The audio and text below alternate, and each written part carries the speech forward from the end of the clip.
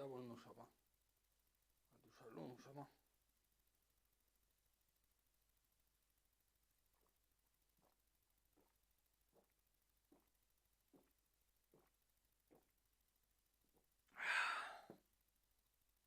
Bombísima. Importó mi muñeco de jugo. Buenas noches. Buenos días, no sé ni qué. Hawienda wolno sama. A tu salón sama.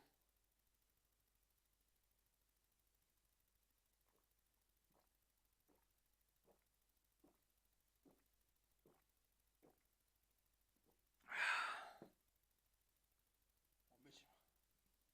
Importó mi muñeco de jugo. Buenas noches. Buenos días, no sé ni qué. Hawienda wolno sama. A tu salón sama.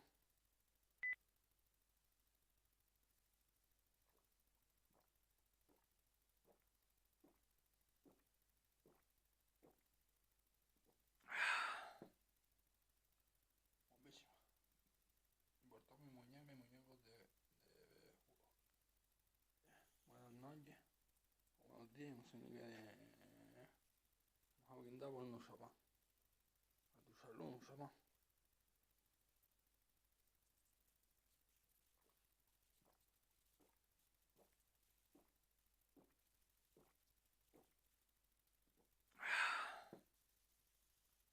Bombísima. Importó mi muñeco de jugo. Buenas noches. Buenos días, no sé ni qué. Hawienda wolno sama. This was ours. We ruled this land. We owned the night. But man rose up against us. We were overthrown.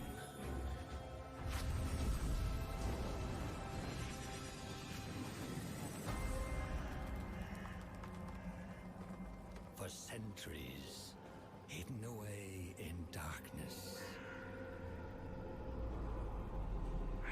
Tortured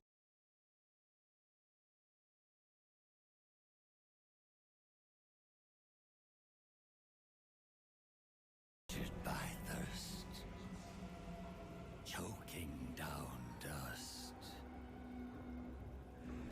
starving.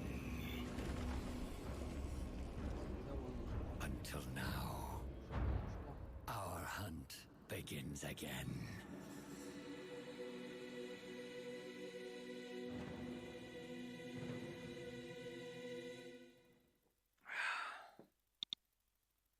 Bombísima. Importó mi muñeco de. Buenas noches. Buenos días, no sé ni qué. Hawienda wolno sama. A tu salón sama.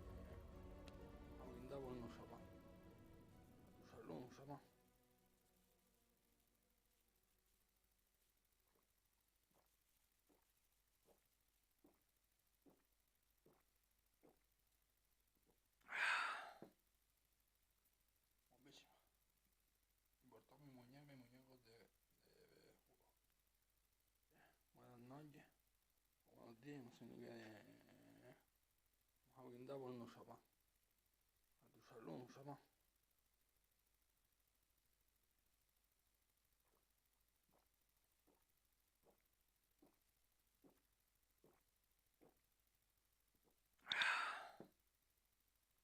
Bombísima. Importó mi muñecos de jugo. Buenas noches, buenos días, sino que vamos a brindar por nuestra paz, a tu salud, nuestra paz.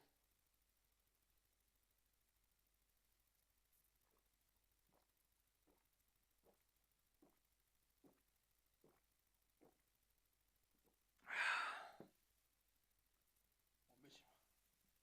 Importó mi muñecos de jugo.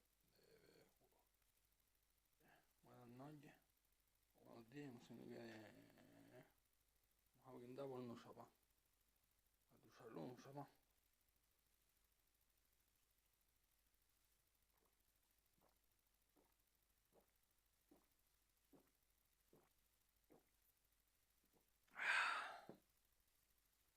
Bombísima.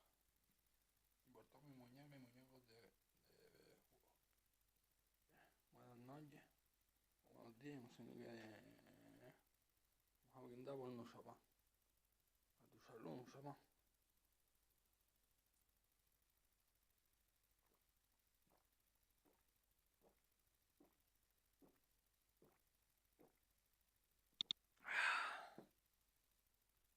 Bombísima.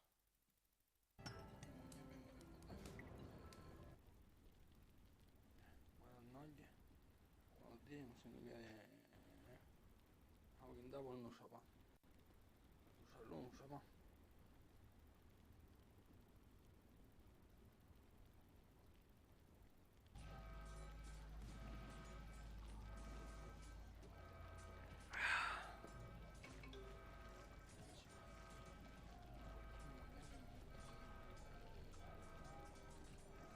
Buenas noches, buenos días, sino que vamos a brindar por nuestra paz, a tu salud, nuestra paz.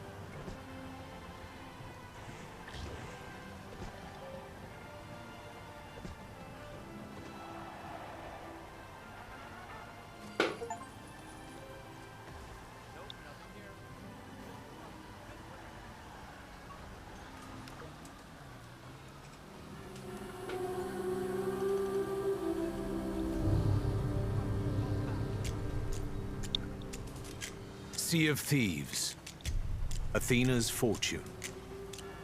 Written by Chris Alcock. Narrated by Toby Stevens. Athena's Fortune. Written by Chris Alcock. Narrated by Toby Stevens. Chapter 1. Ramsey. Long ago. Ramsey's boots were filled with icy water, and the howling winds drove sheets of stinging spray across his face as he struggled to keep his grip on the helm. He was fairly certain that the next wave was either going to capsize them or completely splinter their ship to matchwood. This, he thought with satisfaction, is what being a pirate is all about. Wrenching at the ship's wheel with an effort that made his aching arms scream in protest, Ramsey leaned forward to bellow an order to his crew below. He might as well have been whispering, for the storm snatched at his commands and carried them away. No matter. Each of the crew was an experienced sailor, and the last few days, sailing through what felt like literal hell, had taught them to anticipate each other's actions. For now, they would work without words. Ramsey squinted through the darkness and the rain to make out Rathbone and Mercia moving in tandem. They had lashed ropes to the railings and tied them securely around their waists as they wrestled with the sails, desperately seeking the ever-shifting balance that would keep the ship darting between the waves without the sails being torn to shreds. Behind them, a flash of lightning illuminated Shan as he staggered up to the prow. He held a battered bucket in his hands and began emptying its contents overboard, bailing away rainwater that had trickled down into the lower decks. Those three pirates, along with Ramsey, represented the entire complement of the Magpie's Wing, the tiny ship he'd commissioned especially for this voyage. His friends and rivals had scoffed at the idea of setting sail with such a tiny crew, least of all into the Devil's Shroud. But that was precisely why they'd failed, where Ramsey had succeeded. The Devil's Shroud. Every pirate grew to know its name, even if they preyed upon waters 100 miles or more from that cursed region. Ramsey had never been a superstitious man, but you didn't have to believe in undersea gods or arcane rituals to experience the fog's effects for yourself, and learn swiftly that it was a very real threat indeed. The Shroud ebbed and flowed across a vast region of the sea, writhing like a living thing. Unwary ships could easily be drawn into its fringes, even if they'd sailed that route without incident for years. Any vessel that did slip its course and find itself in those strange ethereal clouds would soon realize it, for its crew would begin to taste an odd tang upon the air, not quite sour and not quite rotten, but cloying on the tongue and in the back of the throat. It was like trying to take a deep gulp of black treacle, Ramsey mused, but a treacle that soon began to burn cold like a hand held too long in ice. Masks and scarves across the face would do nothing to help, and before long, once able seamen would be coughing and spluttering, choking on the very air around them. Often, they'd be so overcome that they wouldn't realize their ship was dying too.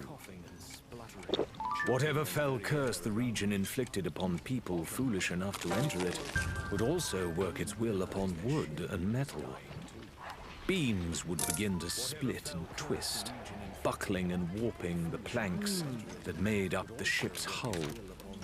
The nails that held them in place would start to rust away to a fine red powder. The beleaguered crew would be fighting a losing battle against an onslaught of leaks and breaches as murky water poured in below decks, new ruptures appearing faster than the old ones could be bunged or repaired. Yes, any seafarer with a promising career and a decent life expectancy soon learned not to sneer at the existence or the threat of the Devil's Shroud. Though the challenge just made each ambitious pirate all the more determined to see what was on the other side. Ramsay had hardly been the first to dream of the uncharted waters encircled by those malevolent mists, imagining an oasis at the center like the eye of a storm that would contain, well, anything. Everyone had their own notions of what might lie beyond the veil, and the topic was a favorite talking point during fireside conversation, or whenever drink had been shared liberally. Fabulous riches usually featured heavily in people's imaginations. Although long-lost civilizations, hoarding said fabulous riches, and exotic beasts who could be captured and sold for fabulous riches were also common. A few naysayers would dismiss the idea of there being anything behind the shroud at all, but they were quickly jeered out of the conversation. It was far more fun to believe. Still, Ramsay had always been sure that until the day mankind learned to fly like the birds, dreaming would be the only way anyone would peek beyond the shroud. There had been so much to see and do in the wider world, so many places to plunder and battles to be fought, that he'd been content to leave the mystery unsolved. Unsolved and largely unheeded for many years, until one day he crossed paths with Mercia. "You're blocking my light," the pirate said curtly. Ramsay shifted apologetically as the pirate Mercia glanced up in irritation. The library in which they'd met barely seemed able to accommodate a tall and imposing pirate like Ramsay.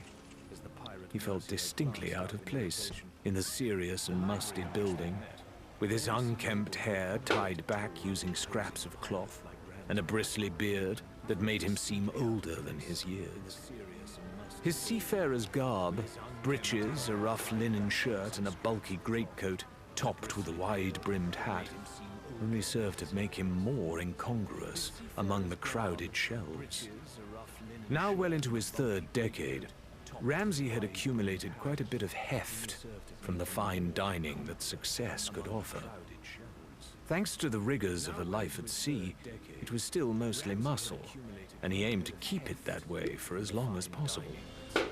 Squeezing himself onto the bench opposite Mercia, though, he found himself wishing he were a smaller man. His elbow brushed against a stack of books, nearly scattering them, and he apologetically clamped a sun-tanned hand down upon the pile. "And now you're spoiling my work," Mercia sighed. "It's Captain Ramsay, isn't it? You've got quite the reputation around here." "All of it deserved, I assure you," Ramsay grinned. Mercia did not. "You're an exceptional pirate yourself, I hear," he continued, beguilingly. "One with a lot of books and some curious ideas." "Curiosity is correct," Mercia replied, considering Ramsay for a moment, as if debating how much time to spend indulging him. "And I don't just mean poking my nose into other people's treasure. We've all seen things out there that we couldn't explain. Well, some of us want answers, and we have ways of finding them out." Ramsay frowned. "Alchemy?" he ventured. "Natural philosophy," Mercia said, patiently. "It's a way of approaching what you don't understand, solving mysteries like..." One gloved hand waved vaguely. "Why does a compass point north? Who built the old temples you find sometimes, and why? What precisely is the Devil's Shroud? Some people say it's a form of magic, as if that were any explanation. But I have another idea." Mercia began to speak at length of the mysterious fog, and the means by which one might chart its boundaries, and Ramsay sensed his own interest in the barrier rekindling. He felt some measure of shame at this, for the last few years had been very kind to him, bringing him a wife and 2 young children.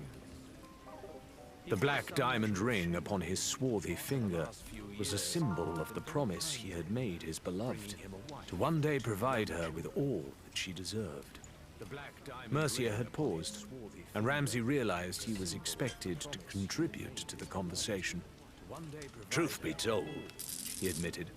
things are getting a bit too familiar around here. The same old taverns, stories I can parrot word for word. Finding a way through the shroud, now, that'd be an adventure to stick in the mind. Think you're man enough for the job? He'd chosen these words deliberately, and Mercia's eyes flashed in provocation. We'll need charts, Mercia shot back with no hesitation. Calendars, too. There's a shop in town that has some I've had my eye on. Smaller craft to use as scouts. Oh, and a ship, of course. She'll have to be swift and nimble, but tough. I don't understand half of what you've told me tonight, Ramsay admitted with a toothy smile. but rest assured, I know what makes a fine ship. You'll be aboard her when we sail. Mercia smiled back for the first time. Just you try leaving without me. They'd had the Magpie's wing built in secret. A craft tiny enough to thread its way through those twisting routes where a ship might sail in safety. Together, Ramsay, Mercia, Shan, and Rathbone had stuffed the hold with floats and coracles to send out ahead, and stout wooden planks to patch up any damage they might take on their journey. They packed their provisions and made their final preparations until eventually there were no more reasons to delay. All that remained was Ramsay's choice to stay at home with his family or sail headlong into the unknown and be the first man alive to see beyond the Devil's Shroud. The call of the sea claimed him, as it always did, and perhaps as it always would. The course they plotted was contorted, and the ship was forced to travel at a veritable snail's pace. Finally, after days of inching their way through the stifling fog, starved of both food and sleep, they emerged into chaos. The Shroud had released its grip on Ramsay and his crew, only to spit them into the heart of a massive storm. With no idea of where land might lie, and no possibility of reversing course, they had no choice but to press on into the downpour. Another bolt of lightning, this one much closer, snapped Ramsay out of his reverie. They'd been lucky so far, able to angle through the waves without broaching and taking only minor damage to the hull. But their good fortune would only last so long. The Magpie's wing needed shelter soon. Feeling a tug at his shoulder, Ramsay whipped around to find Shan at his side. Even though the man was clearly bellowing, Ramsay had to bring their heads practically together to hear what he was trying to say. Lamb? Land! Shan shouted again. Eyes widening, Ramsay gestured impatiently and followed Shan's outstretched finger. There was something there, all right. A dark and craggy silhouette that he could barely pick out against the backdrop of the raging monsoon. The ship gave a protesting creak as its captain spun the wheel once more, angling the bow toward the distant rock face. Shan picked his way down to where Rathbone and Mercia, both sodden and exhausted, were still fighting to capture the wild wind within the sails. Rathbone in particular seemed dead on his feet, despite being the brawniest of the three, and he gratefully relinquished his position to Shan. Never thought I'd be glad to accept bailing duty, He barked over the cacophony, but he had barely filled a bucket before he paused to stare, mortified at the horizon. Ramsay has seen those cliffs we're heading toward, hasn't he? The cliffs that no one in their right mind would take us anywhere near. Shan pretended not to hear him, and continued to wrestle gamely with the billowing cloth overhead. But Mercia snapped, I'm sure Captain Ramsay knows exactly what he's doing. before giving the sail a particularly vicious tug. While Mercia's relationship with Rathbone had been civil by and large, he was proving a hard man to really get to know.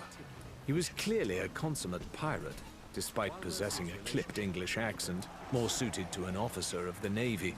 His skin was bronzed by the sun, his shoulders were broad, and his head was shorn to reveal a scar or two. Out of all the crew, he was most fastidious about his appearance, and had come aboard laden with fine cotton shirts and gleaming shoes. Rathbone made a point of shaving every day, and took every opportunity to trim and tidy himself. Mercia wondered if Ramsay knew more about the man, and resolved to ask, assuming any of them survived the night. More rocks were visible now, and the ship seemed to be sailing between two rows of stone columns that jutted out of the water in rows like huge teeth. Lifeless and sheer, they rose up on either side of the Magpie's wing. Rathbone suspected he could almost reach out and touch the stone as the ship bobbed wildly on the waves. "He's gone mad!" Rathbone yelled, though Mercia's only response was to fully furl the sails, leaving nothing but their momentum to carry them forward. The looming darkness was almost upon them now, closer, then closer still, and Rathbone braced himself to hear the prows snap against the cliffs and feel the deck lurch beneath his feet. Suddenly, there was no more rain pounding down on them, and Rathbone found that he could hear things again, as Ramsay's call for light cut through the air. It took the crew a few moments to obey, groping for the ship's lanterns in the dark with their frozen and fumbling fingers. But one by one, the flickering flames sprang into being and cast pools of orange light across their surroundings. The feeble fire was like a summer sun compared to the darkness they'd sailed through, and more than bright enough to reveal the truth of their whereabouts. The Magpie's wing had sailed through a crack in the cliff face, and was now drifting through a large cave filled with seawater, moving lazily toward the far wall. They dropped anchor at once, bringing the ship to a full stop, and took in their surroundings as Ramsay moved to stand with them. The walls of the cavern were slick from the spray of the sea, and the dark sandy brown rock was peppered with smaller exits and pathways, save for the view to starboard, which offered an unobstructed view of a windswept shore and the turbulent ocean beyond it. The walls extended upward to form a series of high archways, a ceiling of sorts that provided protection from the storm. There were gaps overhead through which vegetation hung down and the sluicing rain cascaded in a series of miniature waterfalls. The nearest was just a few feet away, and Shan carefully hooked a bucket onto a long pole and filled it to the brim with fresh water. One by one, they filled their flasks and drank deeply in mute appreciation, until Shan, ever cheerful, broke the silence. "Funny how you only ever realize you're hungry when you've stopped being thirsty," he mused. "Are we sure there's no food left?" "Never mind your stomach," Mercia admonished. "Getting warm and dry is more important." "Easy for you to say. It's not your stomach." Ramsay drained the last of his flask and stretched. "We can burn the floats if they'll take," he declared. "Let's start a fire. It won't do if we all get sick. Then we'll see what we have to celebrate with, eh? We're wet, but we'll dry out. We're hungry, but we'll find food. Today, we four have made it through the Devil's Shroud. If that doesn't call for a belly full of grog, then nothing ever will again."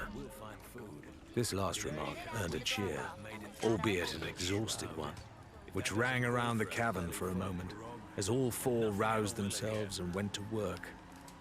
The Magpie's wing was eased carefully nearer to land, until she was close enough to a rocky outcropping that the gangplank could be extended.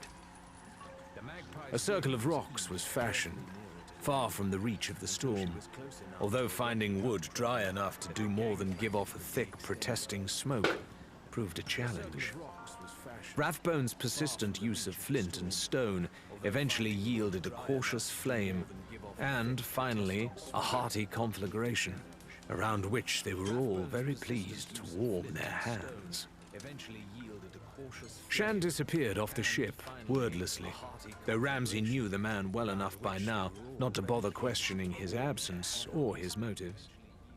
Sure enough, his balding head poked back through a crevice in the rocks later, shining anew with fresh rainwater. "I found a pathway that leads up to the higher reaches," he said, approaching his crewmates. Against his body, he hugged both the motionless form of a scrawny rooster as well as a few plump bananas. Shan offered the bananas to Mercia, whom he knew avoided meat with a disdain most pirates reserved for an honest day's work, then set about cleaning and preparing the bird for its final resting place, a stained cooking pot that hung above their sputtering fire. Ramsay, who had busied himself filling several casks with yet more of the fresh rainwater, took the opportunity to study the man from afar and recall their first encounter. Every ship needs a quartermaster, with a brain that can juggle 1,000 calculations every hour, tallying every spilled pint of greasy grog, and each shot fired in anger, not to mention working out where the crew's next meal is coming from. Ramsay had had no clue who might fulfill such a role on his voyage into the Devil's Shroud, but Shan had come recommended by Rowena, one of Ramsay's few close friends, despite the fact that she'd always kept her feet firmly on dry land. As the owner and proprietor of one of the largest and most dependably disreputable taverns on the coast, Rowena was the de facto matriarch of the town, where she and Ramsay had grown up. They had played together as children. She'd introduced Ramsay to his wife, and he, in turn, had used his earnings to help purchase the pub, back when she was its only barmaid. When he told her of his plan to reach the Devil's Shroud, Rowena had promised to reserve his bar stool for him, so long as he promised to come back in one piece. Rowena had also pointed Shan out across the crowded bar, a lithe and balding figure with a pronounced tan, a series of silver rings in one ear, and an intricate tattoo that ran down his arm. He was older than Ramsay, perhaps 50 or so, which was both unusual and impressive. Very few pirates lived long enough to think about retiring. What little hair he had left was already a snowy white. Dressed in a plain white tunic and simple knee-length breeches, carelessly barefooted, Shan might almost have been mistaken for a novice deckhand, were it not for the aura of calm that seemed to surround him. He presented a lone oasis of tranquility amid the hustle and bustle of raucous enjoyment, while his fingers worked deftly and ceaselessly on something.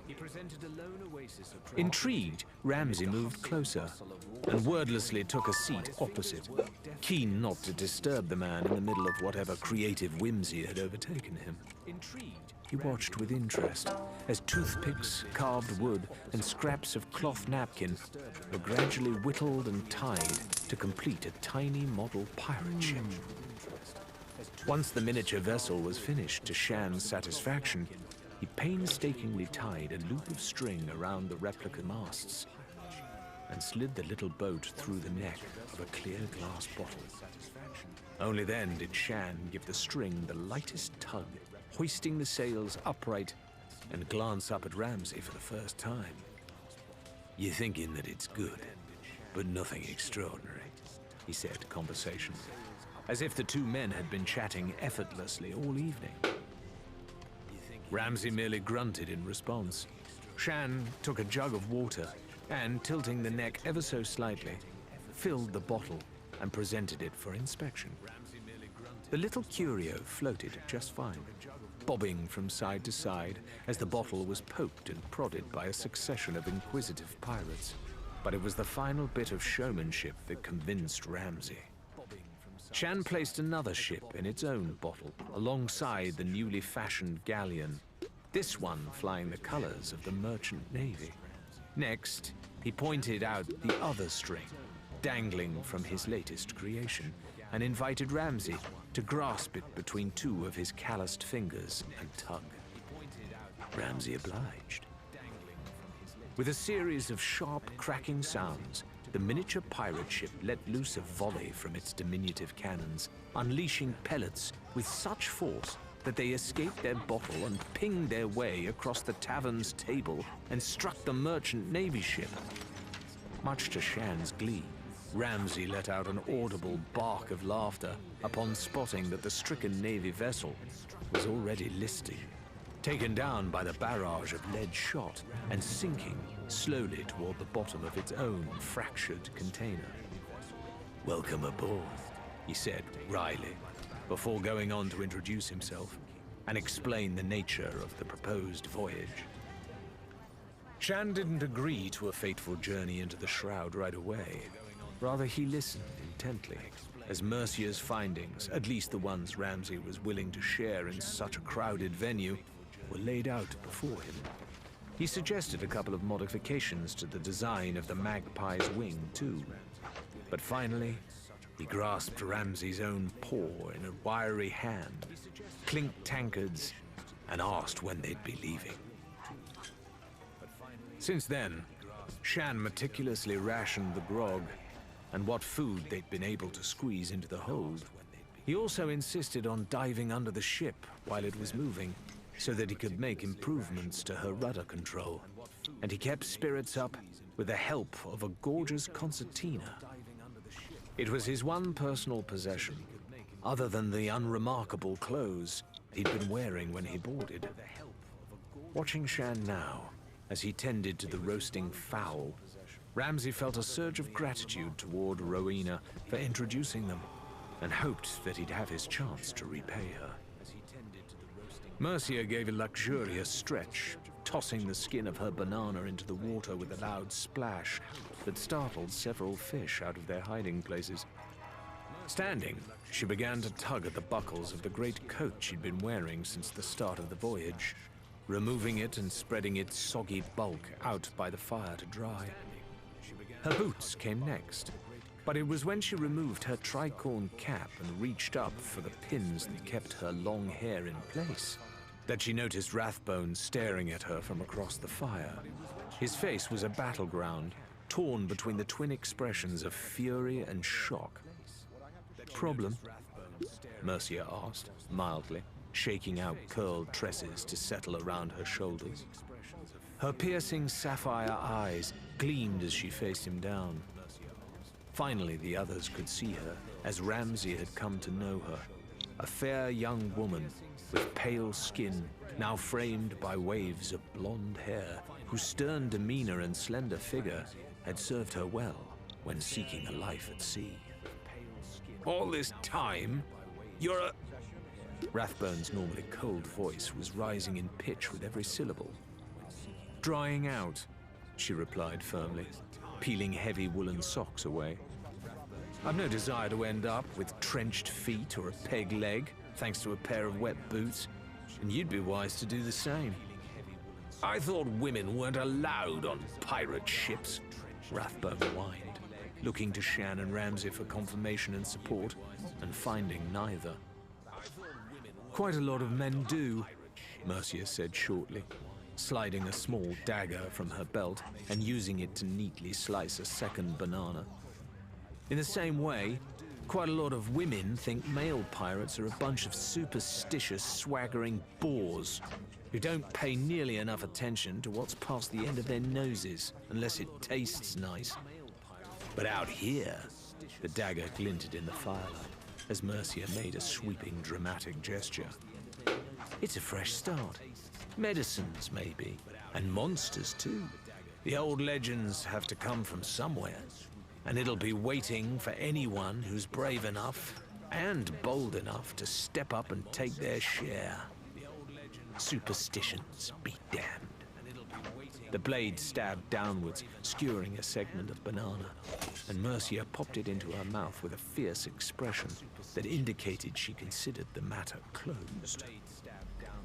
Rathbone's mouth opened and closed a few times, causing him to resemble a gasping codfish, until he stood up swiftly and stomped away into the dim recesses of the cave, along the path that spiraled to the cliffs overhead. Only now did Ramsay approach the fire, privately glad that Mercia had ended the conversation with her words and not her fists. While he figured she had every right to knock Rathbone flat on his back for blindly parroting the foolishness of his forefathers, it was just the four of them out here. The fewer broken noses, the better. Mercia was staring at her own reflection in the shining blade, but glanced up as Ramsay lowered his bulk to sit beside her. "Think he'll be a problem?" I doubt it. Ramsay replied, accepting a bowl of hot, greasy meat from Shan. I've known Rathbone a long time, and he's cunning enough to know a good crewmate when he sees one. He just doesn't like being left out of the loop, that's all. Did you mean what you said about monsters? Mercia shrugged. Maybe. Why? That doesn't seem very natural philosophy of you, that's all. She scoffed at that. I'd be just as bad as Rathbone if I didn't leave an open mind. If we do find a sea monster, the second thing I'm gonna do is learn everything I can about it. Second? Ramsay stifled a belch. What's the first? Slash at it with my sword until it stops trying to eat me.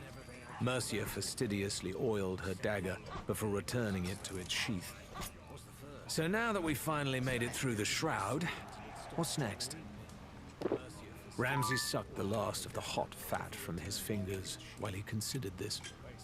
We can't stay out here forever, he admitted. Sooner or later, we'll need supplies that can't be foraged, and a proper layover at an outpost. Ammunition, maybe, if this place really is as wild as we think.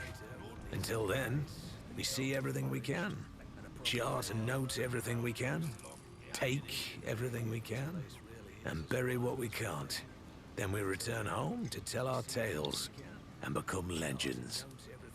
Mercia pulled a face, but deep down, each of them felt the same flicker of pride. Recounting their adventures, if and when they made it home, would see them plied with drink for days, no doubt. One by one, they shared their wild imaginings of what the next few weeks might have in store, talking through the night, until the storm had blown itself out. Shafts of unfettered moonlight danced through the ceiling and glittered on the water down below their camp as they spoke.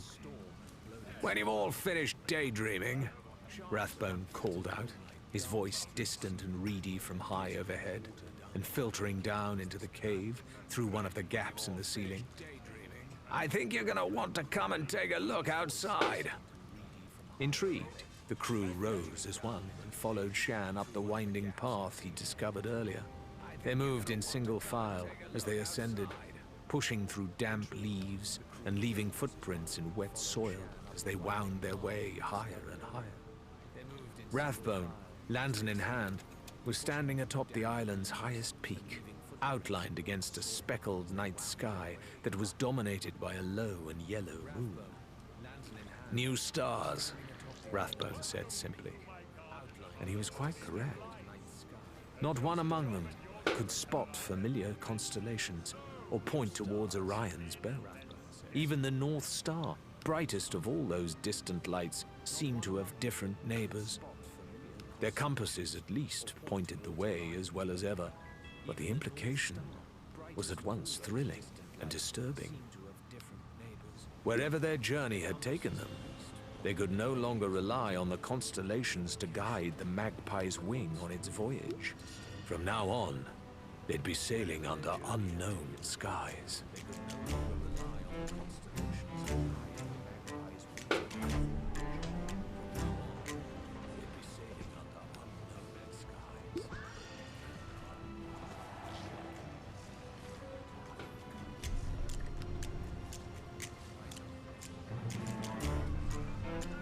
Chapter 2. Larina. Here and now. Not even the jab of an elbow delivered to her ribs by way of some careless reveler lurching past was enough to wake Larina. She was simply too stupefied for the blow to rouse her, though she'd later wonder where she got the bruise. Rather, it was the cascade of foaming drink that spilled down the back of her neck and across her tattooed shoulders that yanked her out of a blissfully dreamless sleep and back to the waking world. As her eyes snapped open, Lorena had just enough time to deliver a lingering, vindictive glare at the pirate who'd splashed her, before the first waves of recollection and nausea hit her in tandem. Her cheek, she realized with dismay, was stuck to the surface of the pockmarked bench by whatever puddle she'd collapsed into face first the night before. It smelled like grog. She really hoped it was.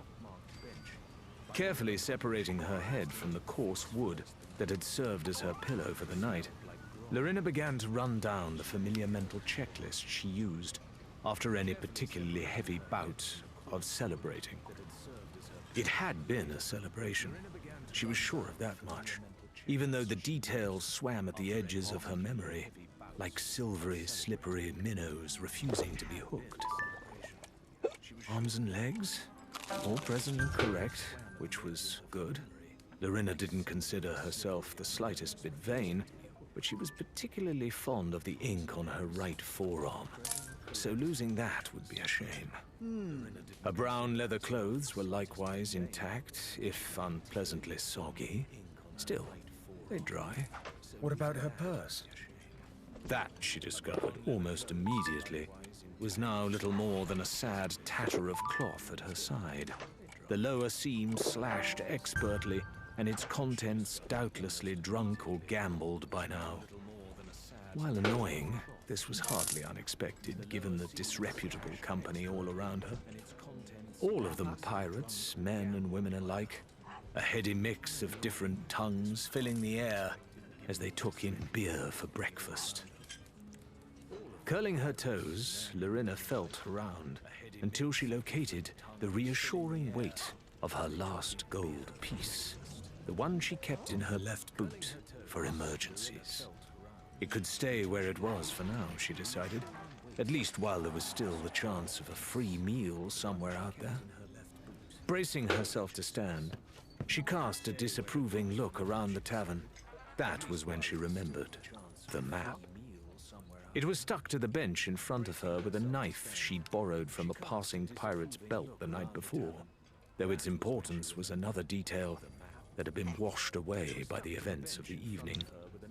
Removing the dagger, she turned the parchment over in her fingertips, eager for any clue that might remind her of why she'd been so intent on keeping it close at hand. It was then she realized there were words on the back, though drink had smudged the writing, and she could only make out 3 words with any certainty. Seek Athena's fortune. Not helpful, Lorena decided. Infuriatingly vague as secret messages went, in fact. Not to mention irrelevant, as all she intended to seek right now was something to fill the grumbling hole in her belly. Crumpling up the map and pitching it expertly into the embers of the large fireplace behind her, she stood at last, stretching her arms above her head to excise the knots from her back as she yawned loudly. A smaller woman, lingering in the doorway, wisely made way as she approached, for Lorena was an imposing figure, even when she didn't mean to be. Tall and wiry, with olive skin and chestnut hair set into a tight ponytail, Lorena moved with the continual tension of a coiled spring. She had long ago learned to make good use of her height and ferocity when dealing with those around her, and if that wasn't enough, well, the spring could be made to uncoil with a swiftness that few pirates forgot in a hurry. Striding into the sunlight, Lorena basked in the salty air for a moment, before her head moved in a slow arc, drinking in the unfamiliar surroundings. There was patchy grass the color of fresh limes beneath the soles of her boots, though it gave way to a spider web of dirt paths that ran between ramshackle buildings, the tavern, a few storage sheds, and what seemed to be small shops that Lorena decided she'd investigate later. The largest pathway zigzagged down the hill toward a network of wooden boards that extended out into the water on stout poles. These boardwalks comprised a busy dock that bustled with crews and traders, shipwrights and swabbies, rubbing shoulders as they went about their business. A clucking chicken pecked hopefully around her as she stood watching two burly pirates. They staggered down a sun-bleached staircase and off toward the dock, arm in arm, still singing. She shook her head, bemused. It was almost funny how closely this place resembled old tales about the Sea of... That was why she'd been celebrating. She'd made it to the Sea of Thieves.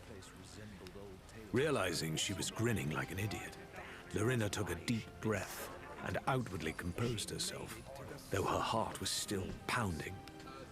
Every pirate capable of weighing anchor had heard about the Sea of Thieves, but few were bold enough to consider the crossing, let alone actually attempt it. But she'd made it through, against all odds. Even better, her traveling companions had never suspected a thing. She sniffed once, then twice. A tantalizing aroma had wrapped itself around her as she stood in thought, and now her nose temporarily took control of her legs so that it could lead her to the source. It was the unmistakable scent of bacon, and it was coming from the private quarters at the rear of the tavern, suggesting the bacon currently belonged to somebody. But that wouldn't be a problem for long. Poking her head into the tiny kitchen, Lorena spotted the tavern's barkeeper, a whiskered, red-nosed mountain of a man. His name was lost in the haze of last night's carousing, but that didn't matter.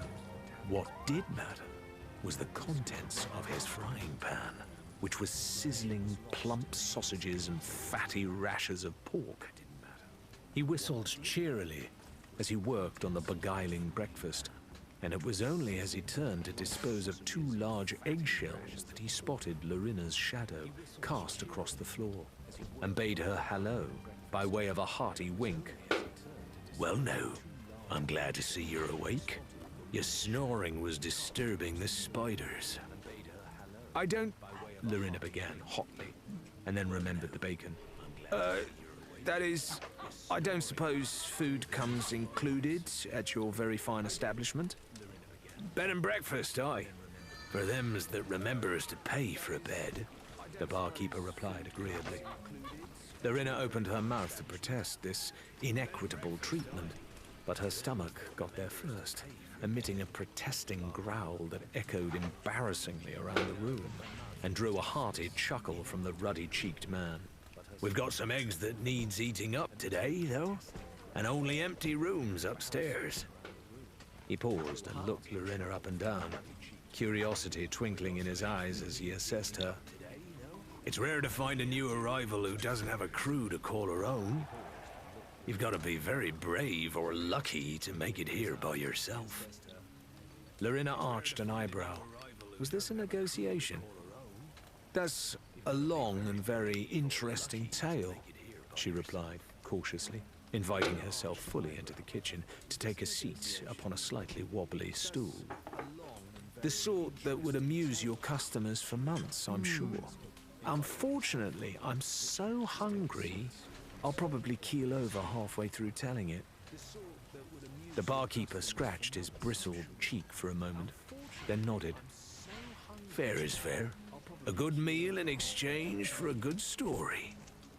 He bustled through the cupboards momentarily until he located a second plate, chipped and rather faded, and while Lorena's eyes roved eagerly over the contents of the sizzling pan, she began to weave her tale for the barkeep. Her first memory was the sting of a smacked bottom after she returned from the woods that wrapped around her hometown like a highwayman's cloak. The forest was a dark, tangled, stinging, bramble-filled labyrinth that her mother had repeatedly forbidden her to enter. Naturally, this made it the most enticing place in the world. As she'd grown older, The thrills she felt from stepping into the unknown had only become stronger. If there was a beaten path, Lorena would stray from it. When she was presented with a map, she'd immediately head for the edge, because there was nothing more boring than following someone else's footsteps. How would anything new get done if everyone was just walking in circles? It was a life of fierce independence, and it had taught Lorena many things. How to wield a homemade bow, firstly, then later a rusty sword that she spotted while diving for crabs one day. She learned how to fasten a splint, how to sleep in a tree, which mushrooms were safe to eat, and how to run very quickly away from wild boar tracks when she saw them. She signed on as a deckhand because she'd finally exhausted every nook and cranny of the island she called home. Not that it felt like much of a home anymore, with Mum in the ground and Dad in the tavern more often than not. She worked hard and listened even harder, and soon she knew as much as anyone about a life at sea. She could furl a sail, swing from a rope, and use a pistol when necessary. She scrimped and saved to buy a tiny sloop of her own, because while she understood the usefulness of a crew, she quickly tired of sailing only where the captain's orders dictated they go. Traveling from port to port was fine while you're learning the basics, but there were no adventures to be had at those sorts of places, save for the occasional giggling rendezvous. These were almost always followed by flight ahead of the morning sun. Fun enough, but never a reason to stay. Despite her misdemeanors, Lorena had never given much thought to piracy, but she'd been branded one just the same. A brief exploration into some caves she presumed were unoccupied had brought her into the heart of a smuggling operation, being conducted by the local governor, who wasted no time in bringing her likeness to the attention of the authorities. At first she fought to clear her name, but then she remembered an old saying of her father's: "It was better to be hung as a wolf than as a lamb." From that day onward, Lorena embraced the epithet of pirate. She would indulge herself in acts of larceny and vandalism from time to time, particularly if she spotted one of the governor's ships on the horizon. His goods always fetched a pretty penny. This had all been fine for a while, but little by little, the world was getting smaller. It was more crowded too. Once untamed islands were becoming homesteads, safe havens were hard to come by, and many proud pirates had given up their galleons for a life on land. The Navy was everywhere, pitiless in pursuit of people who just wanted to peek and prod underneath what few stones remained unturned. Lorena had been clambering across the rocky shoreline of a deserted cove when she'd spotted the bottle gleaming in the sunlight. To her amusement, there was an actual message inside, and she spent the afternoon carefully extracting the cork. To simply smash her way inside had seemed wrong somehow, though she couldn't fathom why. Thanks to the map that had been safely sealed away through the bottle's long journey, she read the term Sea of Thieves for the first time and grew determined to learn what it might mean. They, Lorena told the barkeeper, meant the grizzled old salt she'd been drinking under the table in some game or other, said there was no law on those strange seas.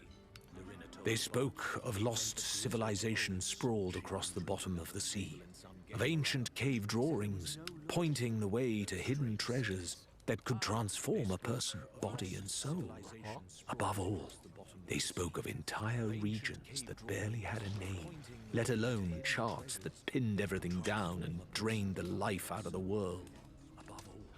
For Lorena, the Sea of Thieves represented a solution to her wanderlust, and yet it might as well have been 1,000,000 miles away. As she was a lone wolf, more concerned with exploration than extortion, her name and face were relatively unknown, her talents unproven. She would be captain to nobody, bar a crew of novices, the sort whose inexperience would see them sunk before they were 2 days out of harbor. In desperation, she'd taken to roaming every port in search of an open position on a ship that might be heading for the Sea of Thieves. But despite the map in her hand, many captains called her a gullible fool for believing such a place might even exist, and all denied her passage.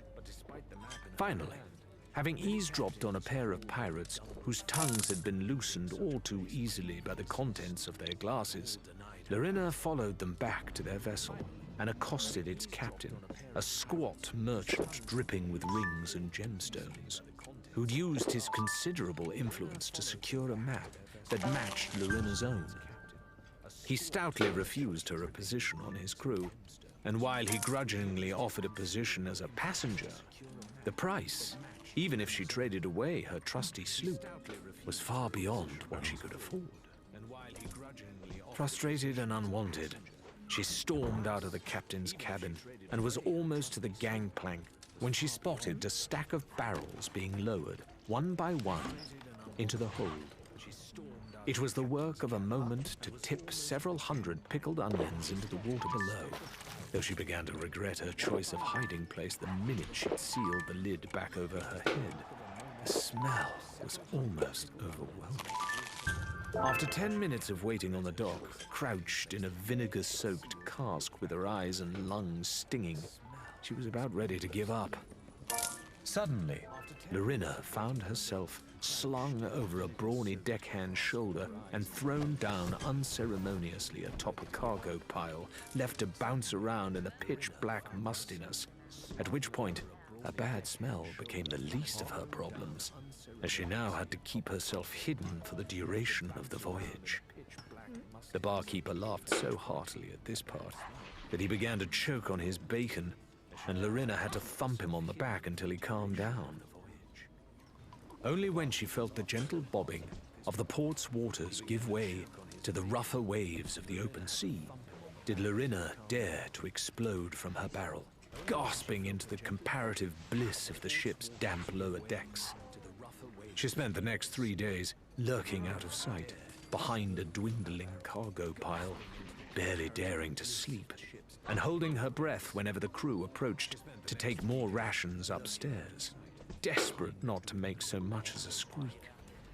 She dared to sneak morsels of food and drink only when the ship's crew was eating, so that their commotion covered hers. On one particularly windy night, she came within seconds of being discovered as a pair of ham-sized hands reached for the crate she was crouching inside. Luckily, the ship struck a sandbar with a particularly violent lurch that sent everyone stumbling and slid the box clean across the room, giving her a chance to scramble to safety in the confusion. Another evening, she was pinned, furious and immobile, beneath a pile of sacks and a stupefied sailor who'd unwittingly passed out on top of her hiding place.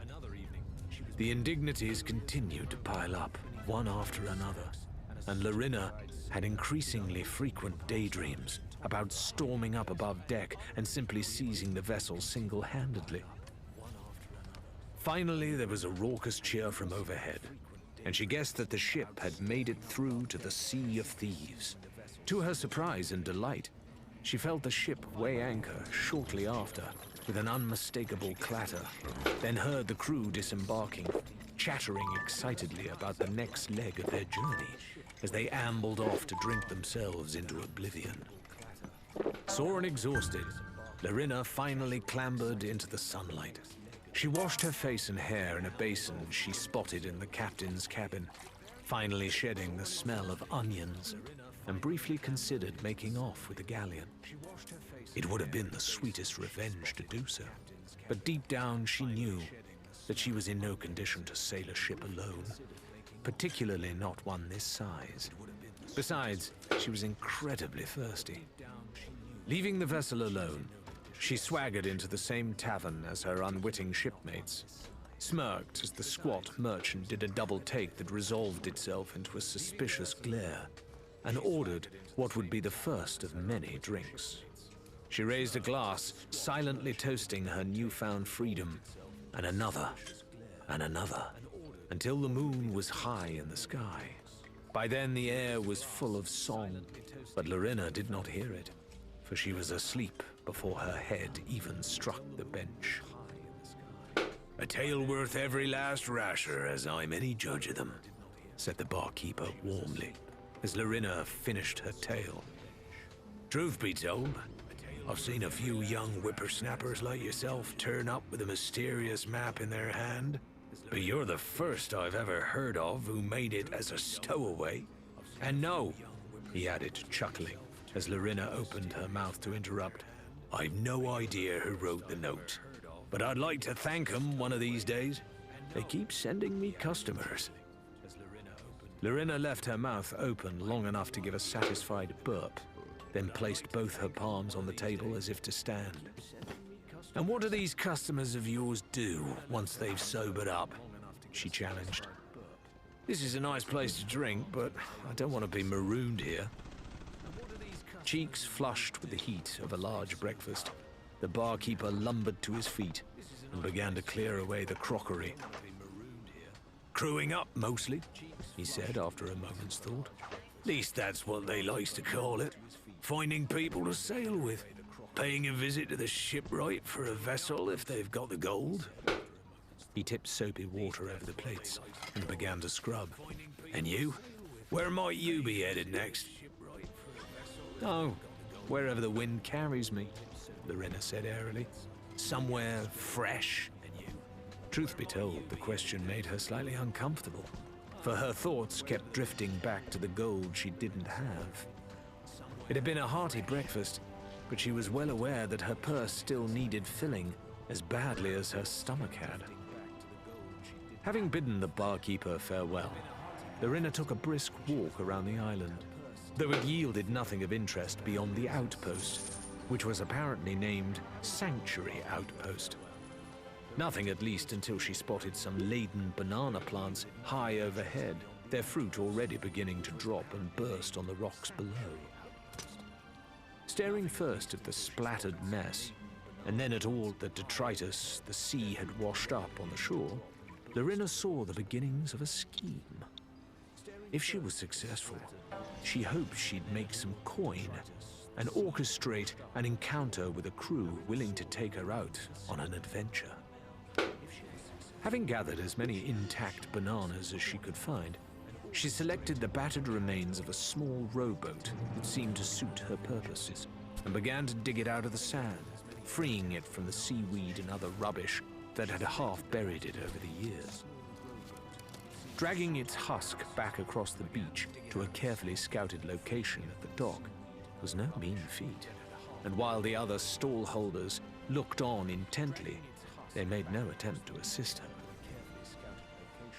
By the time the rowboat was in place, upended to stand proudly on the sands, Larina was rasping her tongue across dry lips, beads of sweat tumbling and getting in her eyes. Visions of grog swam through her mind, and she gazed longingly back up at the distant tavern. But she had a plan to complete. Next, she placed the bananas in what she hoped was an eye-catching arrangement. Though she'd be the first to admit she had no eye for aesthetics, and settled back to choose her first target. So it was that an elderly mariner who wanted nothing more than to limp his way up the hill for a grog or two found his path blocked by an imposing figure who thrust a piece of fruit under his nose and demanded, "Buy these bananas," with the tone of one committing a highway robbery. The mariner moved to protest, but Larina scowled at him so fiercely that he soon found himself sat morosely outside the tavern, feeling altogether fuller, more sober, and less wealthy than he would have liked. In the distance, he could see Larina hoisting her wares on yet more unsuspecting arrivals. While the coins felt welcome jingling in her pocket, Larina was less interested in a career as a grocer than in using her prime vantage point to keep watch for suitable crews. Had she been back home, she might well have approached each docked vessel one by one and attempted to talk her way aboard. She was all too aware, however, that despite their crumpled clothing and blemished faces, these were pirates who sailed the Sea of Thieves on a daily basis, and had experience she lacked. She had to be careful not to bite off more than she could chew, even if that was normally part of the fun. Instead, Lorena elected to bide her time, gauging the personalities and the proficiencies of the pirates that surrounded her, and making coin wherever she could. Sure enough, her patience was finally rewarded.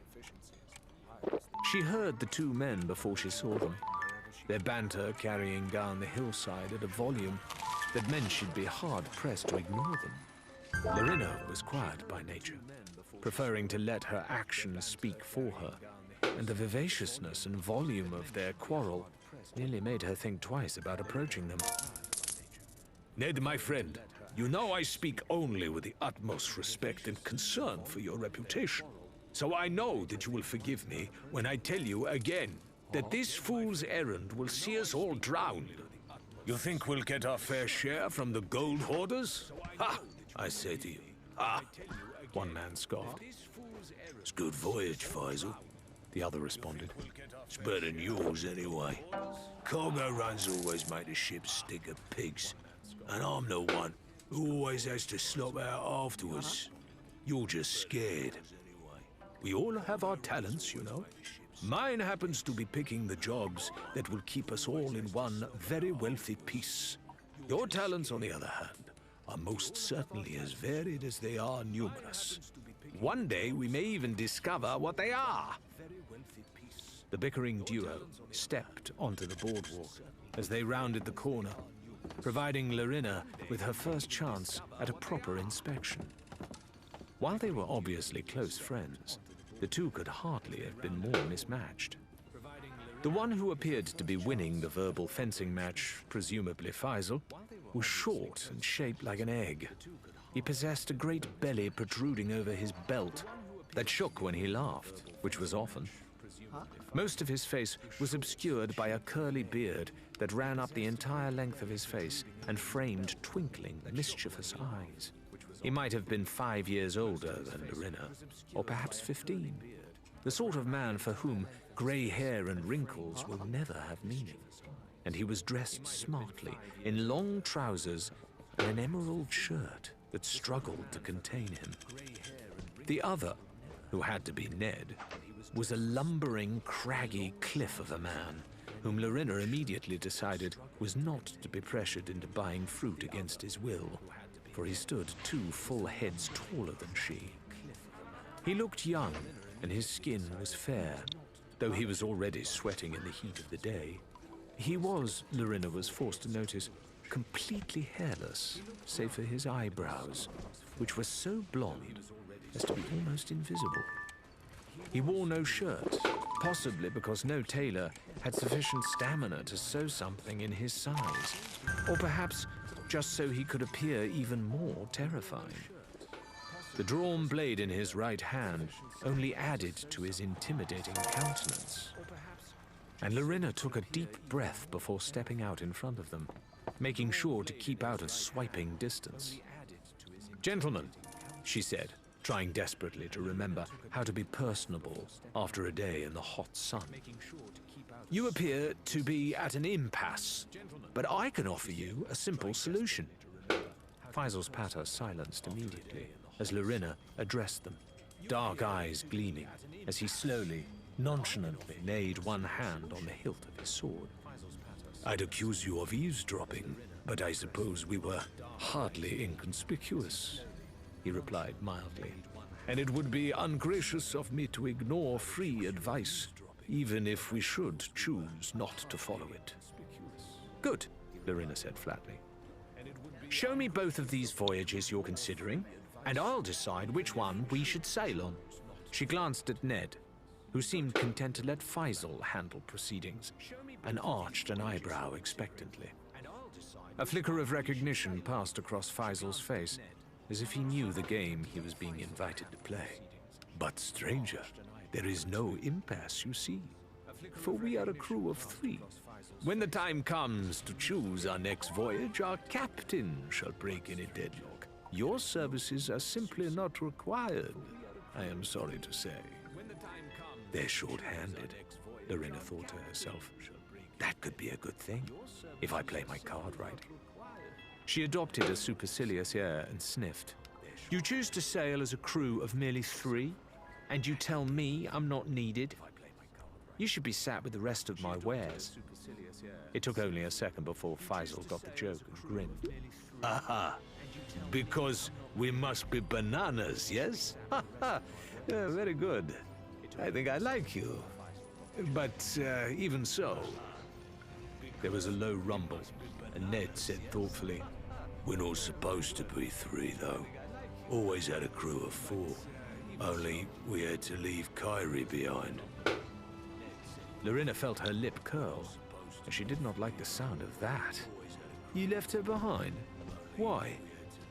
We couldn't get the shog up the ladder. Lorena glared up at him, but Ned's face was impassive, and it was impossible to read any trace of insincerity in his expression. It was like trying to outbluff a rock. Kyrie, Faisal mused. Most regrettable indeed. And I suppose, now that you put me to it, we are somewhat underhanded. In more ways than one. He studied the bananas for a moment. You're quite sure you're a good pirate? A strong pirate? You can handle yourself in a fight? If you want me to prove it, Lorena offered, I could throw you into the sea. Ned twitched, but Faisal laid a placating hand on his arm. Breaking into a warm laugh, Lorena couldn't help but find endearing. I think I must tell our captain all about you. If she agrees, we will be back for you and your bananas. In the meantime, you will need a weapon, and I am certain our friend Wilbur will have something within your means. Faisal's proclamation was accompanied by a grand gesture toward one of the larger buildings farther up the hill, where a faded sign depicting 2 crossed pistols was just about visible. Shall we say an hour then? Lorena nodded her assent and watched them stroll away along the dock before turning back to her makeshift stall. Whoever this Wilbur was, she hoped he didn't mind taking payment in fruit.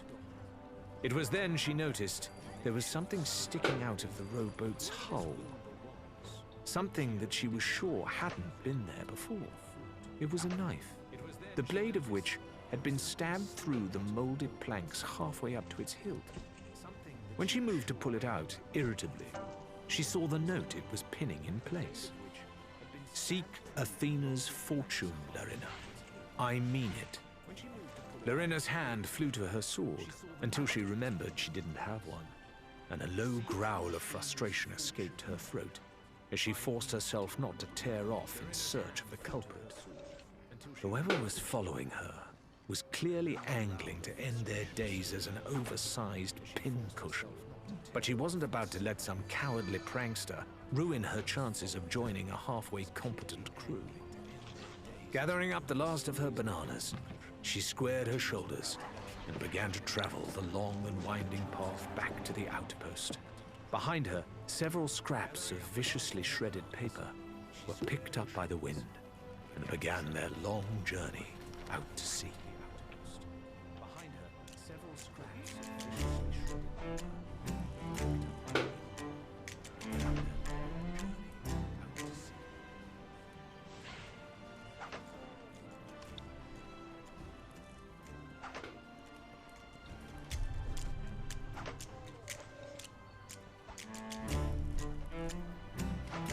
Chapter 3.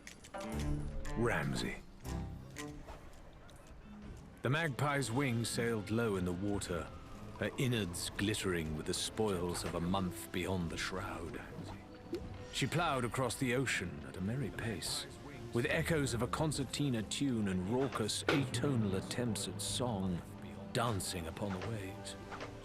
What a month, Ramsey thought, tapping his foot in time, as Shan dredged up another shanty from the depths of his memory. We've lived like lords. He glanced down at his fingers, which were laden with 3 new gemstones set in fine silver rings, and chuckled contentedly. As Ramsey had always suspected, the sea they'd been sailing was utterly devoid of human civilization. An unclaimed paradise, without as much as a campfire on the horizon. Well, currently unclaimed, he corrected himself. Exploration of certain islands had revealed crude paintings and sigils dotted here and there, barely more complex than a child's scrawl, and clearly ancient in their origins. Mercia had explained how similar relics had been found back home, and were not always simple cave paintings of hunts and beasts, but ways of expressing complicated ideas and even stories. A long-dead people, then, but not as primitive as their art, if art was what it was, might suggest.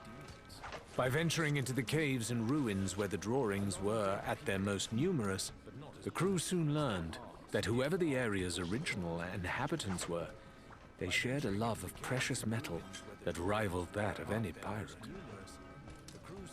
More surprisingly, some among them had shaped the gold into fineries whose quality far exceeded most anything Ramsay had plundered back in his homeland. Bracelets, anklets, staves, and scepters were further adorned with emeralds, rubies, and a few kinds of precious ore even Mercia couldn't identify right away. There were coins, too, although Ramsay was rather less interested in these until Shan had pointed out that they were, by and large, made from solid gold. It all seemed too good to be true, though their voyage through these untamed waters was not without its share of risks. It was rare that they went ashore without laying eyes on some predator or other lurking in the undergrowth. And on one occasion, Rathbone attempted to tug a vine aside, only to find it tugging back. Only splashes of scalding water from the campfire's cooking pot was enough to convince the snake to uncoil from the man's arm, fortunately before it had chosen to clamp its sizable fangs down and deliver a fatal dose of venom. Other animals, not used to being wary of humans, made a nuisance of themselves by trampling campfires and generally getting underfoot. Shan returned to the ship one evening to find a pair of plump piglets helping themselves to a pile of fruit he'd spent all morning gathering. The beasts charged at him when he shouted, bowling him over as they disembarked, squealing and slopping all the way down the gangplank and off toward the jungle. They spotted a few telltale fins in the water as they sailed, too, and so Ramsay sternly forbade anyone to venture into the sea alone, not even to bathe. Back home, he might have risked tussling with a shark if it meant retrieving the loot from some sunken wreck, but these were strange and fearless creatures that not even a pistol could deter. Better to keep their feet dry. Still, they persevered despite these dangers, and a glittering cargo was a testament to their success. Even more spoils now lay buried in boxes and casks, left beneath some of the more distinctive paintings and carvings they had found along the way. Mercia stored cryptic notes in the ship's journal, so that it could be easily found again in the future. Next time, Ramsay mused. He couldn't say for sure when that would be, for the last few days had seen the magpie's wing pick her way back through the Devil's Shroud, and now they were on the last leg of their journey home. Independent and experienced a crew they might be, but there were certain supplies that not even Shan could recreate out in the wild. Grog, for example, was in short supply, as was oil for the lanterns.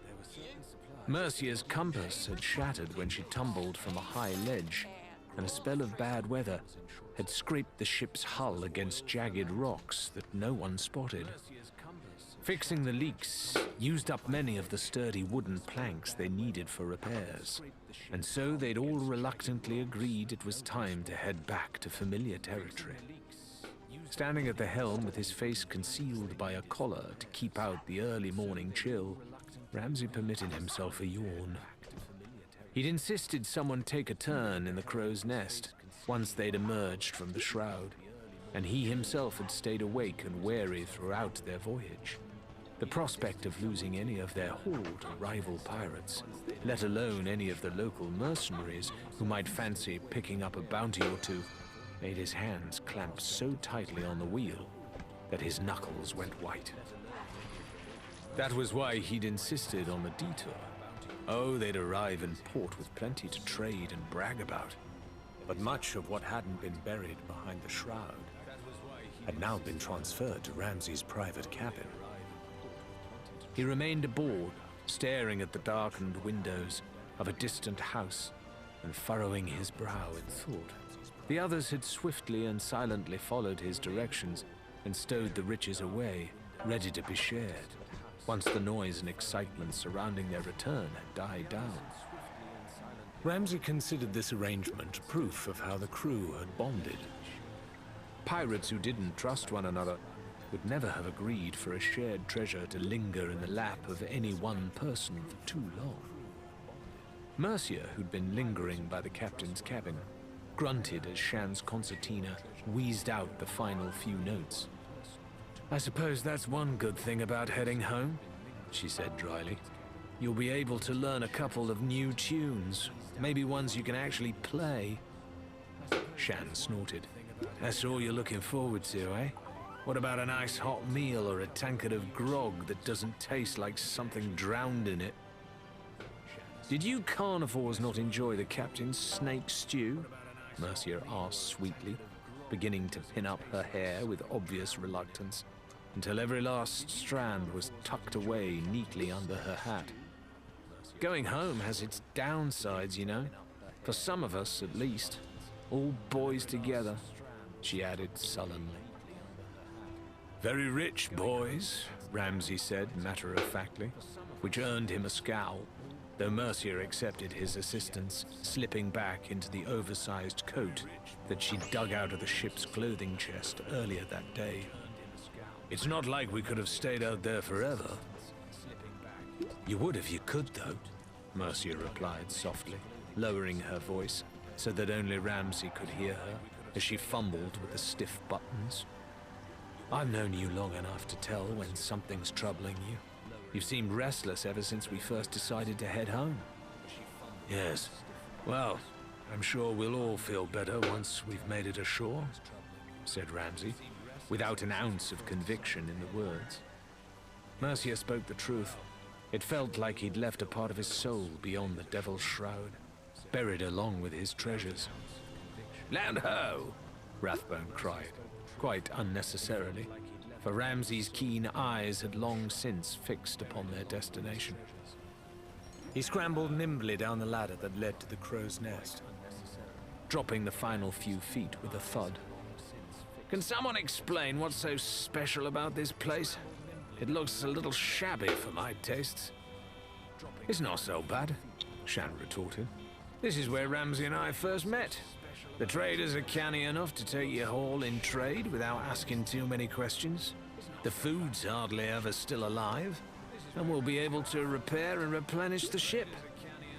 Though he continued to stare impassively at the distant buildings, Ramsay's chest tightened slightly at Shan's words. While it had been his suggestion that they head to the port where Rowena's tavern lay waiting, he couldn't help but feel uneasy at the thought of seeing her again after so long, and of the question he'd have to ask, the answer he might hear. To their surprise, another ship sailed forth to meet them as they neared the port, white handkerchiefs waving in the air as the crew signaled its good intentions. Another followed in its wake soon after. The Magpie's wing weighed anchor, flanked on either side by well-wishers, some of whom they recognized, but many of whom were simply curious strangers. It seemed that news of Ramsay's journey into the Devil's Shroud had spread shortly after his departure, and now his return was the talk of the town. From the moment they disembarked, they were surrounded by gawkers, admirers, and skeptics in equal measure, and the crowd only increased in size as more townfolk roused themselves from their beds and came to see what all the fuss was about. The crew members were bombarded with questions wherever they turned, and before long, The dock was bustling with such ferocity that Ramsay knew he'd never be able to unload any of their riches, let alone carry them through town. Not without starting a riot. Enough, he decided, was most definitely enough. Ramsay was a tall man, and even more imposing once he'd climbed atop a sturdy crate. But it wasn't until he fired a single shot from his pistol into the sky that he really got the crowd's attention. He held his other palm outstretched to face the crowd. "My friends," he began. That was probably a fair description of most of the crowd, he decided.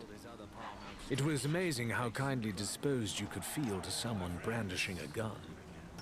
"My friends, I know you have questions. Doubtless you have heard plenty of idle gossip since we last sailed out from this port. But we have been a month at sea, and are in need of both rest and repair.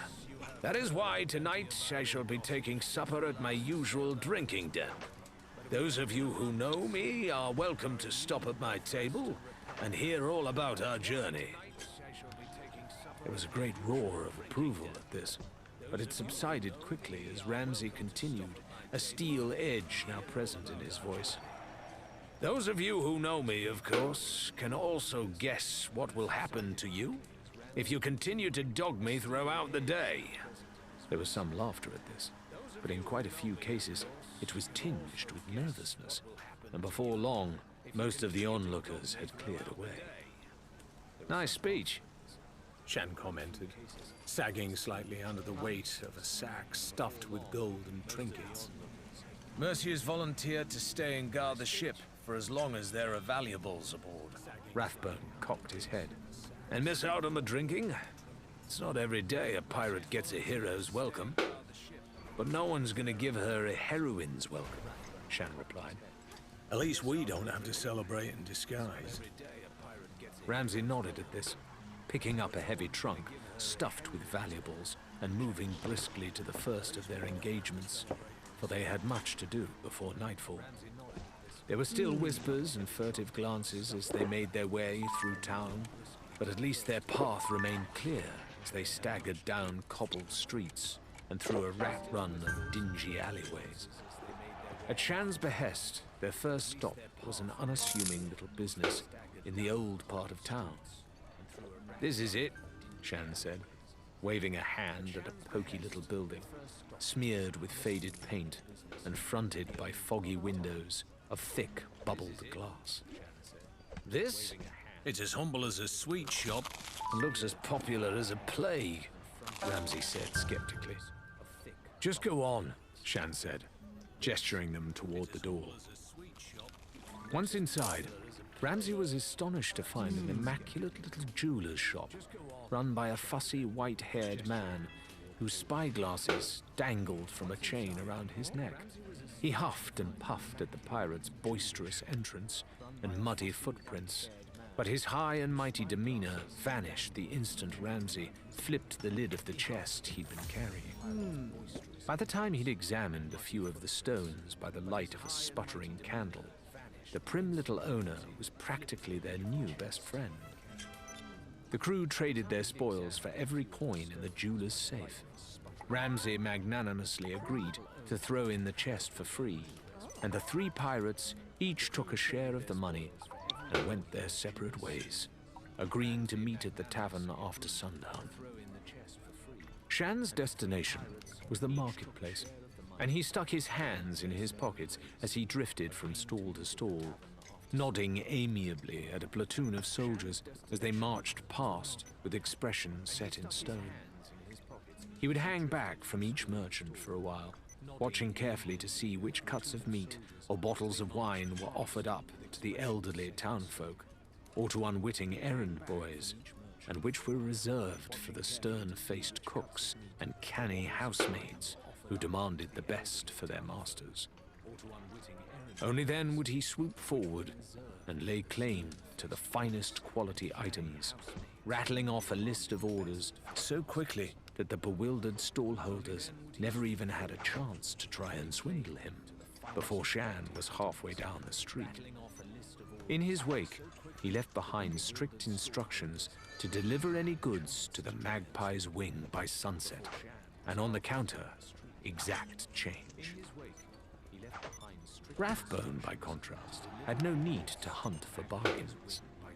On Ramsay's say-so, he was to seek out the finest weapons and tools the town had to offer, a task that required an imperious air and no small amount of arrogant self-belief. It was a mantle that Rathbone was able to adopt with ease, especially here on land, for his youth had been spent amongst businessmen and bankers cut from a viciously ruthless cloth. Having received the finest education, courtesy of his father's fortune, his was a mind of debts and digits, of knowing precisely how much a person might owe you, not to mention remembering where they lived. A businessman he'd been raised, and a businessman Rathbone surely would have remained, had his lust for wealth not blinded him to his peers' growing dissatisfaction with his work habits. He had begun to snatch deals out from under his rivals' noses, undercutting and cheating powerful people. When the governor's men arrived at his door one fateful morning, carrying a warrant for his arrest and some particularly tight shackles, Rathbone was already halfway across the rear lawn of his sizable estate, an accelerating nightshirt flapping in the breeze. Publicly disgraced, his assets seized, Rathbone soon found himself in the company of smugglers and mercenaries, the kind of criminals he'd previously employed for some of his more underhanded business ventures. For men of a certain background, walking into a thieves' den and asking for work would have been tantamount to suicide. But Rathbone had two advantages that separated him from most of the area's elite. Firstly, he was a large man who had always taken pains to keep himself fit and active. The regular fencing and hunting practice of his youth, likewise, lent themselves to skill with a cutlass and pistol. Secondly, his excellent memory meant that Rathbone knew the details not only of his own business, but of many others as well. He retained an intricate understanding of cargo run schedules and trade routes, knowing where ships loaded with valuables had previously been lost, and where they might soon be lost again. He took no small amount of satisfaction in building his reputation as a pirate at the cost of his rivals' people and profits, waging campaigns that sank their ships, their cargo, and ultimately their livelihood. It was around this time that Rathbone and Ramsay had first been introduced, and while many would have considered them strange bedfellows, they each saw in one another qualities to admire and ambitions to be wary of. When they worked in tandem, however, their unique combination of experience and intellect, instinct and intimidation, proved a formidable force indeed. Before long, they were sailing together as regular accomplices, and Rathbone had long presumed he'd take over Ramsay's ship and its captaincy sooner or later, when the man finally turned sufficient attention to his family and settled down. It was a turn of phrase that made him shudder. As Rathbone made his way around town, curling his lip and sniffing disdainfully, until exasperated shopkeepers surrendered their truly premium wares for his inspection, he found himself wondering what this new turn of events might mean for his long-term prospects. There was no point in inquiring about Ramsay's plans directly. That much was certain. While he was undoubtedly a boisterous and passionate individual, Ramsay kept his private life extremely private indeed, even during conversations with his crew. Even so, Rathbone had gotten a distinct impression that choosing to make the journey through the Shroud had cost Ramsay a great deal of domestic happiness. Could the man really continue to choose a life at sea over home and hearth? And what would happen to Rathbone's prospects if he did? Rathbone couldn't know it, But Ramsay had been asking himself those same questions all day, even as he'd argued over figureheads and sail trim with the shipwright, and made sure the Magpie's wing was fit for its next voyage. Mercia's charts were growing more detailed and precise with every crossing, and he had no doubt that the little vessel would be able to make it back and forth through the shroud as often as necessary. The question was, would he be aboard her? It was a train of thought that took him up the winding hill to the tavern a little sooner than he'd intended, early enough that the stout double doors were still tightly locked. His mind elsewhere, he wandered around through the rear entrance and into the silent bar, without really paying much heed to his actions. He settled back into his favorite chair, which creaked, startling the woman who was sweeping the upper balcony. "We're closed," she said crossly, her voice drifting down from above. "And if the sign and the locked door didn't convince you of that, perhaps my foot up your arse will give you the hint." "I'd hope, since we're such good friends, you'll at least polish your boot first," Ramsay replied dryly. His voice caused a little gasp of recollection, and Rowena took the stairs at speed, bunching up her thick leather apron so that she didn't trip. She threw her arms around Ramsay's bear-like frame as best she could, kissing his forehead fondly before pulling back to look at him. "You've lost weight," she remarked. "That makes 2 miracles. What, you sailing into that damn fog and coming back to tell me all about it?" "There'll be plenty of time for that," Ramsay assured her. "You can expect a crowded house tonight and plenty of merriment. You'll need some extra sawdust for the floor, I shouldn't wonder." Rowena grimaced. "And here I was, thinking you might have dug up a few good manners on that voyage of yours."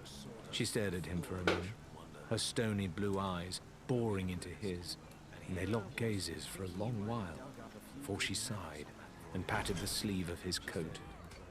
"You haven't been home yet, have you?" Ramsay felt his insides drain away, as if Rowena had uncorked him with the same practiced ease with which she decanned a bottle of rum. "I thought I should," he began, uncharacteristically struggling to find the words. "That is to say, given the circumstances." "She's away." The answer hit home with 2 physical slaps in quick succession, the first filling him with a profound remorse, the second some measure of relief. "She's away," he repeated dully. "Where?" She shrugged. "Family, or some such. The little uns too, I shouldn't wonder.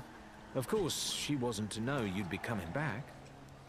It wasn't delivered as an accusation, just a statement of fact, for Rowena had made it clear long ago that she wasn't interested in marriage, be it hers or anyone else's.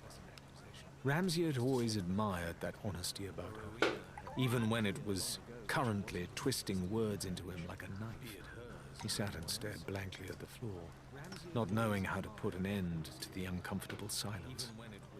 "Well," Rowena said after a moment, "if you really have invited half the town to come and hang on your every word tonight, I'd best get the place in order. You still owe me that present, mind you." With that, she resumed her chores, giving Ramsay some time alone to put his thoughts in order. He sat, brooding, until Rowena finally unlocked the doors, and the first of the pirates spilled in, Shan among their number. By the time she turned round, Ramsay's facade was back in place, and he was once again the avuncular pirate she remembered.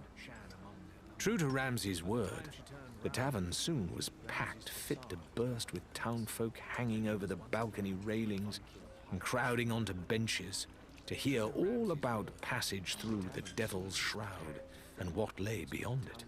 Shan had brought a small sack of the most eye-catching and exotic valuables, including a jeweled horn that he claimed to have tugged from the dusty grip of a long-dead priest. A strange way of explaining that he'd really just stubbed his toe on it in the dark. They told the story about the piglets, and after a few drinks, Rathbone was even persuaded to talk about the snake, But as the candles burned low and the hours passed, Ramsay refused to be drawn on two subjects: how he'd made the crossing and how others might do the same. Strong drink and heavy fumes of pipe smoke, coupled with seeing such fortune waved under their noses only to be snatched away, turned many pirates' moods sour at this point. A particularly devious rat of a man, known around town as Stitcher Jim, climbed unsteadily to his feet, roughly pushed his way toward Ramsay's table, with the crimson of his cheeks matched only by his bulbous nose. Liar! He meant to shout as a bellow, but it emerged as a belch. You're a liar, Ramsay, that's what I say. If as much as you say lies behind that bloody fog, then what harm is there in letting us all take our share? I say you just got lucky, found some old wreck or something, and now you're feeding us this... Stitcher Jim's eyes unfocused momentarily. This! You ain't been nowhere special. Several of the man's friends grumbled in agreement at this, striking their mugs loudly upon the table and obliviously spilling their beer. Every man has his secrets, Ramsay growled, and I'll not have you prying into mine. Are you telling us all, here and now, that you've no way to make a living, honest or otherwise, without my help? Perhaps, he added, with his face twisted in a sneer, you'd like me to wipe your backside too, whelp that you are. Had the tavern not been so overcrowded, the bottle that Jim's crony aimed for Ramsay's head might actually have struck its target. As it was, a luckless deckhand who decided that now was a good moment to stand in search of the privy took the full force of the blow. The deckhand leapt up in one smooth motion, knocking two more pirates into a tangle of flailing limbs and plunging the entire tavern into a drunken brawl. It was a messy, aimless tussle of pent-up aggression and too much grog, and no one made it home that night without extremely soggy clothing and a few bruises. It marked the only time regulars could remember soldiers needing to set foot inside Rowena's establishment to round up the most persistent rabble-rousers, though both Ramsay's crew and the man he'd insulted were long gone by then. It never paid to be rounded up by the town guards, as pirates carted off for a night in the cells rarely made it to trial. So it was that Stitcher Jim and his friends fled the scene and staggered home to the most disreputable part of town, nursing their wounds and clutching at their sore heads. Only Jim was in a state to speak, and he was busy ranting, so distracted that he almost collided with a cloaked figure as it stepped smartly out of a doorway into their path. Jim cursed, stumbled, and would have fallen were it not for the figure who caught his arm in an iron grip. Squirming, Jim made to deliver a threat, but it died on his lips as he caught a peek under the cowl. You, he spat. you're one of Ramsay's lot. I ought to cut your tongue clean out. If you do that, Rathbone replied amiably, apparently oblivious to the other two men closing in behind him, then I won't be able to tell you where you can find yourself a map, assuming you're still interested in crossing the Devil's Shroud yourselves, that is. I can only offer a copy, but I assure you, I have an excellent eye for detail. Jim eyed the taller man warily and yanked his arm free. He made no move for his sword, however. Not yet, at least. why would you help the likes of us, eh? Why betray your captain? He asked warily. Because I think he's wrong to hoard the knowledge, Rathbone replied curtly. The more of us there are out there, the more we can accomplish. Everyone needs to know they've got friends to rely on. He leaned closer. We could be good friends. asked Jim. Jim looked uncertain, his eyes almost crossed, but he shook his head. This is a trick. Revenge for tonight, that's what it is. You're trying to get me to sail straight into that damn fog and sink the lot of us. If that's what you believe, then copy the map yourself and send someone else through first. Rathbone scoffed. If I were you, I'd make copies anyway. You can sell them to pirates who are actually brave enough to make the trip. Stitcher Jim narrowed his eyes, annoyed at the insult, but if Rathbone was deceiving them, he couldn't work out how or why. And how much will you ask for this precious map exactly? Nothing. Rathbone paused, because some part of him still churned at the idea of giving something for free. Whatever's left in your coin purse will do. But what I really want is your loyalty. He was so close now, their noses were practically touching. I want to know that the next time we see each other, you'll do as I say. Jim could have refused. Had he been clear-headed, he might have done so, and left Rathbone in a heap for the guards to find. But something about the intensity of the man's gaze was hypnotic. He heard himself say, "Yes," and felt his fingers handing over coin. Excellent. Rathbone pulled back sharply, brusquely shoving Jim's companions aside and stepping between them. You'll find the parchment in a bottle, he called, striding toward the dock, without so much as glancing back at the bewildered group. It's in the water barrel outside that dismal tavern. I look forward to our next encounter, friends. Stitcher Jim watched silently until Rathbone was well out of earshot. Friends, huh? He's cracked, giving away a map like that, he said finally. Definitely, the others nodded. Probably just a bunch of nonsense anyway. Probably doesn't even lead anywhere. Course not. Although, Jim mused, even if it was a fake, it'd still fetch a pretty penny. Could be so, could be, the others agreed. One by one, they reached the same conclusion and stood for a moment considering their options. And then, scrambling and shoving at one another in their bid to get there first, each of the pirates ran back toward the tavern as fast as their legs would carry them.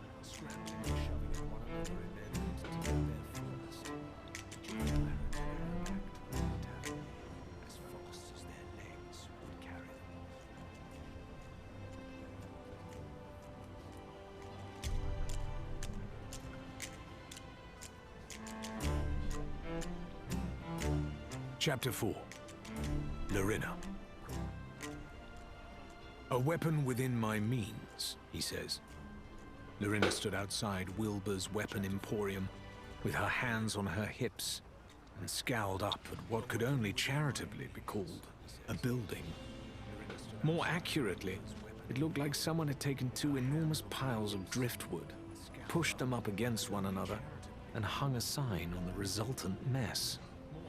Still, even getting her hands on a sharpened stick would be preferable to setting out on the open water unarmed. The shop's door grated against the uneven planks of the bare wooden floor as she entered, and Larina had to apply the sole of her boot and force it backward before there was enough space for her to squeeze inside the little hut. Much as she'd expected, the place was as much of a shambles inside as out, with piles of rusting firearms half disassembled and then abandoned.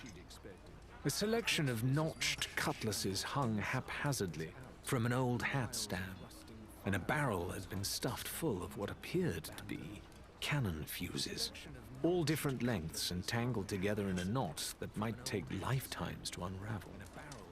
Wilbur, or at least who she presumed to be Wilbur, was a rotund, middle-aged man with a balding pate and an enormous moustache that drooped far down past his chin. Similarly impressive tufts of hair protruded from his ears, The overall impression was that someone had stuffed a walrus into an apron and left it in charge of their junk room while they were out. He was pacing back and forth behind the counter, in full theatrical flow, gloved hands gesturing at the various dubious weapons that had somehow earned pride of place as display models. The target of Wilbur's patter was a young pirate with a shaved head and an impressive collection of piercings. Her glassy-eyed expression suggested that she'd been here for some time and might continue to be so, for the dealer's grandiose showmanship showed no signs of dying down. Lorena folded her arms impatiently and leaned against the doorframe to wait her turn, gingerly in case her weight was enough to bring the entire place crashing down around their ears. On the other hand, Wilbur was saying, there will come a time in every pirate's life when the odds are stacked against her and the situation is grim. A moment when she realizes that her beloved pistol, up until that point her constant companion and her most faithful friend, simply lacks the pure punch to deal with the ravening horde she's pitted against.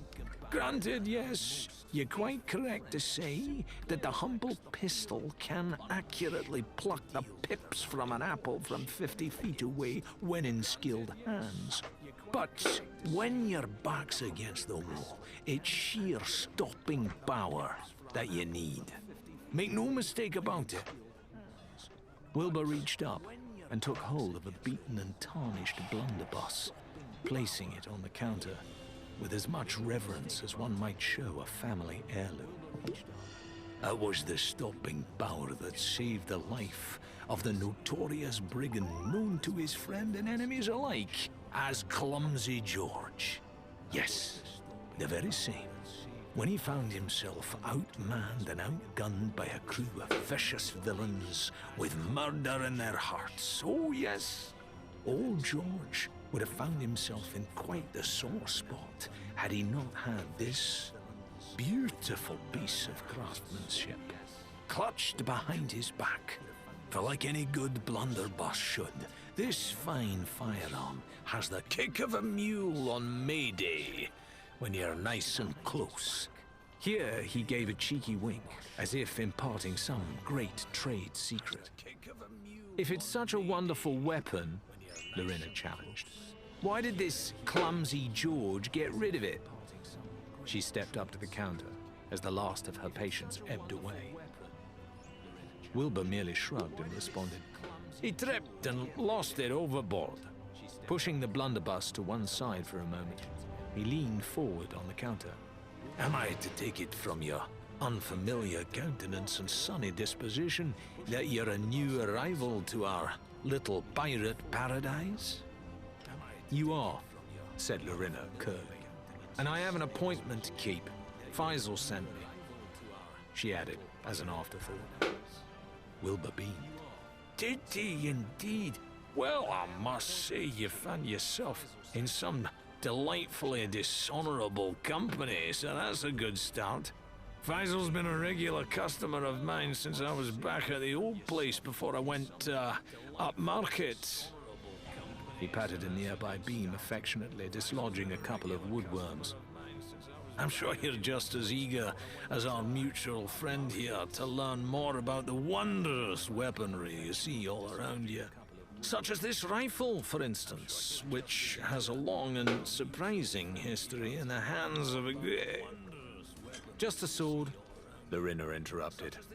And I don't need to know its life story, or which way you're supposed to hold it, or that the previous owner was a little old lady who used it once a week to kill sharks. I just need it to be sharp and well-oiled, and for the blade not to fall off in the middle of a fight. Clear? Ah, said Wilbur thoughtfully. One of our deluxe models. He reached underneath the counter and heaved a dusty crate into what passed for the daylight inside the little shop, wiping it theatrically. Now, these don't come cheaply, of course. I have 5 pieces in my purse. Lorena said, refusing to let the blustering swindler take control of the conversation. By the time I walk out of here, they could be your 5 pieces. She wrenched the box around to face her and rifled through its contents, ignoring flashes of golden hilts or finely detailed blades that she almost certainly wouldn't be able to afford. Finally, buried near the bottom of the selection, she found what she was looking for. A simple steel blade with a gentle curve to it and a handle wrapped with cloth to provide a sturdy grip. She swished it once or twice through the air, checking its balance. There were a couple of notches in the blade, but it did do. Wilbur could contain himself no longer. Ah! He exclaimed. Now, that sword Is worth 5 pieces. Lorena allowed the coins to tumble from her palm one by one onto the counter with a series of satisfying funk noises, tilting her palm so that the final coin went into a spiraling roll before clattering to a halt. Wilbur's eyes followed it all the way. My time here is over. The weapon dealer let out a theatrical sigh, but Lorena could tell by the look in his eyes that the deal was already done. 5 it is, He agreed. and you make sure that you come back and trade it in just as soon as you're ready for the next model up. You hear me? If your sword doesn't snap and get me killed, I just might, said Lorena, reasonably, sliding the blade carefully into her belt and making for the door without another word. It was nice to be out in the sunlight again, but not as nice, she had to admit, as feeling the weight of a weapon at her side once more. Now it was time to meet her new crew. As Lorena left for the docks, she could still hear Wilbur's booming rhetoric carried on the breeze. Sometimes, young lady, you meet one of those customers who you simply have to get rid of as quickly as you can, or they'll talk your ear off all day. Now, as to that blunderbuss, The sun was brushing against the distant horizon by the time Lorena made it to the dock, bathing the handful of ships there in the orange glow of twilight. Deckhands busied themselves about them, like bees around a hive, patching and repairing, loading and unloading supplies, and making ready to set sail by the light of the moon.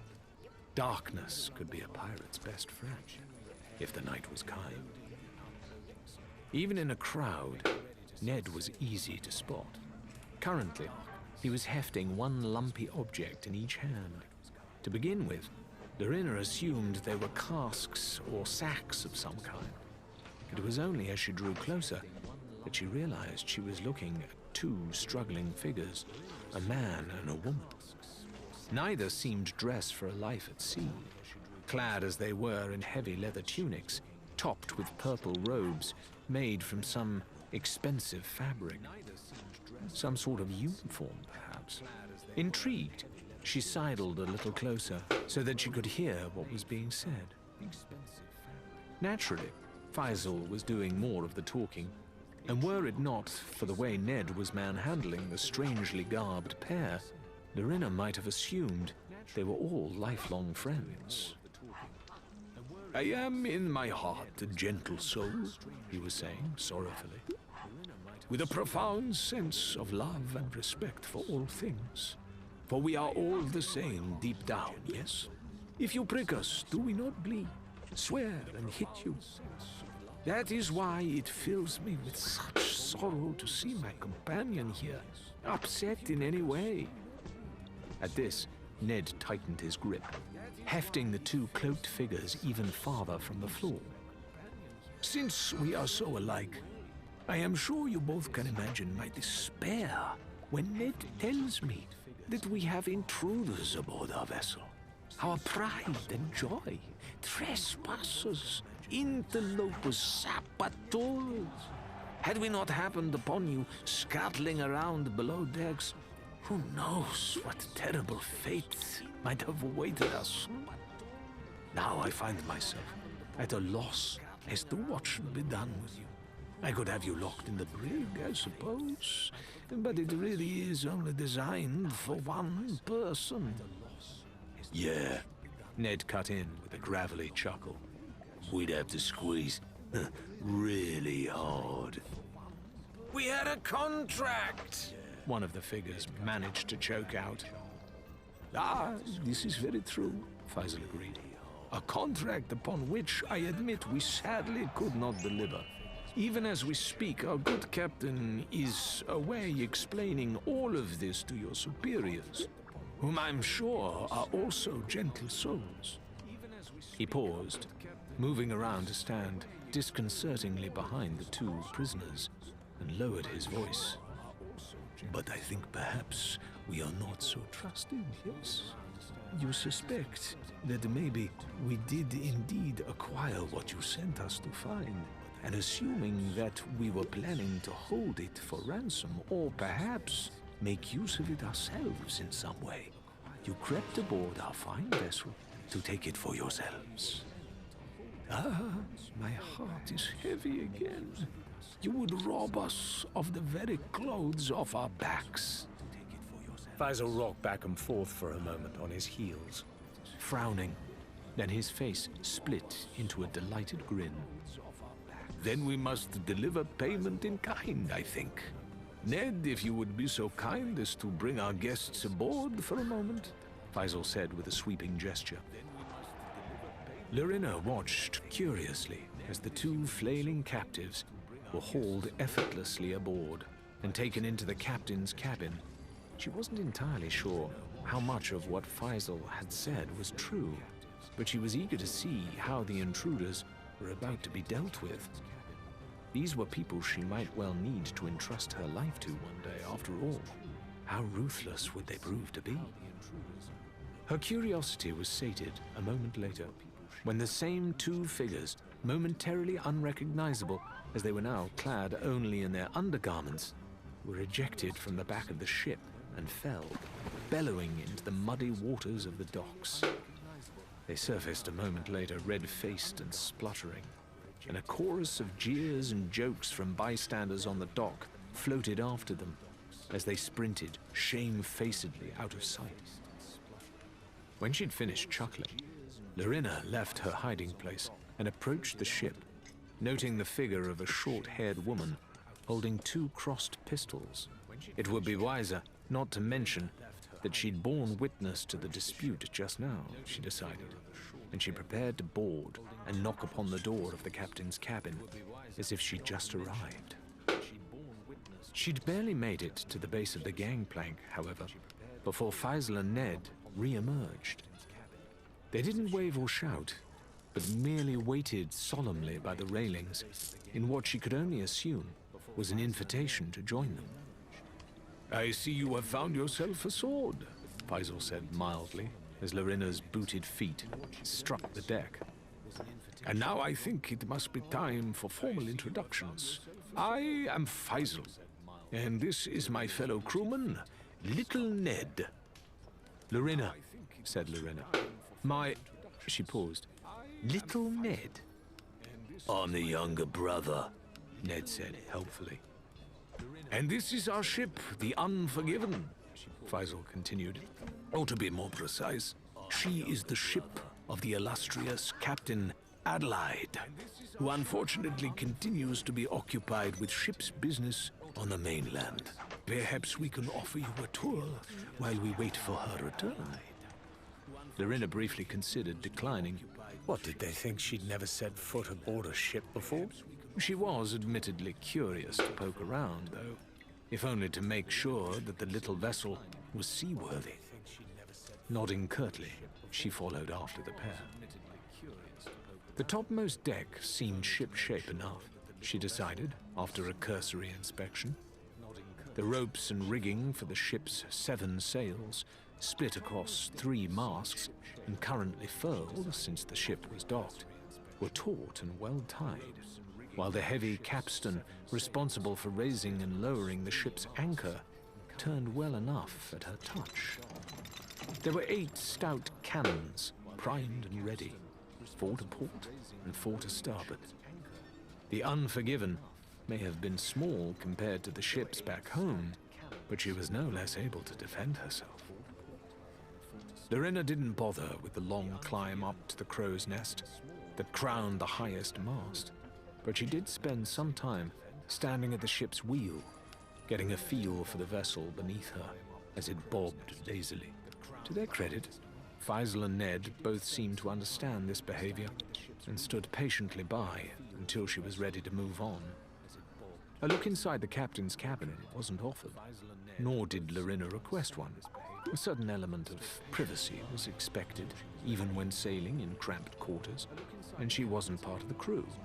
Not yet, anyway. Besides, there was plenty to see elsewhere on the ship, most notably the map table, which was dominated by a large and complicated chart. Lorena attempted to drink in as much of this as she could, without making it too obvious that this was her first time studying the geography of the Sea of Thieves. She was privately delighted to see that many island chains were depicted as little more than crude notes and sketches, aching to be explored. There was a tiny kitchen area near the table, with a few half-emptied pots and bottles on display, though Lorena noticed a thin layer of dust atop it all, and suspected that hot meals aboard the ship would be few and far between. No matter, for she was no cook, and could get by on ship's biscuits or dried fruit for as long as required. There were hammocks here too, strung haphazardly between the beams that comprised the skeleton of the ship. To Lorena, who'd spent 3 nights as a stowaway and a 4th slumped over a table, they looked like the most comfortable things in the world. The lowest deck seemed to be used mostly for storage, and was therefore the least interesting as far as Lorena was concerned. There was a poky little brig down there too, just as Faisal had said, though it was scarcely more than an iron cage with a very sturdy lock on its door. A few stains on the floor around the bars suggested that animals had been its only occupants of late, and that they had been particularly nervous ones. All in all, she had to admit, it was a perfectly serviceable ship, if hardly the finest at the port. Ned seemed like the sort of man she could get along with just fine, and she could see herself tolerating Faisal's eccentricities on a voyage or two. The lingering question, of course, was whether or not she approved of this Adelaide woman, and she grudgingly supposed whether Adelaide approved of her. She returned to the top deck to find Ned standing peaceably at the railing, watching the docks. That's the captain, he remarked, pointing one stubby finger out toward the distant buildings, and for a moment, Lorena assumed he was referring to a middle-aged woman hauling a sack of potatoes toward a tiny sloop. As she stared in disbelief, a more distant movement caught her eye. A figure barely more than a silhouette in the dying light was pelting over the rooftops, using beams and balconies as temporary footholds with an almost balletic grace. Her path was erratic, but she was certainly making her way toward the unforgiven. As the woman drew closer, Lorena could see yet more figures, clearly pirates, judging by their outfits, and even more clearly, desperate to catch up to their quarry. They were skittering through the streets and shouting to one another in confusion, though none possessed the dexterity to leap across the rooftops and follow her directly. They did possess pistols, though, and Lorena could see flashes as the pursuers took pot shots at their target, sending bystanders skittering for cover. Alarmed, she turned to Faisal, who now flanked her at the railings. Should we help her? And spoil all her fun? Faisal grinned. Our captain likes to show off from time to time. Lorena could spot the showmanship to Adelaide's actions, now that she was looking for it. She slashed the ropes of a heavy canopy as she passed, so that it collapsed onto 2 of the disorientated assailants, leaving them struggling under its weight. A third found a bucket slammed forcibly over her head as she rounded a corner, and then received a dizzying smack with the flat of a blade. That left 3, and Adelaide was on the ground now, sprinting full pelt along the dock toward the Unforgiven. She made it up the gangplank in 3 huge bounds, pushed past Larina without so much as a second glance, and grasped one of the starboard cannons with both her gloved hands. She wrenched it around so that its barrel was now aimed squarely at the dock, on which the pursuing trio, who had until that moment been racing toward the Unforgiven, were now frozen like something small and furry in the grip of a cobra's stare. One began, but if there was more to that sentence, Larina never got to hear it. The cannon in Adelaide's grip let out a vengeful roar that mirrored her own snarl of triumph, sending a speeding, soaring lump of iron right into the heart of the petrified pirate gang. The cannonball tore effortlessly through the gnarled planks of the jetty, reducing them to a shower of shards and splinters, and flinging everyone atop them, this way and that. By the time the smoke and dust had settled, the trio had beaten a hasty retreat, scrambling back up the sand and out of sight, in case there was more gunfire to come. "Bunch of idiots," Adelaide commented, rubbing her hands together. "Tried to stage an ambush on my way back, all because they're still sore about what happened to Barnacle Cay. Who's this?" She was addressing Faisal, so Larina fought down the urge to step forward and introduce herself. This is Larina, a woman with excellent taste in both bananas and traveling companions, Faisal informed her. She would like to join our crew. "Just Larina, is it?" Adelaide turned to look at her properly for the first time, and the 2 women began to study one another. Dark-skinned and dark-haired, with eyes that flashed when she spoke, the ship's captain cut a striking figure, though it was, if you looked carefully, mostly due to her outfit. The flared jacket, a wide-brimmed hat trimmed with an oversized feather, baggy pantaloons tucked into well-heeled boots. Larina had seen plenty of pirate outfits in her time, but this was a costume being worn by a woman barely older and significantly shorter than Larina herself. A woman who just blew up a jetty out of spite, Larina reminded herself. "Well," said Adelaide at last, "I, as I'm sure you know by now, am Adelaide. But I have never heard of you. Why might that be? Reputation is extremely important around here, you know."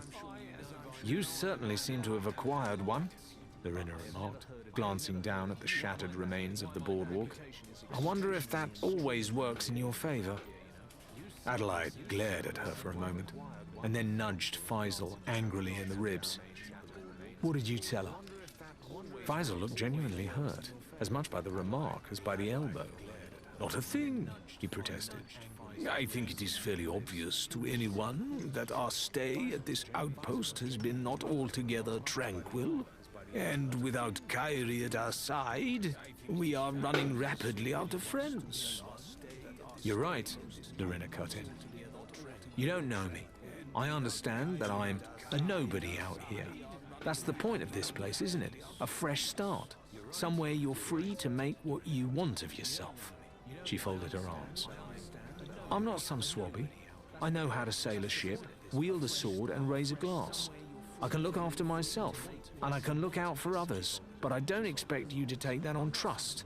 What I do expect is a chance to prove myself." Adelaide twirled a lock of her hair around her finger, musing on Larina's words. "You made it this far, so you must be a halfway decent pirate or a very lucky one," she declared. Larina felt her fingers twitch and resisted the urge to make a fist. Already she was wondering how much more of the Unforgiven's precocious captain she'd be able to stomach. And as you say, her face is not known around here, Faisal added. "Which may prove to be of some use to us tonight, yes?" Adelaide smiled at that. "Why not? We'll be no worse off, whatever happens. You see, Larina, We recently were forced to back out of a contract with a particular group of people here in town. I don't like to lose, and I certainly don't like having to explain myself to a bunch of jumped-up, half-witted, snuff-smoking... Adelaide cut herself off and closed her eyes for a moment before continuing in a far calmer tone. Which is to say, we find ourselves interested in a new opportunity they have to offer. Unfortunately, we appear to be somewhat blacklisted for the present. Can't even show our faces without them making a fuss. But yours is a face that no one's seen before either. So, you want me to go in your place and get this contract? Lorena looked deeply unconvinced by this. This sounds too much like employment for my liking. Her lip curled in distaste as she spat out the word. Who exactly are they, and why are you willing to do their dirty work? Oh, my dear Lorena, you really must be new around here, Adelaide chuckled. Let's retire to my cabin, and I'll tell you all about the Order of Souls.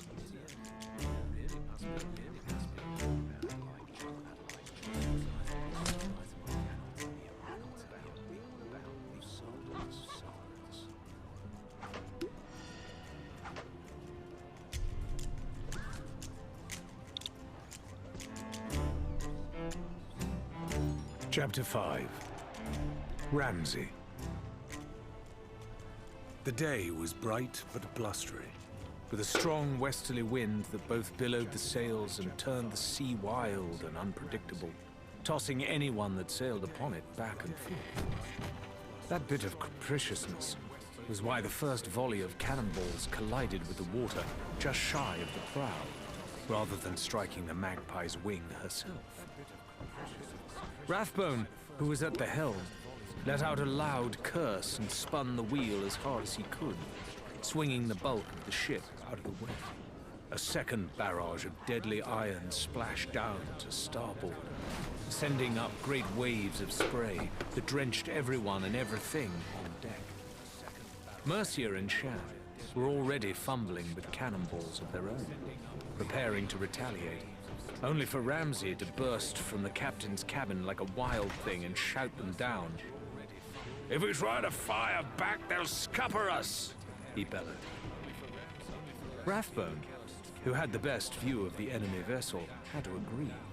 Their attacker was of a similar size, with a dark beechwood hull and crimson sails, already in a position to launch as many broadsides as it cared to. To return fire, the Magpie's wing would have to expose the vulnerable sides of the ship, presenting a bigger target. Their best option now, Rathbone suspected, was to flee. Ramsay, however, had other ideas. Having instructed Shan and Mercia to tilt the sails, he lumbered up the stairs and bade Rathbone to surrender the wheel. "Have your sword at the ready," he growled.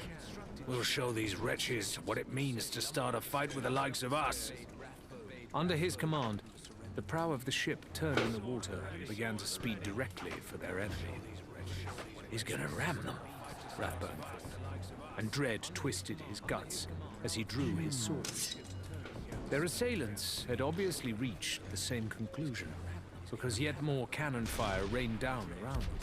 These shots landed even more haphazardly than before, doing little more than rattling the ship's windows, and it was clear that Ramsay's bold scheme had the crew of the other ship in panic. One final shot arced high overhead before their guns fell silent. They were either out of ammunition, Rathbone suspected, or unwilling to waste any more of it with missed shots. Rathbone risked a look through his spyglass and could see the opposing crew scrambling around in confusion as the Magpie's wing bore down upon them mercilessly. Would their prow be weighty enough to skewer the other vessel, he wondered, leaving them locked like stags, tussling with their antlers?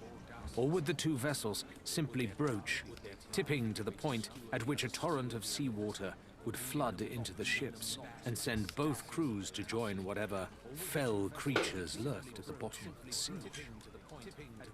Suddenly, Ramsay was moving past him. To his horror, Rathbone realized that the furious captain had simply abandoned his position at the wheel, trusting their speed and Mercia's skill to keep them aimed toward their target.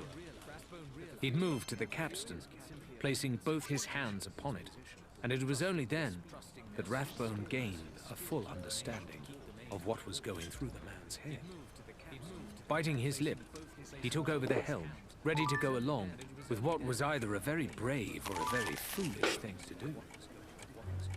The enemy ship was closer now, so close that Rathbone no longer needed a spyglass to see the terrified expression of the other crew's faces. Less than 50 feet now separated. Now, less than 30. Now. At the last possible moment, Ramsay heaved on the capstan with all his might, sending the anchor and its long, heavy chain down into the depths. Rathbone wondered briefly if they might be in such deep water that there'd be nothing for the huge weight to catch onto. But then he heard the familiar thud of metal on rock. It was now or never. The magpie's wing groaned in protest, and Rathbone spun the wheel with all his might as they began to pivot. The anchor's chain was at full extension now, and its pull was transforming the ship's forward motion into a large, sweeping arc. Within a few seconds, they changed from bearing down upon the other vessel to matching her course, side by side, and just a few feet apart. That was when Ramsay leapt. Rathbone found it astonishing that a man of his stature could throw himself forward with such agility. There was a cold fury behind the move that sent Ramsay soaring across the gap between the two vessels. The pirate closest to the railing found himself taking Ramsay's boot to his chest, knocked helplessly to the ground as the crew of the Magpie's wing began to board. Mercia was next, taking a high dive from the rigging and rolling as she hit the enemy's deck and came up fighting.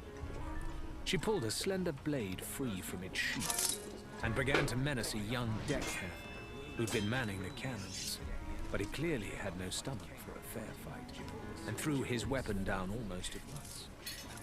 Mercia considered the quivering figure as he dropped to his knees before her, then cold-cocked him so he couldn't cause any more trouble. Rathbone hesitated, not so confident in his own acrobatic ability, but prideful enough to try. His clumsy leap saw him falling just short of the other ship's deck, though his flailing hands were able to catch the rungs of the ladder that ran up her hull. Clambering aboard, with his face flushed pink, he spared no time in taking out his embarrassment on the nearest pirate. The luckless man, who'd only just picked himself up from Ramsay's first assault, found himself on the receiving end of a flurry of blows that left him dazed and crumpled in the corner. The enemy captain, however, had far more fight in her. Having leapt nimbly from the upper deck, she dropped down on Ramsay, staggering him and bringing her sword around in a blow that he was barely able to deflect with his own blade. "You should have run while you had the chance, old man," she hissed, her eyes flashing as their swords danced. "Now where's the sport in that?" Ramsay shot back, edging closer and closer to the railing as each of the captain's blows forced him backward. Little by little, he was losing ground. Mercia was in no position to help him, for she was being terrorized by the final member of the ship's crew, a brawny woman with a scarred face and a split lip who'd managed to knock Mercia's sword away. She was shrugging off all the kicks and punches that Mercia landed, and her grasping fingers were reaching for the smaller pirate's neck, twitching mere inches from Mercia's windpipe when the first gunshot rang out. Judging from the way the larger woman gasped in pain and clutched at her leg, Mercia guessed that Sham, standing calmly aboard the Magpie's wing with a smoking pistol in his hand, had only been aiming to wound. "Fine by me," she thought, and hooked her leg around the same limb, sending her opponent toppling sideways with a yelp and a stream of curses. Jumping down after her, Mercia followed this up with a vicious kick that sent the sprawled figure tumbling down the stairs and out of sight below decks. There was a loud crash, the sound of breaking glass, and silence. Drawing his own sword, Rathbone approached Ramsay and the enemy captain, while Mercia crept toward them on the opposite side. Their battle was so intense, however, that he did not dare strike, lest he accidentally cleave down the wrong captain. Besides, the hulking man seemed to be enjoying himself tremendously. You're surrounded, Captain, Ramsay roared, pushing forward with a renewed surge of strength. Now it was his opponent losing ground, her feet dancing inch by inch across the deck until her back was against the railings. Surrender, and I'll show you mercy. She spat. Mercy? From the great Captain Ramsay, the brave pioneer who breached the Devil's Shroud? Pathetic. Real pirates never show mercy. If you're prepared to let me go, then you'd better learn to sleep with one eye open, because the next time I see you, I'm gonna slit. Ramsay swept a long, lazy arc with his blade. As the other captain moved her sword instinctively to parry it, his fist lashed out with a swift blow that caught her squarely on the chin, lifted her effortlessly into the air, and carried her backward over the railing. There was a splash and a scream cut short. Real pirates, Ramsay observed, would have seen that coming. With its captain lost and the rest of its crew defeated, the ship was a simple matter to secure. After some brief debate, the crew of the Magpie's wing hauled Mercia's former adversary into the brig below decks, tied the youth who'd surrendered to a beam in the captain's cabin, and secured the final crewman in the map room. Separated as they were, it would be all the harder for them to conjure up a means of escape. "We're leaving them to starve, then," Shan commented, keeping his voice carefully neutral, as he and the crew began to ransack the ship's supplies. Ramsay shook his head. We deserve a drink. "So when we reach an outpost, we'll spread word about a fine vessel out here for the taking. Someone will pay us handsomely for her location, and then it'll be up to her crew to talk themselves out of trouble. Assuming some other ship doesn't stumble upon them first," Rathbone interjected. "There are more and more of these cocky little greenhorns sailing around every day." Scowling, Mercia rounded on him. "And whose fault is that, I wonder? Who could possibly be responsible for every lubber with a dinghy to their name finding their way through the Devil's Shroud, just as surely as if they had a map? Our map." Rathbone's countenance darkened in return as he stepped up to her. "This again?" he snarled. "And yet again, I say, if you're going to accuse me of treachery without proof, you'd better be prepared to answer for it. Just try it, you overbearing..." "Enough!" Ramsay roared in a voice that shook the ship. "The hows and whys don't matter anymore. We're no longer alone out here. So let's take what we can and sail on before someone else decides to pick a fight." Jason, Rathbone and Mercia moved to opposite ends of the enemy ship and joined Shan in the hunt for anything useful. As he crossed the gangplank that was acting as a temporary bridge between the two vessels, a box of lead shot under each arm, Ramsay found himself musing on their journey to date. Almost a full year had passed since he'd stood in Rowena's tavern and boasted about his journey, a night that had unintended consequences.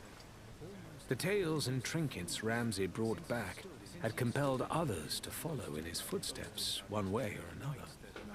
For better or worse, the region beyond the Shroud was no longer a secret. The pirates back home had even given it an informal name.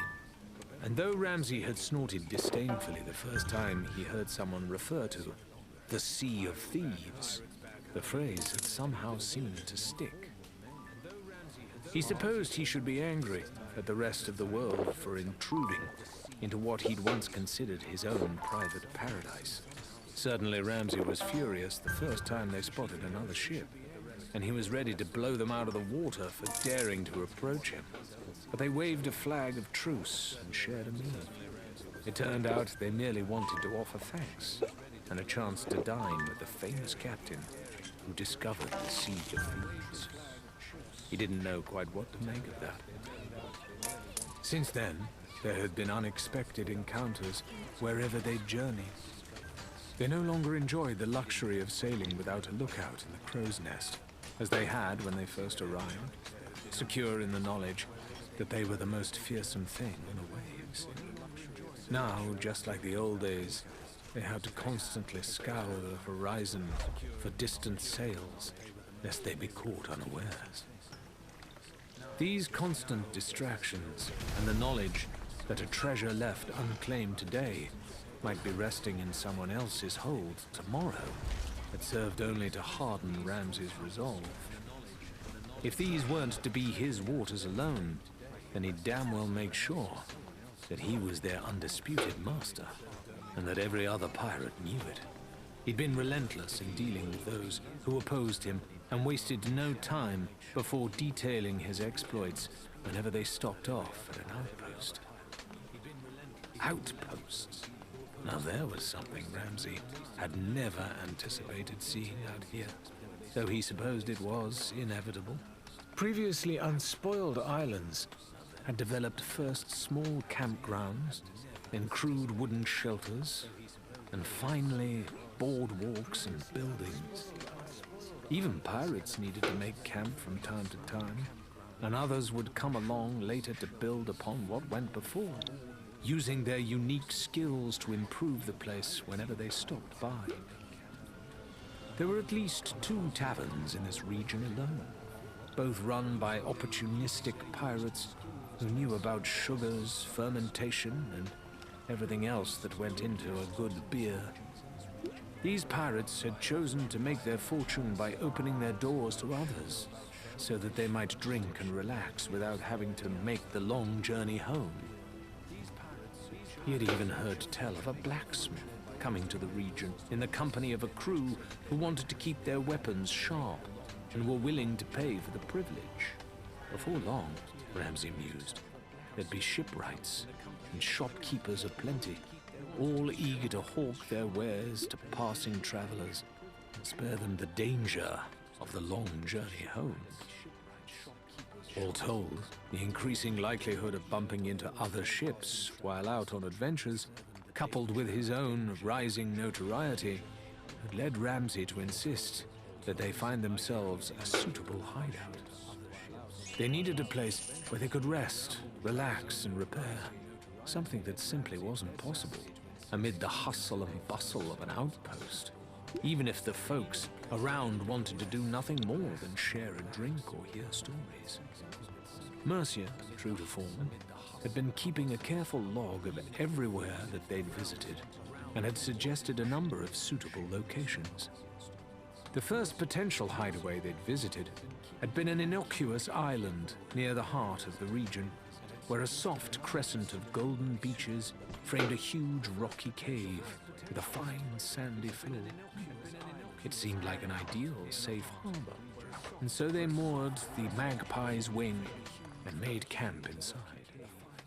Their revelry lasted only until high tide, at which point seawater began to pour relentlessly into the cave from all directions, forcing the crew to abandon their cooking pot halfway through a meal and paddle hastily back to the ship. Shan continued to insist he'd seen a shark snacking on their dinner as they sailed away. The second site, an imposing crisscross of rocky peaks surrounding a central lagoon, would have allowed them to hide the ship entirely. Shan even suggested mounting cannons on the high cliffs overlooking the bay's single entrance, allowing them to repel intruders. As they approached the island, however, tendrils of mist began to form around them, and a familiar sourness filled the air. They had to execute a swift about-face to avoid sailing any closer, and by morning, the ebb and flow of the Devil's Shroud had swallowed the island up, as if it had never existed.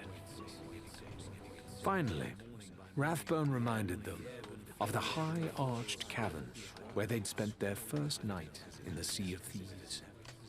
The entrance was almost invisible, unless you knew where to look, he argued. And they knew from prior experience that there were no ghastly surprises awaiting them when night fell or the storms swept in. He called it a thieves' haven, and the others agreed. Shan in particular seemed to relish the opportunity to set themselves up a permanent home away from home, and by the time they set sail, had already dreamed up an extensive list of changes and renovations he wanted to make to the place. Mercia warned him not to get his hopes up based on their recent run of luck, joking that the whole island was probably an active volcano, or the maw of some slumbering leviathan, but not even she could put a dent in his unrelenting optimism. It turned out to be well-founded cheer, too, for the cavern was just as they'd left it all those months ago, with its hidden entrance and all. Even the remains of their first campfire were still largely undisturbed, though Shan expressed a desire to build a more permanent dining area of sorts, tucked out of the way where the smoke and the firelight wouldn't make their hideaway obvious to passing vessels. Mercia had bought into the idea of creature comforts too, though she had some very different ideas as to what needed constructing first. Bedrooms, she insisted, or at the very least, some sort of partitioned spaces were needed for some modicum of privacy. Rathbone, perhaps looking for a way to ease tensions between them, helped her wedge a series of bamboo poles across the openings of cavities in the cave walls and hang sheets of thick canvas from them, like curtains. When they found treasures, they had begun to set the smaller items aside, offering them in trade for those little luxuries that were slowly but surely making their way to the Sea of Thieves. Sheepskin rugs for warmth, boxes of candles, and sturdy chests and boxes to hold their belongings all came together to convert Thieves' Haven from a gloomy cavern into a place of respite for the crew of the Magpie's Wing. Only Ramsay had declined a bedroom of his own, pointing out that the captain's cabin was more luxurious by half than a rocky nook stuffed with gewgaws. Privately, the notion of spending too many nights apart from his ship felt deeply unsettling to him. It was back to Thieves' Haven that the Wing sailed now, its deck strewn with everything the crew had been able to loot from the ship that had attacked them.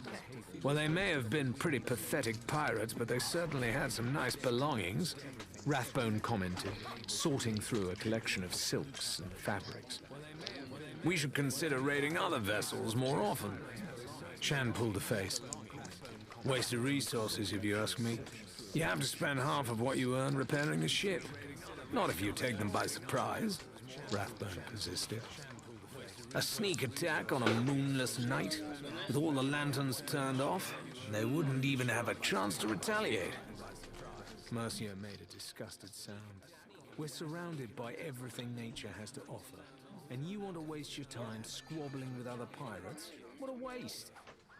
Everything nature has to offer, Rathbone parroted, unable to resist reigniting their earlier argument. Like what? Coconuts and pig droppings? Mercia shot him a withering look. Even you must have noticed by now, this place works differently. Just little things, like how much faster injuries seem to heal out here.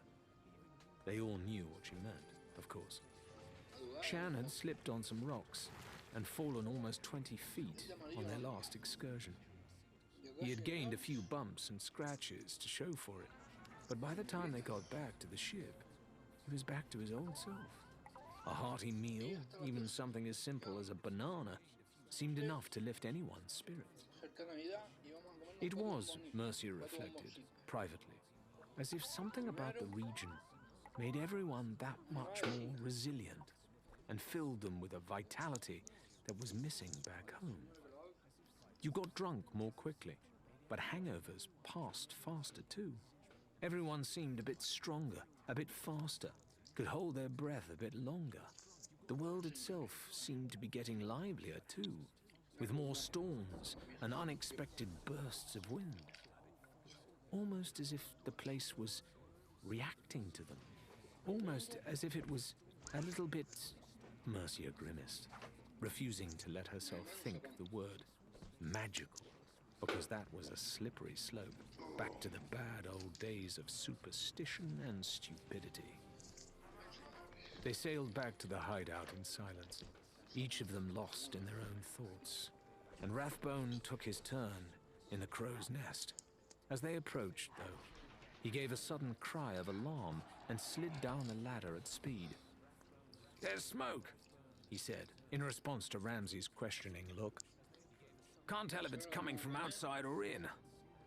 "Could have been a lightning strike," Mercia said doubtfully, for there had been no storms on the horizon. Ramsay said nothing, though his expression grew more ponderous by the moment. They maneuvered the magpie's wing in through the gap in the rocks, rather more cautiously than usual, and with their cannons primed, half expecting to find another ship lying in wait within the shadows of the cave. There was no ambush to be found, however, and they extended the gangplank just as they always did, stepping one at a time onto the rocky ledge. Ramsay insisted on leading the way into the caves where they ate and slept, his sword drawn and his teeth bared, though gradually they split up to conduct a more effective search. It was Rathbone's howl of anguish that sent the others dashing to his room, where the source of the fire had become clear. Greasy smoke was billowing from the smouldering remains of shattered boxes and crates onto which a lantern had toppled. They were the same boxes that had, until tonight, housed Rathbone's most prized treasures, and the majority of his money. Together they doused the flames before rushing to their own belongings, leaving Rathbone to pick through what remained. Each of their quarters had been plundered, every room methodically and ruthlessly ruined, its contents ransacked. Supplies for the ship had been looted too, and what little had been left behind had been deliberately spoiled, burned, broken, or simply tipped into the sea. Someone, somehow, had found their hideout. Everything of value was gone.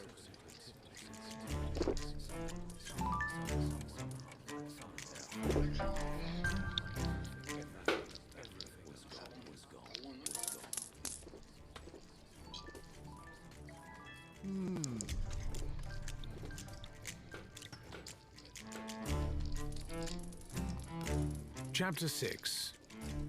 Larina. There had always been those who sought to chain the waves.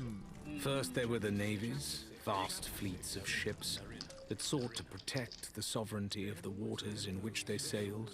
Joyless people in bright uniforms who flew their flag proudly as they went forth and conquered, driving their banners deep into other people's soil and warring with anyone who fought back. For all that, Larina merely disliked the Navy, as she could understand, if not sympathize with, the kind of people who felt most comfortable when following orders given from on high. The kind of people who would march to a beat, stand at attention, and polish their boots until they were precisely as polished as boots should be. The kind of people who wouldn't kill out of fury or malice, but would kill because they were told to. Growing up, Larina had watched a few of the older children leaving their homes in the company of gleaming men with neat moustaches and shining medals on their chests. When they returned to visit their families, they always looked so smart and so prideful.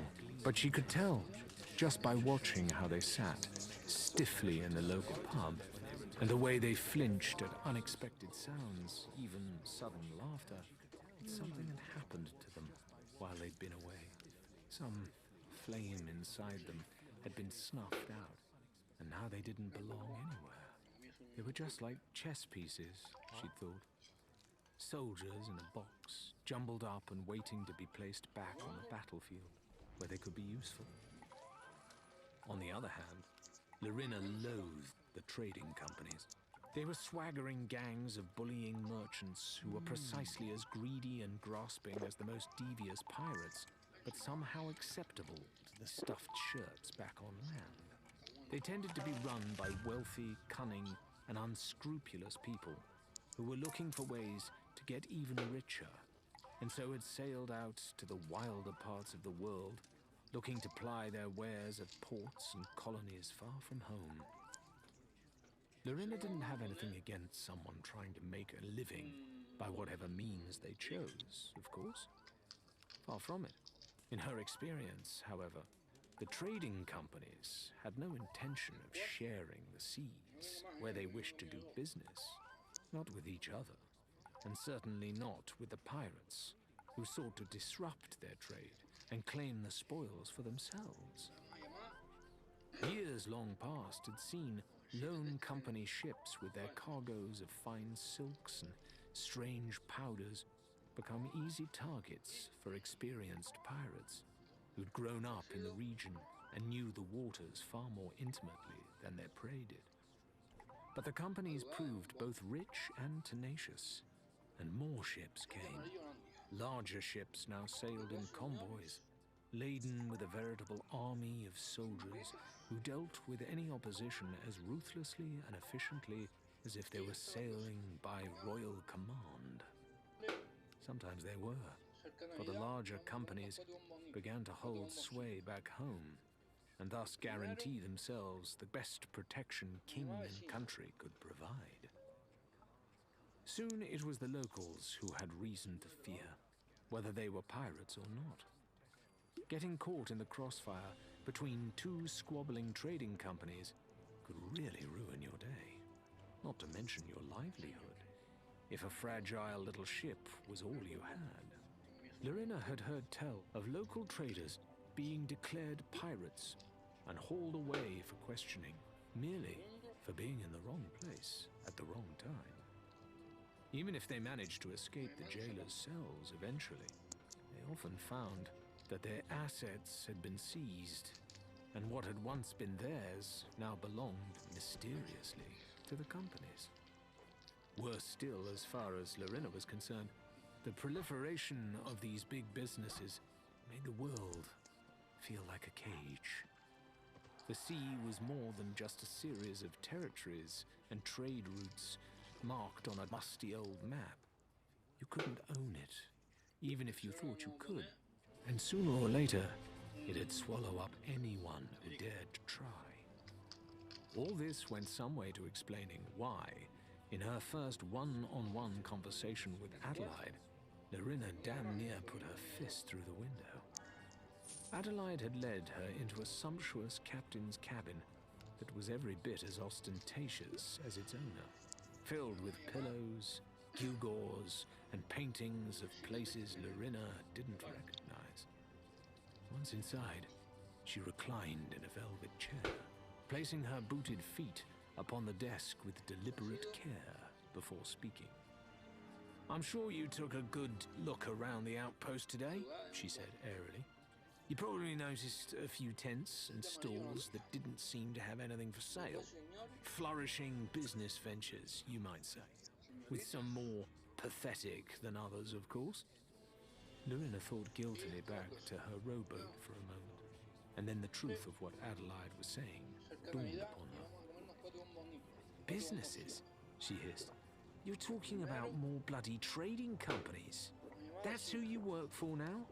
Larina smashed her fist against the surface of the desk with such ferocity that Adelaide's shoes momentarily left its surface, and the young captain looked genuinely alarmed. "It's not like the old days," she snapped defensively. "Not out here.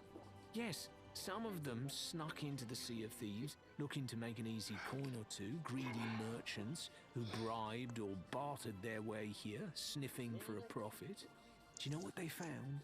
"Surprise me," Larina said sourly. Us, Adelaide smirked. You can't tame this place. They sailed into our waters with their royal decrees and their fancy crests, and they might as well have painted targets on their backs.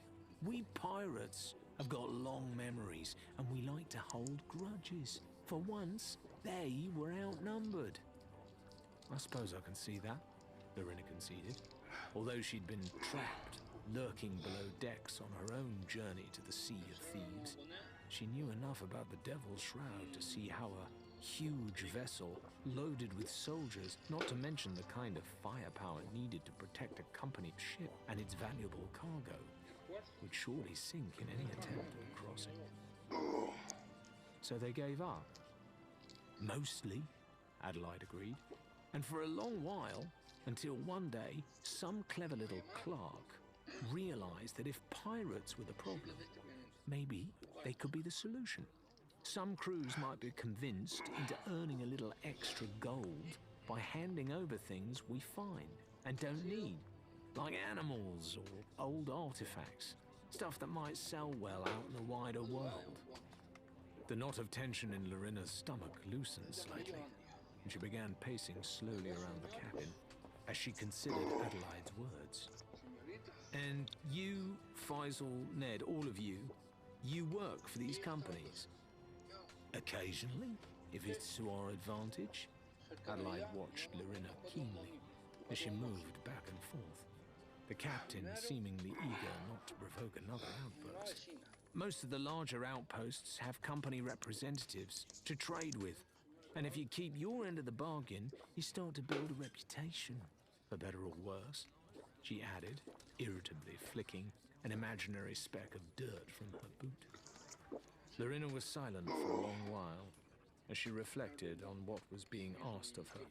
Grudgingly, she had to admit that the relationship between pirates and profiteers sounded far more even-handed than how things had been back home. More than that, she still needed a clue. I think I hate everything about this, she informed Adelaide coolly. Now, tell me what you want me to do. Sanctuary Outpost felt quite different, bathed in moonlight, though Lorena wasn't surprised to see that many of the merchants and traders were still open for business. Even the shipwright was still at her stall by the dock, humming contentedly to herself as she worked on restoring a battered figurehead to some semblance of its former glory. Lorena had noted that almost everything on the Sea of Thieves had been repeatedly patched or repaired in some way. The people around her had a self-sufficiency she found quite admirable. Except when they're begging for scraps from trading companies, she thought irritably, as the squat little building Adelaide had described came into view. It was lavishly decorated by the standards of the outpost, with strings of colored lanterns and a few hung banners cut from the same rich purple cloth that the cloaked figures had been wearing. As they drew closer, Lorena realized that the Order had apparently colonized the underside of someone else's property, draping heavy fabric around its stilts to create a makeshift establishment of their own. There was a slightly bitter smell in the air. It seemed to be getting stronger as she approached, and Lorena wondered if it had anything to do with the pale green smoke that was curling out from gaps between the drapes. A scrawny young woman, barely more than a teenager, was sitting on a barrel near the entrance with her legs swinging, staring down at the ground in apparent contemplation as she gnawed thoughtfully on a strip of salt jerky. She glanced up sharply as Lorena approached, watching owlishly, but saying nothing, until her fingers were already reaching for the door handle. "We're closed," she barked suddenly, and flushed angrily as Lorena ignored her, pulling open a fold of fabric to bathe them both in a strange pale light. "It's hard to be closed when you don't have a door," Lorena remarked, stepping inside, even as the girl hopped fretfully off her barrel and began to trail her, complaining peevishly. The tense interior was as gaudy as Lorena had expected. with chains of dark beads hanging in the entryway and a few crude stars painted on what passed for a ceiling. Yet more of the purple fabric hung in great folds from beams of the building overhead, muffling her footsteps as she moved deeper inside. A sickly green fire, apparently the source of both the odd light and the strange smoke, crackled and spluttered fitfully in a large apparatus.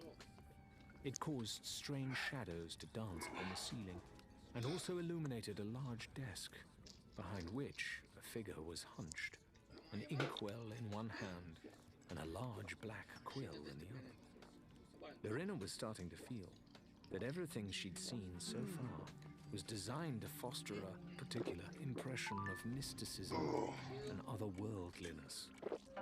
The entire facade, she suspected, had been decorated to further the illusion that mysterious things were about to happen. A haunted house to get pirates suitably spooked so that they'd come away impressed. They're still a trading company at heart, she reminded herself, and they need you more than you need them. Don't linger, Aggie. You're letting fresh air in, murmured the man behind the desk to the young girl reproachfully, without glancing up from his work. His long, greasy hair fell messily down past his shoulders and across another purple outfit. Given the trappings of the place, Lorena was unsurprised to see him sifting through a box stuffed full of mysterious runes and diligently copying them down onto a scroll. The man looked up from counting on his fingers as Lorena coughed and shot a meaningful glare at the girl.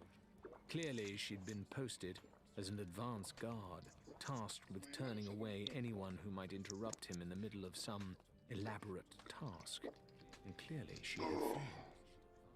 I told her, Dad, Aggie complained. She wouldn't listen. The man peered up at Lorena, and she stared down at him, arms folded. New in town, are we? He asked, the tone of his voice indicating that he didn't particularly want to hear the answer. My name is Winston Phoebus. I represent the Order of Souls, and we are currently closed. Come back tomorrow. Like his daughters, his speech was high and peevish, a voice born to complain and wheedle. I'll be long over the horizon when tomorrow comes, Lorena replied evenly. But I could hardly pass through without coming to see this place for myself, just to see if the rumors were true. As she'd hoped, the man's expression was immediately awash with a mixture of indignation and curiosity. He's a showman, she realized. Every showman wants applause. Rumors? He snapped. What rumors? It was time to see if what little Adelaide had told her about the Order was true, or if she was about to make a fool of herself. Oh, more like hearsay, really. That your group possesses a great wisdom and a knowledge that sees far beyond the veil that clouds the sight of others. That through your tireless efforts, the secrets of the Sea of Thieves are laid bare for your eyes alone, and 1,000 destinies revealed. She paused, wondering if she'd gone overboard, but Phoebus seemed genuinely pleased by the description, his whole demeanor having softened considerably. Oh, it's far more than hearsay, I can assure you. There was an unmistakable smugness in his eyes as he reached into his desk and pulled out a number of neatly bound parchments, fanning them out with a practiced ease. Every one of these contracts may represent nothing more than a handsome sum of money to yourself, but they also provide our distinguished cartographers with invaluable information. I see, said Lorena, who didn't, but managed to look suitably impressed regardless. The pursuit of enlightenment through the mystic arts is a responsibility that must weigh heavily upon your spirit. She glanced down at the box of runes, then around at the tent that passed for the Order's premises, before adding, and your wallet. Phoebus appeared to deflate a little. Yes, well, from time to time we are encouraged to share our wisdom with others, he admitted. For a price, of course. Not that we do it for the money, you understand. We prefer to focus on a more noble purpose. But everyone needs to eat. Unfortunately, our most recent contract fell through, which has left us rather in a bind. He paused. You're quite sure you can't come back tomorrow? It must be terribly frustrating, having to deal with small-minded scoundrels who can't appreciate that you're working towards a higher purpose. Lorena agreed, maintaining a sympathetic expression. But as I said, tomorrow I shall be at sea, for I have a purpose of my own, though it's nothing so noble as yours. She patted the hilt of her sword theatrically. Before the day is done, my blade shall have claimed its final vengeance against that cur, Simeon, and his treachery shall be repaid. Adelaide had assured her that this Simeon, whomever he was, would mean something to the Order, but had told her nothing else. Phoebus was staring at her with a curious expression. Not Steel Eye Simeon, surely, he pressed. Lorena, who had no idea, kept her expression inscrutable. To her surprise, invoking the name had lit a fire within the man, and he was frantically rifling through cupboards and cabinets, scattering parchments here and there, until he emerged with a small box clasped triumphantly in his hands. I thought I recognized the name, he said triumphantly. Steel Eye Simeon, yes. Yeah, we've had quite a few sightings of him recently. For a moment, he seemed to be about to offer the scroll, but hesitation overtook him. It's not the sort of contract we'd normally give to a first-timer, he mused. We prefer to offer lower value work until people have proven they're capable. Lorena had no idea what Simeon had to do with map-making, but she didn't have to work too hard at feigning offense. As far as the Order was concerned, this was her lifelong nemesis they were discussing. I'll hunt down Simeon, with or without your help, she growled. And once I catch him, there'll be nothing left for your capable pirates. She felt like she was bluffing on a hand of cards she hadn't seen, in a game where she didn't really understand the rules. Fortunately, her gamble paid off, and Phoebus practically shoved the box into her hands. It's all the information we have, he said beseechingly. But we'll pay you handsomely when you return. He insisted on taking Lorena's name into a leather-bound volume and pressing her thumb down onto an inky pad, badgering her to provide a print alongside her signature. As she signed, she spotted Adelaide's name farther up the page, though it had been viciously crossed out in bold strokes of purple ink. Can't be forged, he explained. Rubbing at her inky thumb absent-mindedly, Lorena tucked the scroll into her belt and allowed herself to be shown out, still feeling she was missing a piece of the puzzle. Finally, she paused just outside the tent, her curiosity overwhelming her. Remind me, she called. What do I do with Simeon once I have him? Do? Phoebus had already returned to his rooms, but he looked up now, clearly puzzled by such an elementary and obvious question. Why, bring us his head, of course. Lorena returned to the Unforgiven, with her thoughts in a whirl, more baffled now than before her mysterious errand, and determined to get some answers at last.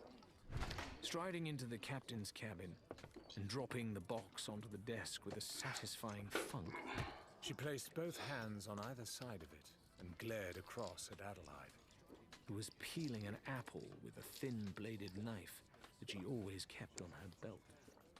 What the hell did I just agree to? She demanded. Are we bounty hunters now?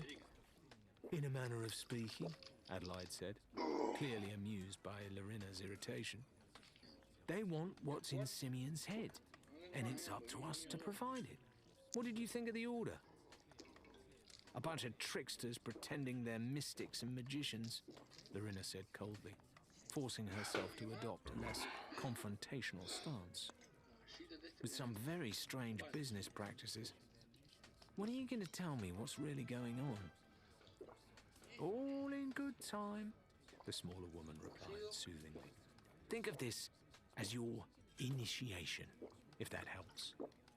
I'm trusting you, and I want you to trust me in return. She reached into the box and removed a scroll from within, unfurling it and staring down at the faded lines and scrawled notes that covered it. Lorena thought she vaguely recognized one or two of the tiny landmarks from her brief time in the map room, but it was hard to say for sure. That far out, eh? Adelaide mused, lingering over the parchment for a moment before suddenly springing to her feet. This should be fun! She left the cabin at a trot, and by the time Lorena had followed her out, she was already up at the helm, calling across to Ned as he began to unfurl the sails. Grumbling, Lorena took hold of the capstan alongside Faisal, who seemed as chatty as ever as they started weighing anchor. I see that your visit to the Order of Souls was a success, he called over the clanking and creaking. Their ways seem a little strange, yes, but they pay handsomely, and I think they are harmless enough. Harmless? Lorena shot back. They try to rob you. Faisal gave a little shrug. Negotiations sometimes work a little differently out here. I guarantee that you will see many stranger things. But then, that is why you came to the Sea of Thieves, I think. Much to her annoyance, Lorena found that she had no answer to that. Once they'd cast off, the lanterns were lit, and the sails were billowing with a fair wind. The crew gathered around Adelaide in the map room. It seems the last sighting of old Steel Eye was at an abandoned fort near Cannon Cove, she told them. Quite a nasty place, I hear, but we've got surprise and the night on our side. Yeah, I know the one you mean. Ned squinted down at the map and then pointed to a nondescript group of rocks, too small and insignificant even to have a name of their own. It's got cannons all down the south side and on the top, though. So if they seize us... I am not coming home empty-handed twice in a row, Adelaide declared hotly. We'll drop anchor here, she jabbed her own finger at the map, and swim the rest of the way if we have to. And if this bounty, this Simeon, is not at the fort after all? Faisal asked, staring at the expanse of water under Adelaide's fingertip with a doleful expression. Then we'll get on those cannons ourselves and make some noise until he shows himself, Adelaide insisted. The Order may be a bunch of irritable blowhards with delusions of grandeur, but they're not in the habit of sending people on wild goose chases. Simeon will be there. With no more to say, they headed back up above deck, and despite Faisal's suggestion that she get some rest in one of the hammocks below deck, Lorena volunteered to take a shift in the crow's nest. She felt restless and out of sorts, and when it came to it, she knew why. She'd come to the Sea of Thieves to be an explorer, not an executioner. And now her first voyage into the unknown was set to end with her sticking a man she'd never met for reasons she didn't fully understand. Hardly an auspicious beginning.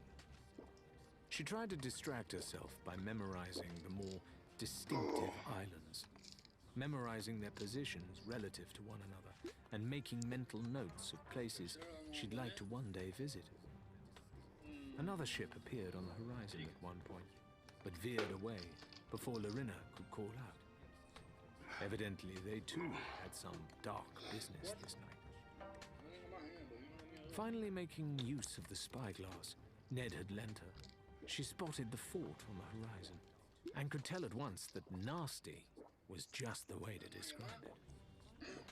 The core of the place was a large rock spire devoid of vegetation that rose upward in a twisting spiral with a flat, stumpy summit. The fortress spiraled up and around the spire in a complicated lattice of bridges and walkways, occasionally branching out to watchtowers and ledges on which she could spy the cannons Ned had mentioned. Down below, huge wooden stakes jutted out from the base of the fort at various angles. Some were mere branches, others as thick as tree trunks, and any ship that dared to sail too close risked skewering themselves upon. Another reason to berth far, far away. Perhaps it was just her imagination, but even the clouds around the fort seemed ominous and foreboding. Once or twice, Lorena swore she could make out a death's head billowing above them, though she was sure it was just her imagination. Faisal and Ned were extinguishing the lanterns one by one as they drew closer, and Lorena climbed carefully down from the crow's nest to help furl the sails and slow the ship so it could be steered safely to its hiding place. Then the crew clambered down the ship's ladder one by one and dropped lightly into the chilly water. It was cold enough to stick, and Lorena had to fight the urge to swim for the shallows at speed, for even that might be enough noise to give them away. Paddling quietly, they braved the freezing sea in silence until they reached the shallows, wending their way through the vicious stakes. Faisal, in particular, seemed uncharacteristically nervous, and even Ned seemed uneasy. Only Adelaide was as cocksure as ever, drawing her sword once they reached the slimy rocks that served as both the foundation of the fort and the start of the pathway that led to its uppermost levels. Lorena had expected to see guards patrolling, if the fort was indeed occupied as Phoebus had claimed, and the knot in her stomach loosened slightly at the lack of movement. Perhaps Simeon's not here after all. She remained as vigilant as ever, though, and as Faisal reached a sharp right turn and disappeared out of sight ahead of her, Lorena was sure she caught the blur of motion by his foot.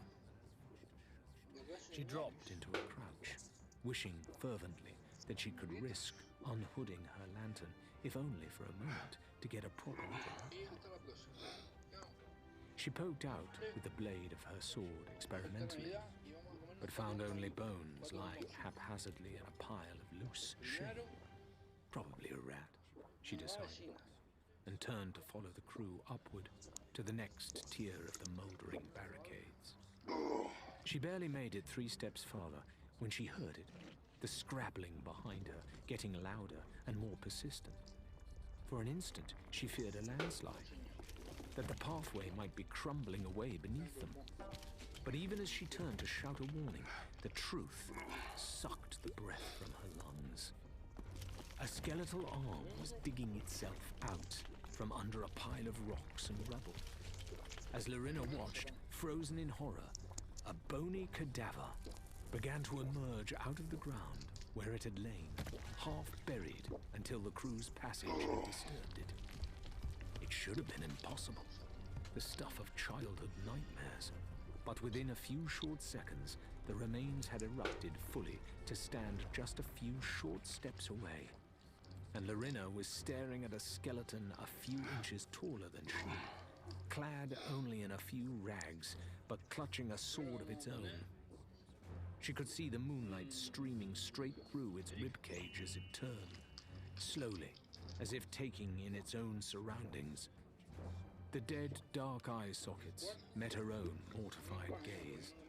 The lower jaw, yellowing and incomplete, fell slackly open to the accompaniment of a rattling hiss. It was not a happy sound.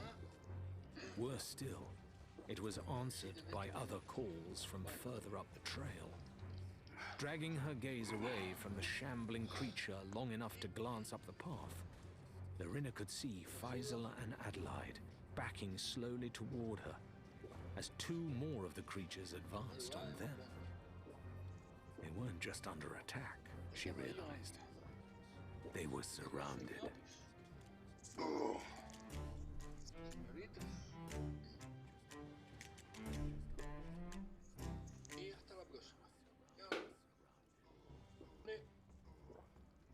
cerca Navidad y vamos a comernos 4 bombonitos, 4 bomboncitos.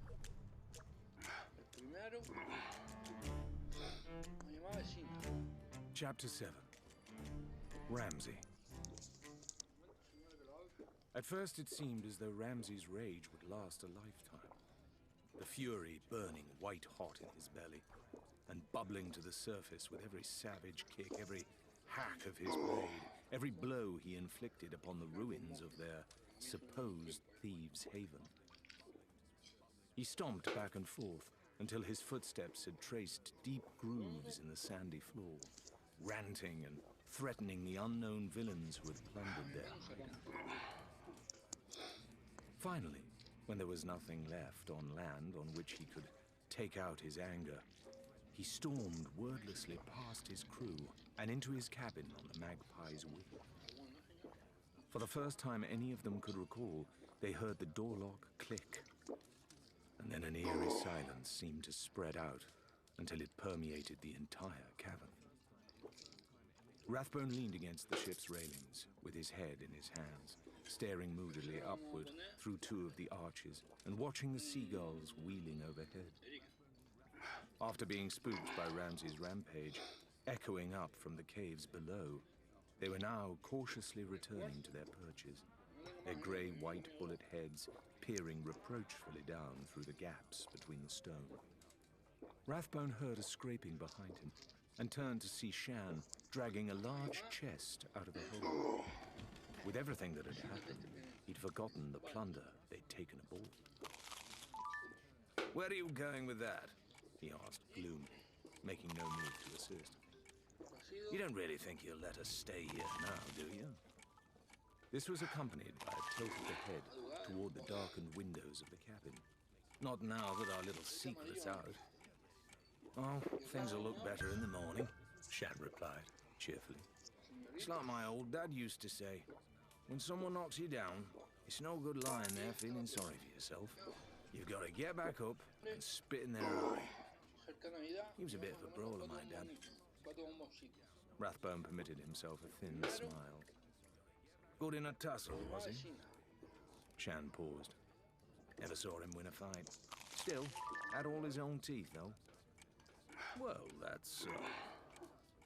"He used to keep them in a jar by his bed. For luck," he said. Rathbone stared at Shan for a moment and wished for the 1000th time that he could tell whether or not the man was joking. Finally, he gave an exasperated sigh and moved to help with the cargo. Together, they carried the haul into the deepest recesses of the caves, a large, bowl-shaped room open to the sky, but almost completely enclosed by a canopy of trees, so that only slivers of sunlight made it through. The floor was covered in a thick carpet of leaves, twigs, and moss, and it was here that Shan dropped suddenly to his knees and began to root around on all fours. Rathbone watched incredulously, deciding what insult he should hurl in Shan's direction, then spotted the glint of metal from underneath the leaves.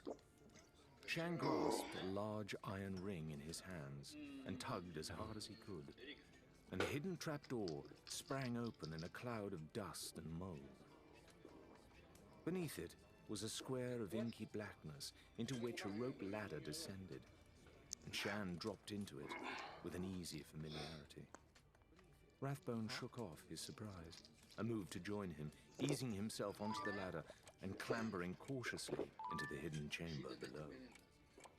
The little room they were in was cramped and lit only by a lamp perched on a craggy ledge overhead. But Rathbone could just about make out the shapes of boxes and barrels in the room. A few cannonballs, a chest of gold or two, a pittance compared to everything they'd lost, but the foundations of a new fortune nevertheless, all squirreled away by their consummate quartermaster. "Does Ramsay know about this?" he breathed, his voice sounding strange to his own ears as the echo bounced back and forth. Shan shook his head. "Never got around to telling him.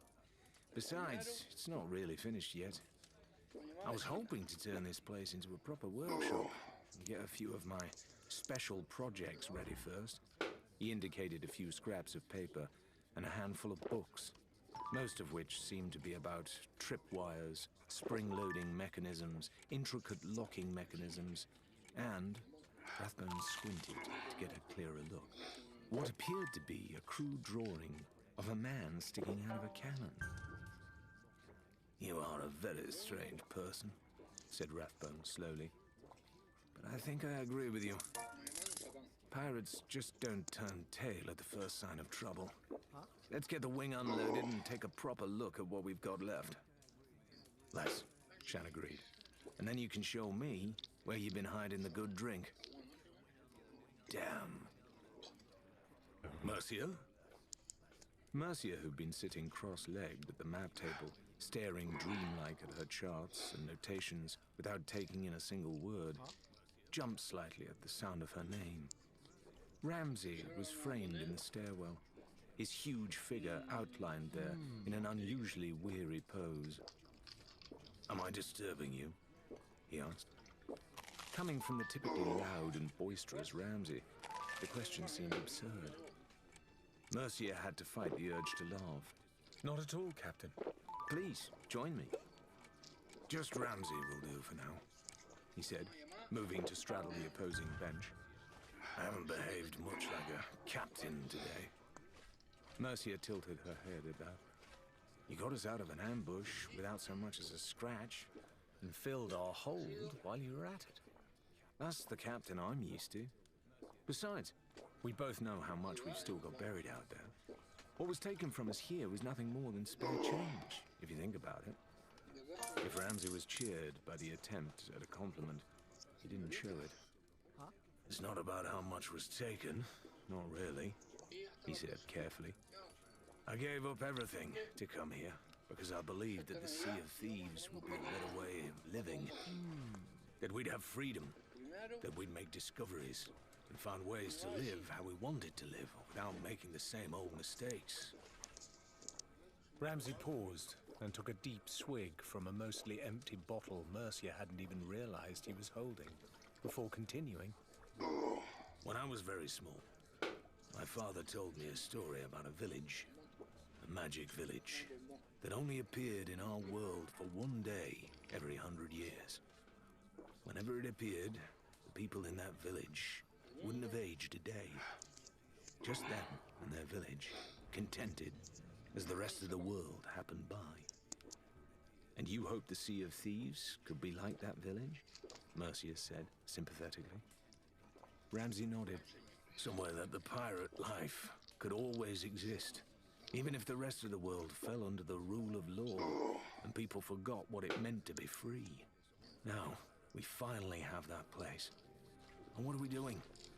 Wasting time and supplies on petty squabbles, stealing from one another, when there's still so much to see and do. Although, he took another deep draught from his bottle and wiped his lips on the back of his sleeve, looking at Mercia slyly with just a hint of his old vigor returning. There is one way this place is like that village. You've noticed it too, even if you won't admit as much. Mercia groaned. "Please, Cap... Ramsey, not this again." She threw up her hands in exasperation. "Yes, I'll admit I've heard some strange tales in recent months, and yes, we've all encountered things that are hard to explain. That doesn't mean we have to stop believing in... magic." Ramsey pressed, earning an exasperated sigh. Well, if it isn't magic, I can think of no one better suited to find out what it is than you, Mercia. With your books, your brains, and your natural philosophy. Remember the first night we arrived, and you told me about the importance about keeping an open mind? Here's what we're gonna do. He continued firmly, even as an irritated Mercia opened her mouth to interject. At first light, we're gonna set sail, and we're gonna visit every last watering hole where a pirate might be found. I'll bluster and I'll bellow and make out like we're looking for the wretches who ransacked our hideout. But what you'll be doing is seeking out more of those strange tales, as you call them. You'll probe, poke, and ask questions, just like you always do. If we're lucky, we'll start to see some patterns, some rhyme and reason to it all. Maybe even learn about somewhere we can see some of this magic for ourselves. Are you talking about breaking up the crew? Mercia challenged him. The others signed up for excitement and adventure on the high seas. I'm not so sure they even believe there's anything anything unexplained out there to find. We're stronger together, Ramsay said emphatically. Besides, what pirate could say no to a tour of local drinking dens? Who knows? They may overhear something useful. We'll tell them what we're planning, then? Ramsay scratched his beard for a moment, mulling this over. Only that we're going hunting for the ones who robbed us, he said at last. We've lost more than our fair share in recent weeks. The fewer people who know what we're searching for, the more likely we are to lay our hands on it. It's no use, Mercia realized. I'm not going to be able to talk him out of this. Not now that he's got the idea in his head. Out loud, she said, and if you do find some of this so-called magic you're so desperate to see for yourself, what are you going to do then? Ramsay smiled grimly. What any pirate would do, of course. I'm going to steal it. Despite her reservations, the crew spent the next few days sailing from outpost to outpost, arriving just as the sun was setting and the taverns were at their liveliest.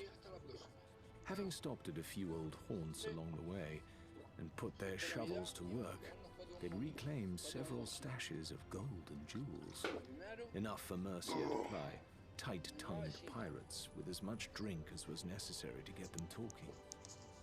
Almost everyone, as it turned out, had some fanciful tale to tell. One grizzled pirate, bare to the waist and coated with a fine spider web of tattoos, claimed to have discovered the phantom of some long-forgotten emperor within the crumbling ruins of an overgrown palace. He had, he insisted to the pub at large, been appointed the old ghost's successor, and was thusly natural heir to the Sea of Thieves. His attempts to extract tributes from his subjects in the tavern had seen him firstly mocked, then batted aside, then finally pummeled and thrown into a nearby stream to sober up. Others spoke of musical instruments that had begun to play themselves after a layover on a distant island, or a cup that could never be drained. But when pressed for specifics, it was remarkable how few of them could remember what had happened to these miraculous belongings. Through it all, Ramsay threatened and swaggered, describing with gruesome detail what he'd do to the cowardly crew who had robbed him of his rightful hoard, while Shan and Rathbone lurked in the background, both bored and bemused at the nightly routine. Rathbone in particular seemed dissatisfied with the lack of treasure flowing their way, and began excusing himself earlier and earlier each evening. It was not until the fifth night that Mercia learned of anything that seemed even remotely plausible. She was squeezed into the corner of a bustling tavern, forced to share a table with an elderly pirate whose rheumy eyes had assessed Mercia with a keen intelligence as she took her seat. The woman was far and away the oldest person Mercia had seen upon the Sea of Thieves. Her wizened face was partially obscured by stray wisps of iron-grey hair, and her chin jutted forward like the prow of a galleon. The old woman said nothing by way of greeting, but sipped periodically from a bottle filled with a clear and sparkling liquid. Mercia couldn't remember seeing any pirate, young or old, come to a tavern craving anything other than grog in their bellies, and at last her inquisitiveness overrode her desire to monitor the crowd's conversations. That's an interesting choice of drink, she commented, continuing to scan the room offhandedly. Is it alcohol? The old woman gave a low and melodious chuckle, her voice a stark contrast to her wizened appearance. My love, no. I swore off the stuff years ago. This is my special spring water, found on our last voyage.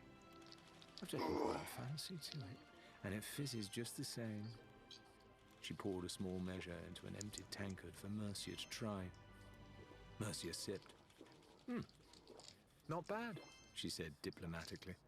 Though in truth, the taste put her in mind of the privy. Not quite the magical elixir I was hoping for, though. The old woman's eyes creased into a smile. Magic comes in all shapes and sizes out here, she answered coyly. On that same voyage, we sailed right to the rim of the Devil's Shroud and found ourselves making camp on a tiny beach. It was barely even an island, not worth a name, but there was a sinkhole at its center.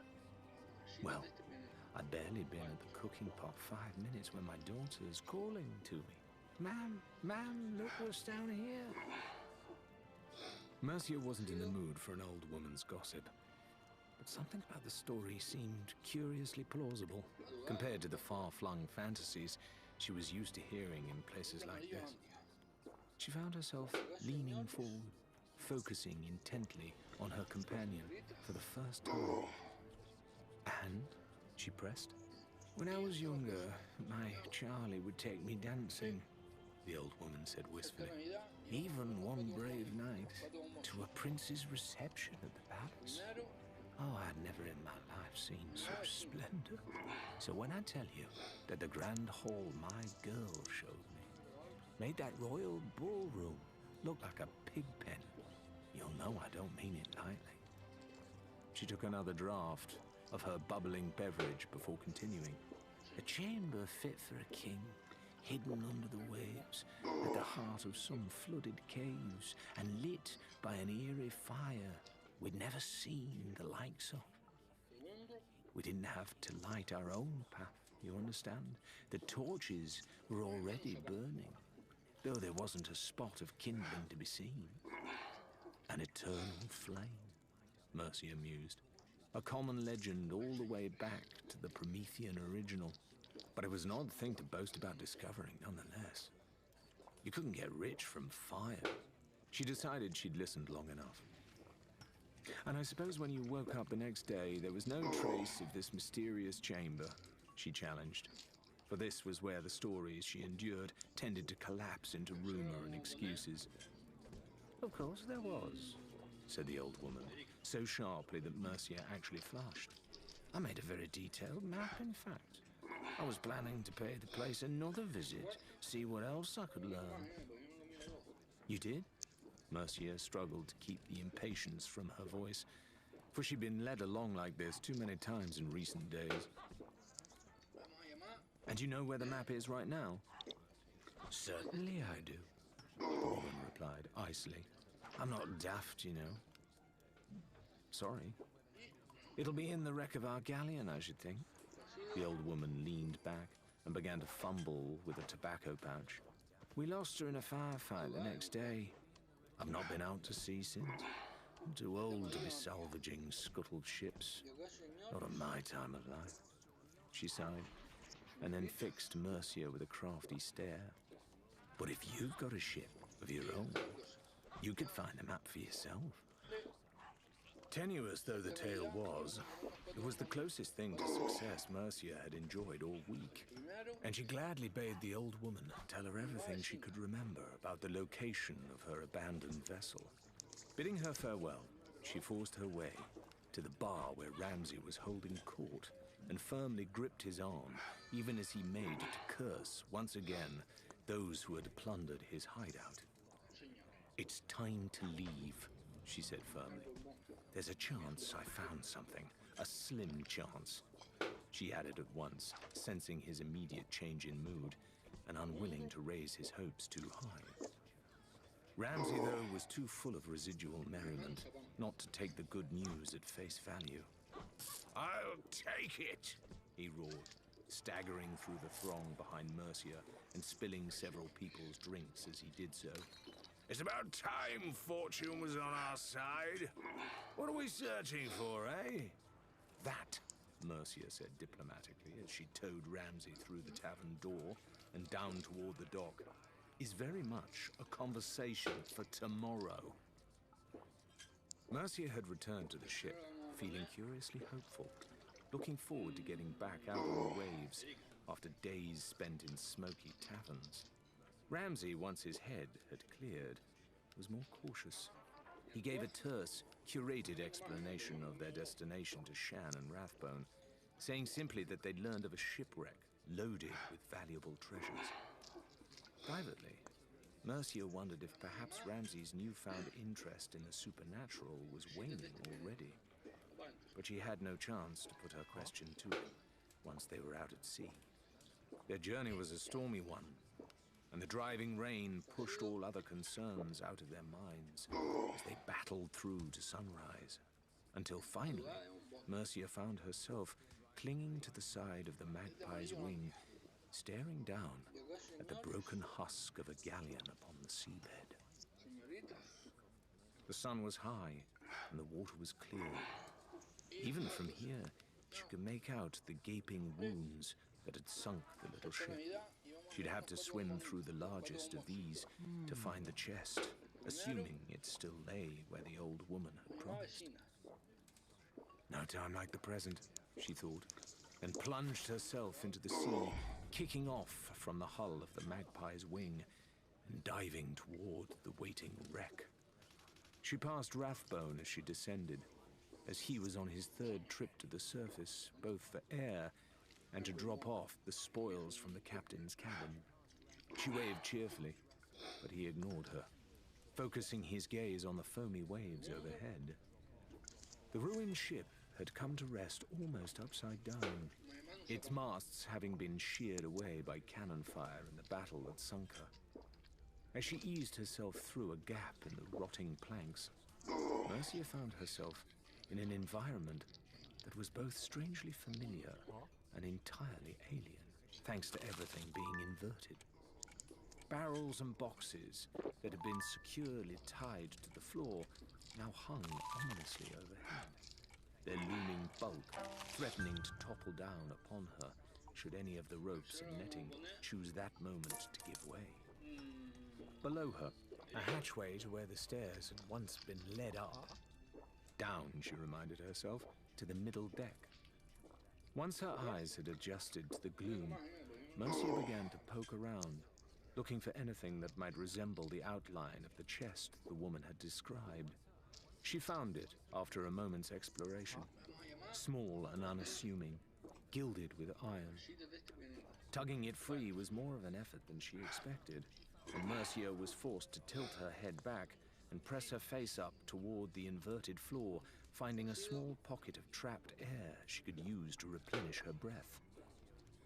Once she'd filled her lungs, she dropped back down, preparing to haul the little chest back to the surface. And that was when she saw the shark. It was visible through the battered hull, only for an instant. One deadly eye staring right at her as it passed by the hole she'd entered through. She waited, hardly daring to move, hoping that it had failed to sense her as anything more than a shape in the darkness. No such luck.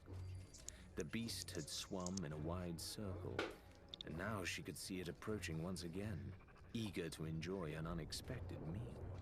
It looked old, with scars crisscrossing its body, and huge, too. So huge, Mercia wondered if it would even fit through the gap in the hull, or if it would simply become wedged, trapping her within the ship and snapping angrily as she drowned just out of its reach. Deciding not to wait around to find out, Mercia grabbed the chest and used its weight to help her drop down through the hatchway, deeper into the ship. Overhead, she could hear the crashing of splintered wood as the beast collided with the wreck, trapping itself only briefly before it was able to force its way inside the battered hull. Fighting a rising tide of panic, Mercia looked around for something she could use. Much in this room was familiar too, though this ship's map table had toppled, managing to become wedged against the stairwell. It looked like oak, too heavy to move, too sturdy to shatter, and it was blocking the hatch that led to the ship's upper deck, cutting off her only means of escape. She began a frantic circuit of the room, hunting for a weapon or a way out, fearing that any moment the great grey face would poke through the hatchway and bear down on her. Wriggling through the tangle of hammocks and ropes that separated this deck's front from its aft, Mercia's attention was caught by a tiny minnow as it zigzagged out between two crates. Startled by her approach, it and two others flitted past her nose and squeezed through another breach at the rear of the ship, one she hadn't noticed until now. It was barely a foot across, but it was a lifeline nonetheless. Bracing her back against the beam, Mercia used the only thing she had at hand and began to repeatedly smash the silver chest against the hull. Her lungs ached more with every passing second as she used up her precious breath. And at first it seemed as though her assault was having little effect, but finally, one plank broke away. Another strike and a second followed it. Something touched her body as she pulled back to deliver another blow, and with a shudder of revulsion, she realized it was the head of the shark. It was thrashing, blinded and flummoxed by a hammock that had become wrapped across its snout as it had approached her. If not for the momentary protection of a flimsy piece of netting, Mercia might have lost an arm.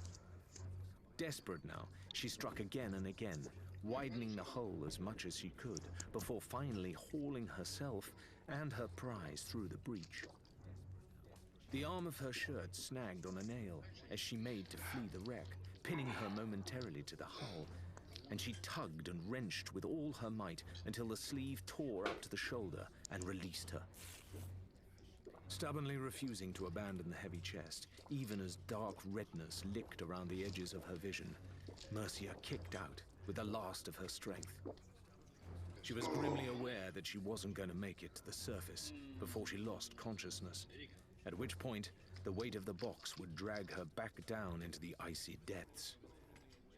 She closed her eyes, furious at her own pride, and that was when she felt strong hands grip under her arms, helping speed her the last of the way back to where there was air and sunlight and life. Once Mercia had been helped safely back aboard, vomiting what felt like a small lake's worth of seawater over the deck as she sucked in deep, blissful gulps of air, Ramsay turned his attention to the chest she'd salvaged. It was locked, as he'd expected, and so he took the helm and set a course to the nearest outpost. As soon as they docked, Ramsay went ashore alone, with the silver chest tucked under his arm, leaving the others to take their ease. He'd hoped for a blacksmith, but had to make do with a lanky shipwright whose hammer and chisel made short work of the lock on the chest. Tipping gold into the craftsman's palm and thanking him for the favor, Ramsay returned to the ship and invited the crew into the captain's cabin. Once unsealed, the chest turned out to be filled mostly with a selection of milky white pearls, along with a handful of gems and gold coins. Rathbone scoffed, remarking that it had been hardly worth Mercia risking life and limb for little more than a necklace. But she ignored him and groped around at the very bottom of the chest until she felt the rough texture of a parchment lurking beneath the jewels.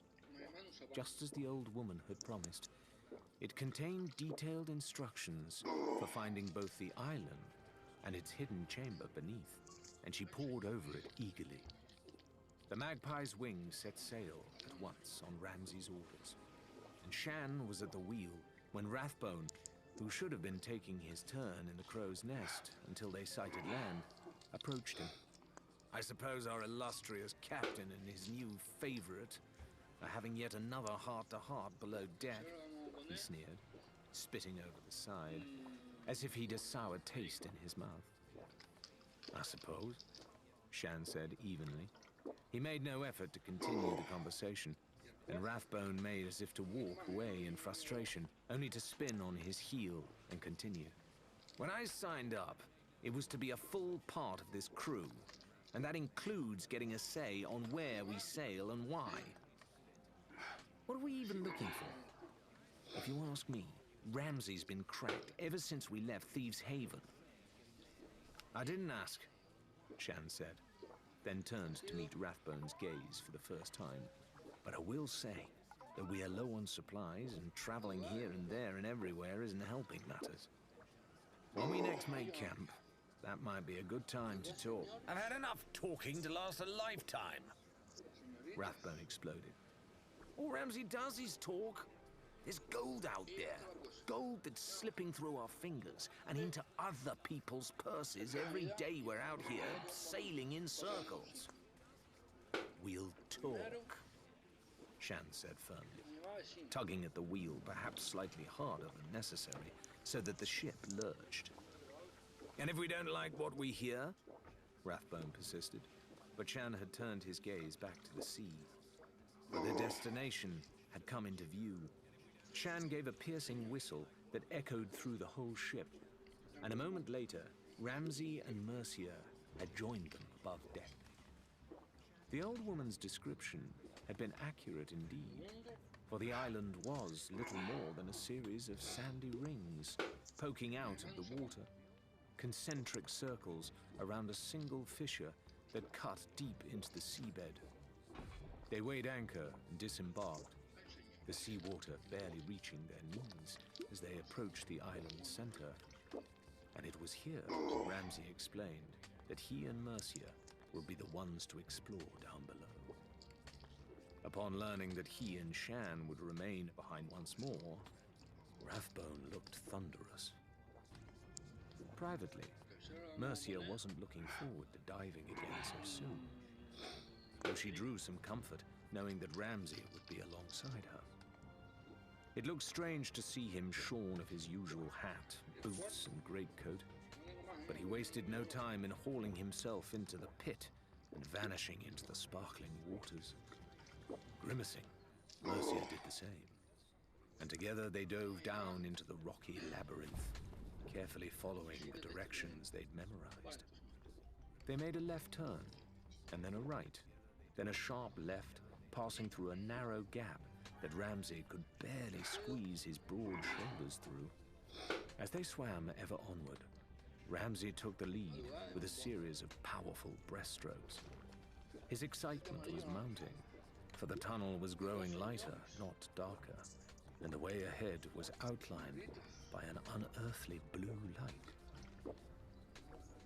Where Ramsay felt anticipation, however, Mercia felt a growing sense of unease, for she could hear a strange, keening sound that seemed to echo from the passages they hadn't explored.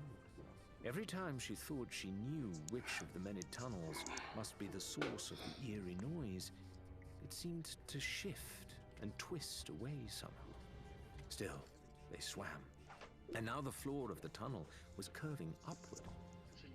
Their heads broke water, and then they were paddling and eventually wading as they took the final soggy steps up the sloping passage. At last, they had reached their destination. The hall in which they had arrived was both imposing and beautiful, making its location deep underneath the shoreline of some unknown island all the more intriguing. The floor beneath their bare feet was a lattice of mosaics, blues and greens and all the colors of the ocean represented by tiny stone trails that whirled and danced in complicated patterns. Fluted pillars carried the eye up to a high, vaulted ceiling where carved frescoes were fighting a losing battle against limestone stalactites that had formed in the years since the chamber was completed. The center of the room was dominated by a large basin that appeared to connect back to the maze of flooded passages. The intricate patterns on the floor seemed to cluster and unite around the pool's perimeter, as if to signify its importance. But Ramsay paid it little heed. His attention had been captured by the ghostly blue flames that burned in braziers spread throughout the mammoth chamber. Just as the elderly pirate had described, these flames persisted with no apparent source of fuel, seemingly able to endure the ravages of time regardless. They were magical. Ramsay knew, and he reached out as if making to cup one in his palm, only to discover that the burning lights were no mere illusion. He yanked his hand back and sucked at his fingers, swearing and grumbling. Mercia ignored him, for she was once again searching for the source of that keening, echoing wail. Ramsay's cursing seemed to have triggered it once more, louder than before, and she began to patrol the hall's perimeter, twisting her head this way and that as she attempted to track down the source of the sound. She wasn't entirely certain Ramsay could hear it at all. It was then that she spotted the earrings. Two simple pearl studs, far plainer than the golden hoops she usually preferred, placed without much care or heed in a small recess. Had she not been searching so determinedly for the wailing sound, she might never have noticed them. It seemed an odd thing to leave behind, and she plucked them curiously between damp fingertips and held them up, examining them by the light of the impossible flames. She never knew what compelled her to delicately unhook her own earrings and slide the pearls into place.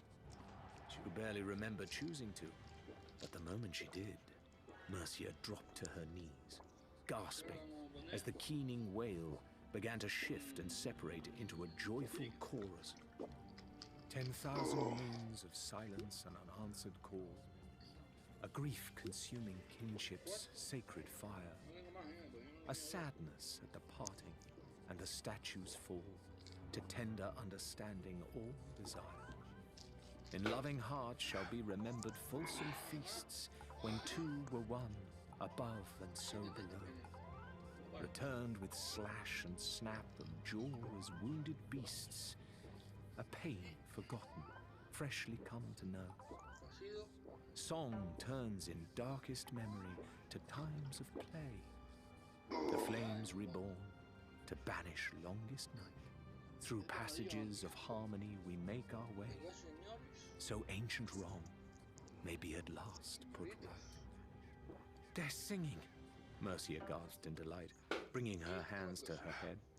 Ramsay strode over in concern, crouching before her transfixed form.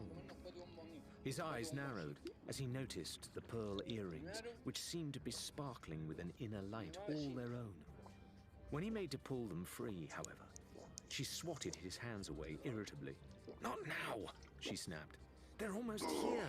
They need us." "Who does? Who is singing to you?" Ramsay persisted, resisting the urge to tug Mercia to her feet and drag her outside, away from whatever seemed to be intoxicating her.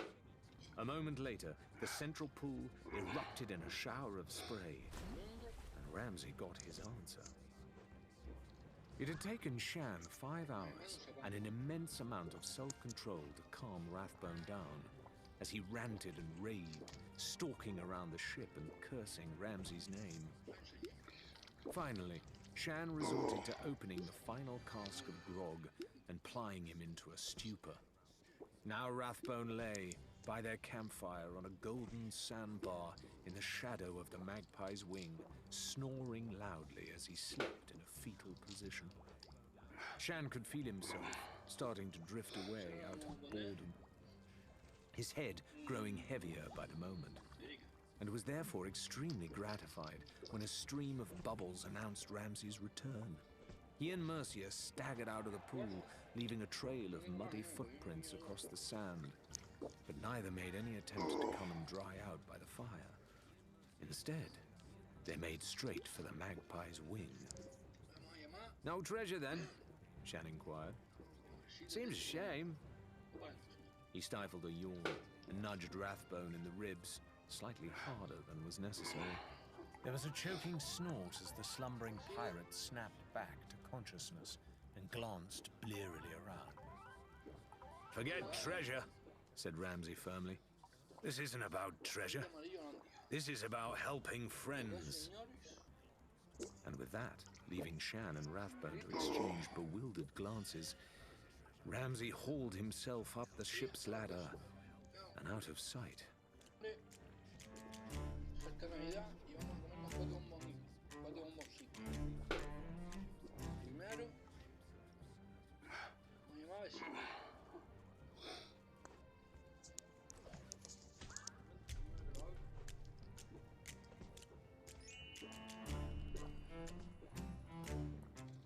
Chapter 8.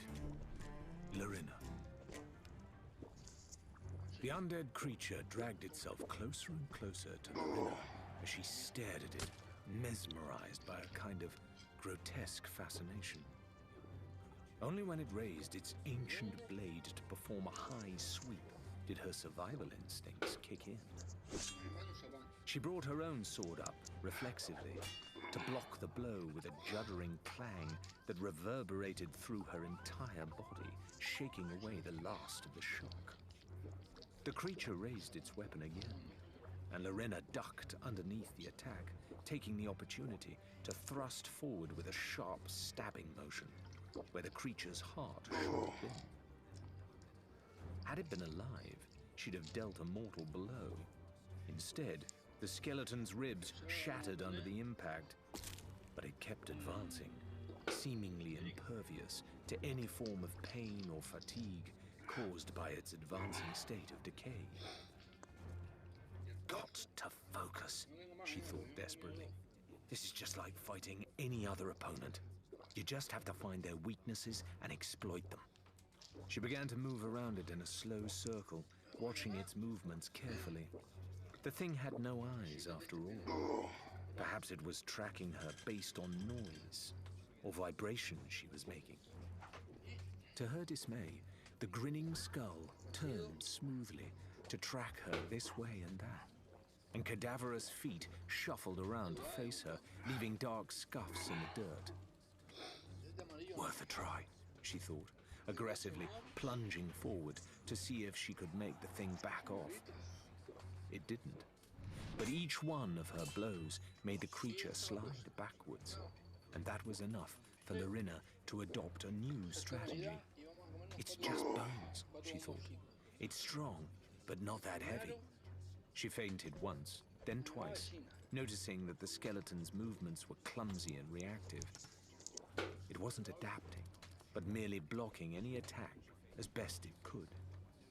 She began to land her blows higher and higher until their swords were sparking right in front of those empty eye sockets. And then Lorena leapt, landing a double-footed flying kick on the Reaver's chest that left her sprawling on the rough ground. The full force of her impact was enough to knock the creature backward, its bony arms pinwheeling as it toppled over the edge of the path that wound around the fort and clattered onto the rocks below. Lorena resisted the urge to peer over the cliff, turning instead to sprint up the path and help the others.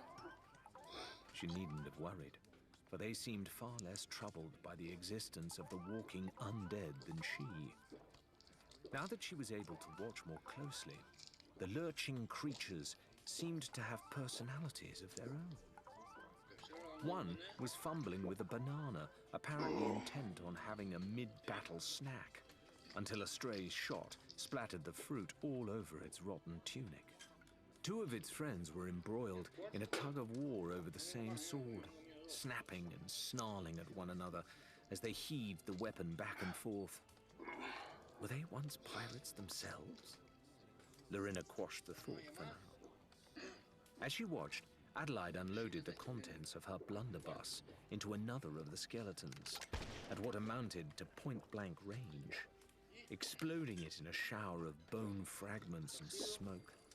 What little was left crumbled to the floor, back to being lifeless bone once more. Faisal, as Lorena could have predicted, seemed to be holding a one-sided conversation with his skeletal adversary, teasing and taunting it as he danced nimbly out of its reach. It was a distraction, but an effective one, for it gave little Ned enough time to physically grab the creature from behind.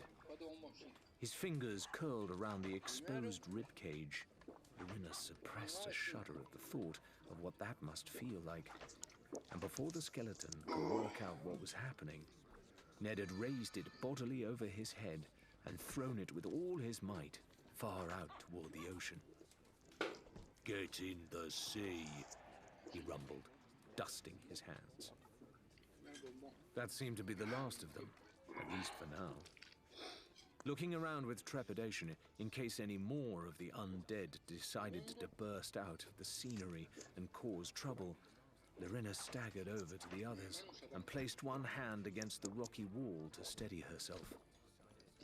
What in the seven hells were those?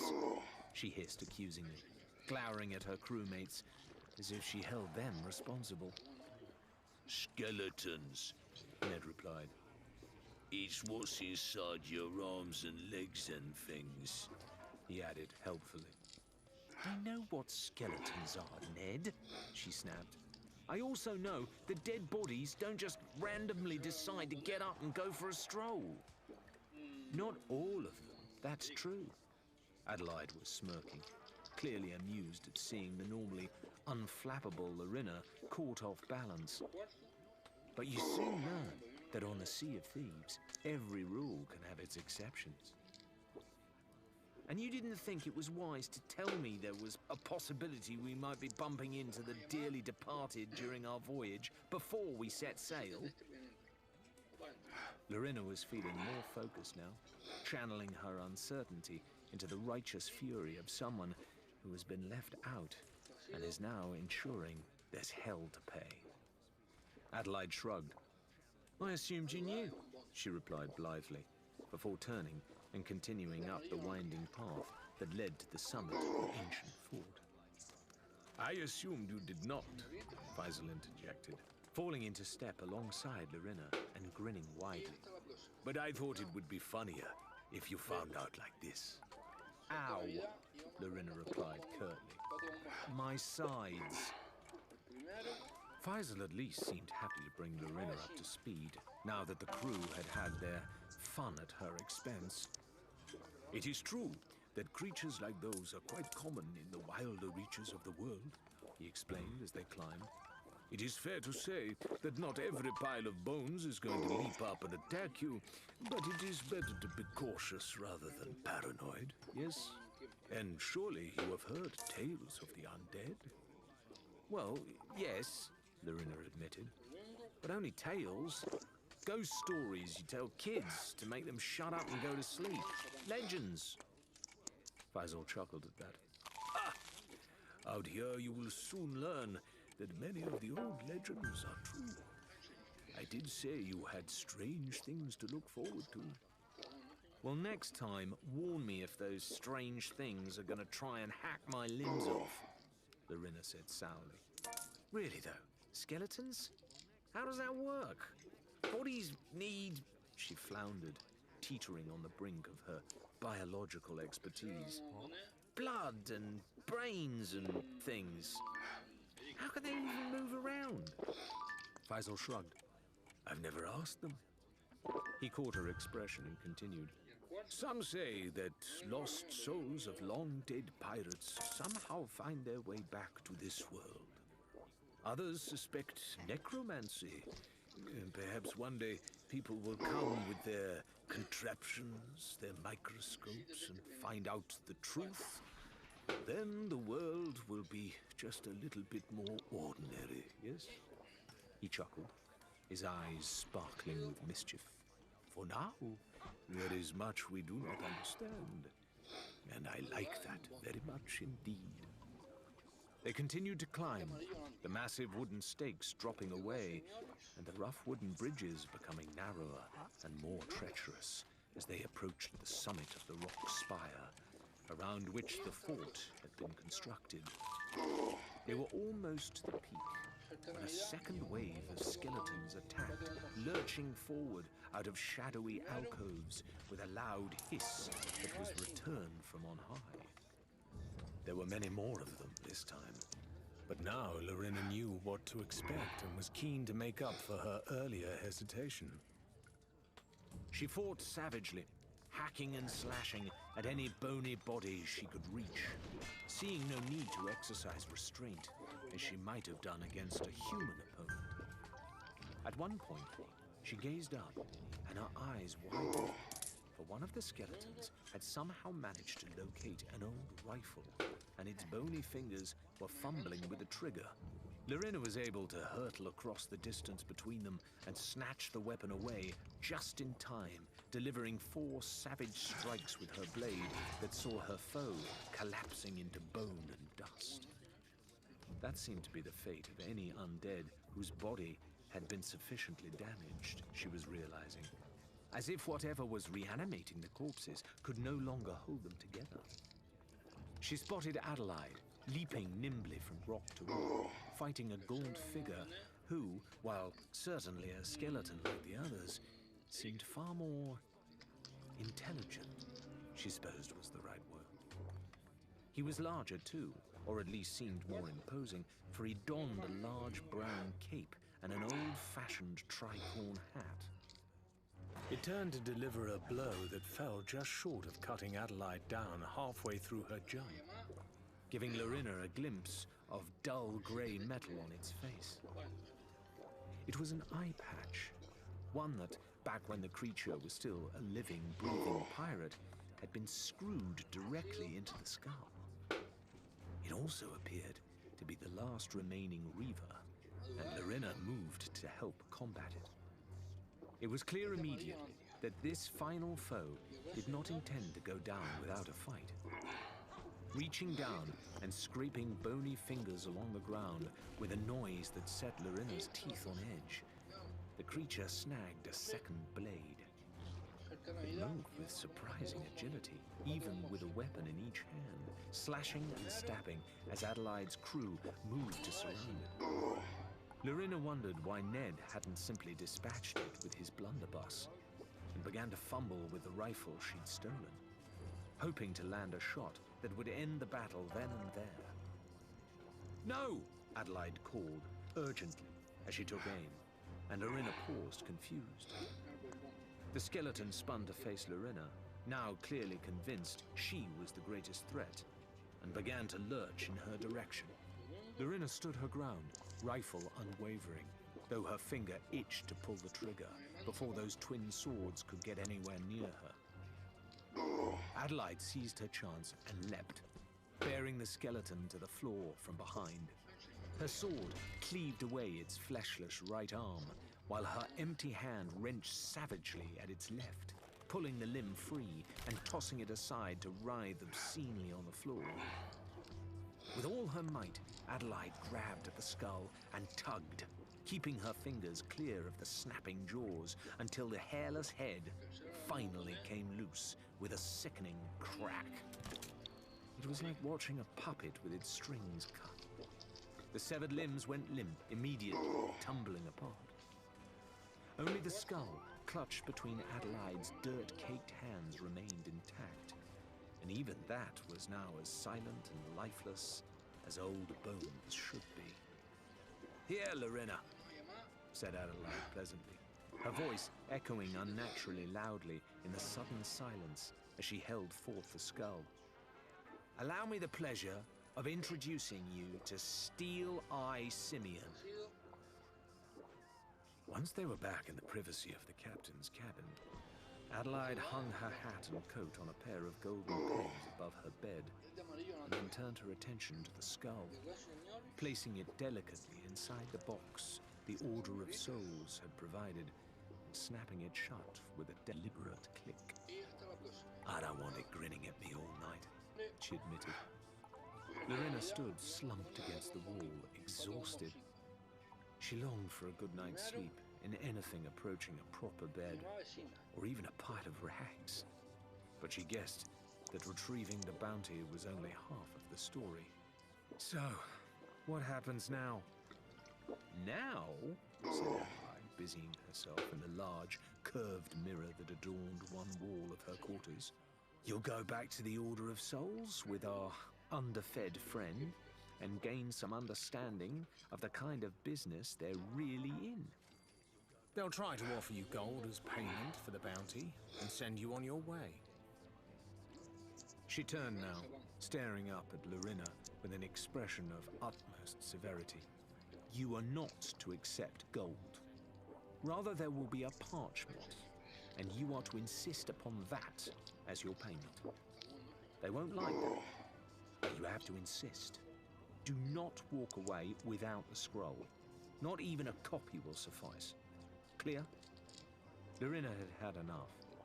Enough of being patronized. Enough of being tested. She'd gone through hell the last few days, and this upstart captain, treating her like a child, was about all she could take. On one condition, she said icily, drawing herself up to her full height. When I return, I will be a member of your crew. Not a swabby, not a novice, and definitely not the butt of your jokes or your snide remarks. You've seen me fight. You've seen me sail. I think we can work well together. But if you can't treat me like an equal, then you might as well tell me, and I'll jump overboard here and now. Only you'd better throw the box away if that's the case, because there's no way you're handing it back to the Order of Souls without my help. To her surprise, Adelaide burst into a peal of laughter.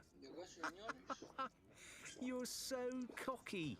It's actually funny, she chuckled, slapping the table. You have no idea how hard I want to hit you right now. Not as badly as I want to choke you to pieces, Lorena shot back, surprised to find amusement edging into her own voice. Adelaide's laugh was infectious, and Lorena felt her lips curling into a smile. I mean, I could just put your head through the window for speaking to me that way, Adelaide guffawed. It's so infuriating. Try it, short ass. I'll find you a box to stand on. Both women howled with laughter at this, Lorena wiping tears of mirth away as the tension of the day evaporated and she found herself relaxing in Adelaide's presence for the first time. They traded laughter and insults in equal measure until the first rays of dawn, and when Faisal came to say that they'd sighted land, he found the two women surrounded by several empty bottles, collapsed side by side against the captain's desk, both still smiling. The Unforgiven arrived at Sanctuary Outpost, and Lorena made her way rather unsteadily toward the squat little building beneath which the Order of Souls did its business. There was no Aggie outside to greet her this time in the bright afternoon sun, so she invited herself inside, blanching slightly as she crossed the threshold. The smell was even worse than she remembered, and her stomach hadn't yet forgiven her for last night's reconciliation with Adelaide. Rather than the hunched figure of Phoebus that she'd been expecting, however, occupying the room was a gaunt and willowy woman whose attire reminded Lorena of a fairy tale genie, albeit a rather severe one. She seemed intent on studying the flame and did not turn around as Lorena approached. I'm looking for Winston Phoebus, Lorena declared without preamble. I have something for him. This appeared to rouse the woman from her trance-like state, and as she turned around, Lorena saw that her eyes were the color of midnight, surrounded by inky black streaks that cascaded down her high cheekbones and stained her face. Yesterday, she would have found the sight quite startling, but her first full day in the Sea of Thieves had already taught her to expect the unexpected, and she remained steadfast and motionless as the slender figure seemed to glide across the room toward her. My brother is indisposed, I'm afraid to say. It was a low and lilting voice with an indefinable accent, slightly thickened by the long-stemmed pipe that hung from the woman's mouth. Lorena had never taken to smoking and was no expert, but she was absolutely certain that what was smouldering in the pipe's bowl was something altogether stranger than tobacco. I am Madame Okulia. Like him, I represent the Order of Souls. Unlike him, I possess some measure of magical talent. She took a deep draught of her pipe and exhaled a pale smoke ring toward the ceiling. I'm struggling to see the family resemblance, Lorena thought to herself. But out loud, she said, "I brought your brother a bounty, as we had discussed." She tapped the box for emphasis. Try as she might, she found Okulia's black-eyed stare quite disconcerting, because it made it impossible to tell precisely where she was looking at any given moment. The mystic's long fingers reached for the box without asking, but Lorena stepped smartly backward, tugging the skull out of the woman's reach. For an instant, she thought she saw a flash of annoyance on Okulia's face before she regained her composure and smiled serenely. "Is this your first time working with us, my dear? It is perfectly normal for one like my brother, who does not possess my gifts, to deal with the facts and figures while I remain attuned to a higher plane. You may, of course, deliver your prize to me instead. And then," she added with the air of one bestowing a tremendous gift, "perhaps you would like to watch me work." Lorena very much did, if only to finally gain a complete understanding of the madness she'd been embroiled in since first encountering Faisal and the others, and so surrendered the box without further complaint. She watched intently as Okulia removed Simeon's skull from its resting place with something approaching reverence, following when beckoned toward the rear of the tent. There was a smaller table here, tucked behind a heavy velvet drape that provided some relief from the foul-smelling flames. It was stacked high with piles of parchment, all of which appeared to be curiously blank and lit only by a circle of the dribbling green candles. Simeon's skull already sat in the center of the circle, and Lorena squeezed herself into a small gap between the table and the wall so that she could watch Okulia intently. She wanted the best view of whatever sleight of hand this high and mighty woman intended to perform for her benefit. Taking 3 great puffs on her pipe, Okulia tipped some of its contents into the skull's eye sockets so that they began to glow with an ethereal light of their own. Next, she bent toward the skull, and for a moment, Lorena recoiled, believing that the strange woman intended to kiss it. Instead, Okulia merely whispered some sort of incantation into the hole where there was once a human ear, before exhaling, blowing a ring of pipe smoke into the skull's open jaw. The reaction was extraordinary, for the smoke began to curl around and writhe like a living thing, twisting through the skull in snake-like contortions, before Okulia inhaled sharply, drawing the smoke into her mouth. Perhaps it was merely a trick of the light, but it looked for all the world like words and images were flowing across the woman's skin in the same dark ink that ringed her eyes. Try as she might, Lorena could detect no mere conjuring trick at play. The mystic had grasped a tightly rolled parchment in her free hand, and the symbols appeared to be flowing along her outstretched arms and toward it. The skull's eyes were glowing white-hot now, the light becoming painful to look at directly, and yet more phrases spilled across the woman's skin toward the scroll. Suddenly, the skull flared so brightly that Lorena shielded her gaze instinctively. Just as quickly, the glow was gone. Okulia's eyes were normal, and she was examining the parchment critically.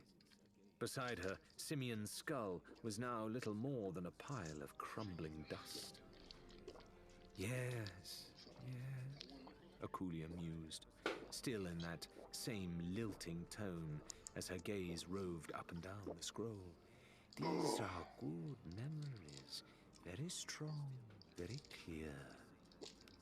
Suddenly all business, she moved to the front of the tent once more and began to bind and seal the parchment with twine.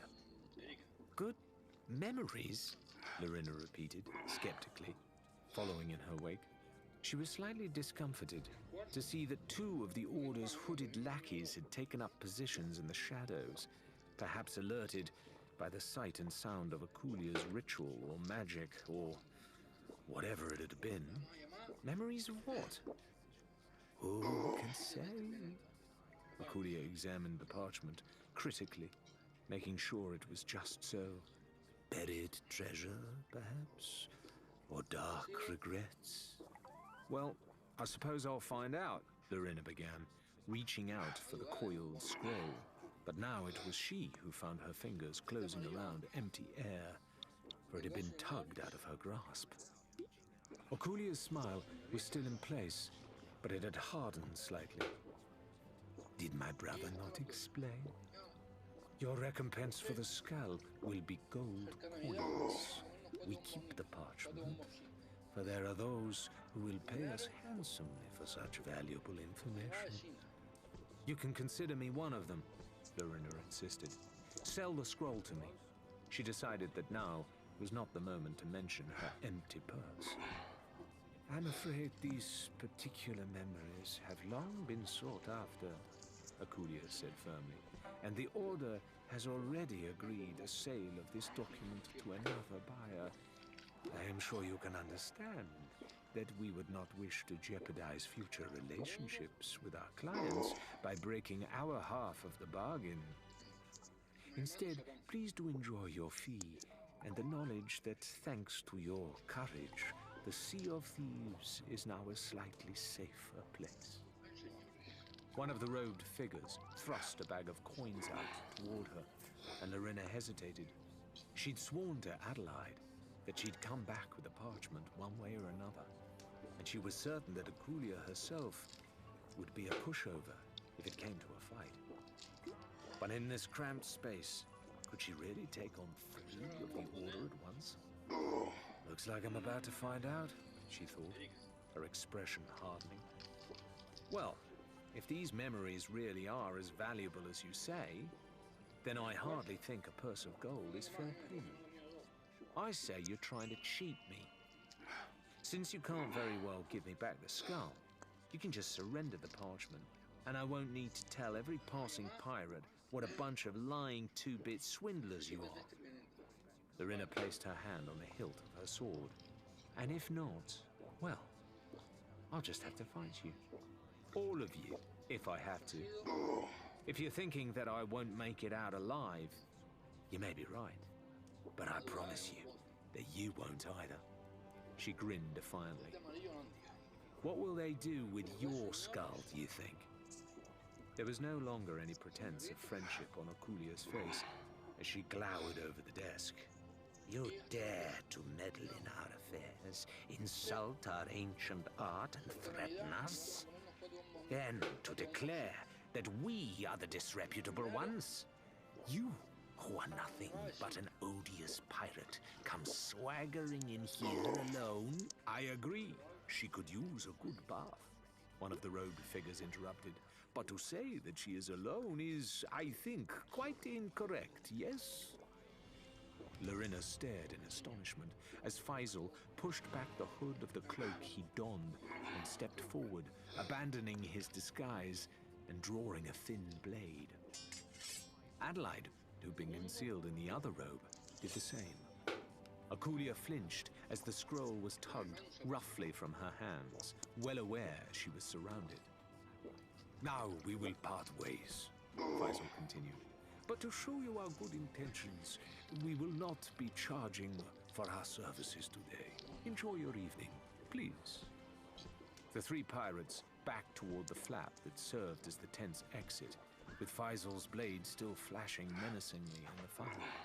Only when they were outside did they discard the Order's robes and sprint toward the ship. It's ready to cast off, Faisal explained, breathlessly, as they pounded through the busy streets, back toward the dock, where the Unforgiven was waiting. I think that perhaps we have worn out our welcome here in Sanctuary, at least for a while.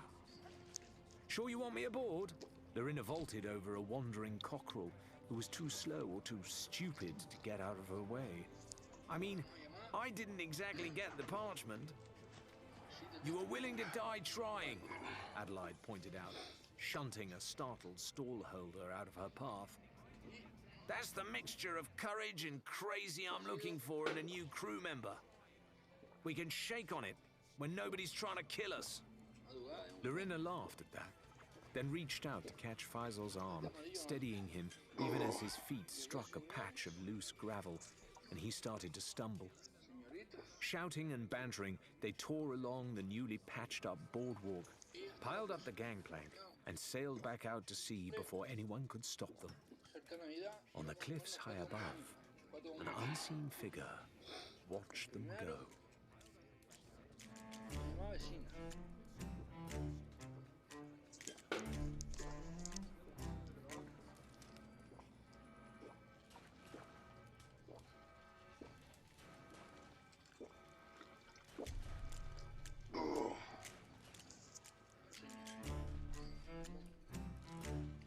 Chapter 9. Ramsey. Mercia headed to the crow's nest immediately upon her return to the magpie's wing, for her head was spinning both with the night's revelations and with the dying refrain of the music she'd heard. She desperately wanted to clear her brain, to try and make sense of everything that had happened. She'd been staring blankly out at the horizon for less than an hour before the creaking of the ladder roused her from her thoughts. She expected to see Rathbone, whose face seemed to be set in a permanent scowl these days, hauling himself up into the little wooden basket atop the mast. In fact, it was Shan who plopped down beside her, seemingly content to say nothing and just stare placidly at the horizon. Mercia would have indulged him, but the crow's nest was scarcely big enough for two. "Is my shift over already?" she asked, trying to keep the irritation out of her voice and only partly succeeding. "I've always thought of myself as a bit of a tinkerer," Shan said conversationally, as if Mercia hadn't spoken. "Happy to let the ebb and flows carry me through life. Never really needed a long-term plan, as long as I've had something to keep me busy. Content to go along with my crew. But it's just the four of us out here now, see? We need to be sure we're all dancing to the same tune, or we won't survive. And right now it feels like you and the captain are dancing a waltz, while the rest of us are standing around a maypole." "That was some metaphor," Mercia said dryly. "Well, let me put it another way. What the hell is going on, Mercia? What did you find down in a soggy hole that's got us racing out to the middle of nowhere at full speed? The captain must know that Rathbone's angrier than a wasp in a wine bottle." Mercia let out a deep sigh. "If I told you, you wouldn't believe me. And I know that sounds like an excuse, Shan, but I'm not sure I believe me. Ramsey thinks you need to see for yourselves, like we did. If we just told you, there's every chance you'd think us both cracked, and we're gonna need all of us dancing, as you put it, together tonight." Shan looked more pensive than she'd ever seen him. "Well, we've got a full hold and a fair wind," he said finally. "It's trust we're running low on. Hopefully, there's some to be found wherever it is we're heading." "There is, I promise. Or do I have to swear an oath?" "No oaths," said Shan. "But the next round is definitely yours." Mercia gave a nod and a small smile, and Shan swung nimbly back onto the ladder, dropping the last few feet to the deck. Rathbone, who was at the helm and grudgingly following Ramsey's directions, gave him an inquiring glance. But Shan merely shrugged and turned his attention to the sails. He could feel a cold glare boring into the back of his skull for the rest of their journey. They sailed until their maps and charts could guide them no farther, and Ramsey came above deck to stand moodily at the front of the ship, one hand on his compass and the other resting on the railing, as if urging the magpie's wing to move faster. When Mercia gave a curt whistle from on high, he began to move rapidly about the ship, extinguishing the lanterns one by one and half furling the sails to slow their approach. It was easy to see why he wished to approach as covertly as they could, for 3 distinctive shapes were visible, even at this distance. A trio of galleons rest, moored in a line that bent to follow the curve of a sandy beach. Ramsay bade them weigh anchor, lurking out of sight behind a small atoll that disguised their profile. He led them down to the map room and unfurled a crude map he'd sketched so recently that the ink had barely had time to dry. I'll keep this short, for we've not much night left. This island's a hideout for a group who've laid claim to these waters, he explained. As you've seen, we're outnumbered, but no one knows we're here yet. If we're shrewd, we can get the drop on them. Their camp is deep within a cave system at the heart of the jungle. And if you follow the river from here to here, you'll spy it soon enough. He jabbed his thumb twice at the map. Now, there could be a dozen pirates here, perhaps more, but they'll likely not all be together. Some will be asleep, some will be on watch, and others, well, Shannon Rathbone, that's where you come in. Use the river, head downstream into the cave, and keep as quiet as mice. You'll get to see how many are still at the camp. If I'm right, you'll also come to understand why we've come all this way. But you're not to pick a fight. You can't win. You hear me? Count heads and come home. You make us sound like a group of reckless thugs, Shan said dryly, tracing the outline of the river with his finger, as if he was trying to commit every bend to memory. Where will you be? Ramsay grinned in the moonlight. Baiting traps. To Rathbone's continued annoyance, Shan insisted on total silence as they crouched and crawled their way through a dense and tangled mass of vines and undergrowth. Once or twice, they spotted drawings of the sort that always drew Mercia's attention on their travels. Strange runic depictions of what seemed to be swimmers praying to the sun. Or was it a pig? Something else entirely? They had more pressing concerns, Rathbone decided, and put it from his mind. They found the river easily enough, the bubbling spring at its source, guiding them by sound rather than sight. They traced its bank carefully as it wound its way through the disorienting labyrinth of trees and plants, though the thick jungle made it increasingly difficult to follow. Before long, they were forced to wade into the water, trying not to slip on sharp stones or lose their boots to the cloying mud. Eventually, the river itself delved underground, plunging into a gap between 2 rocks and down into darkness. It was deeper here, and the 2 men were forced to swim a short way, carefully holding their lanterns high over their heads so that they could still see. Luckily, the subterranean tunnel through which they moved opened out shortly after. They were able to clamber out onto a broad ledge that ran parallel to the river. The lamplight revealed yet more painted swimmers adorning the walls, suggesting that this passageway had once been used regularly, though to what end was anyone's guess.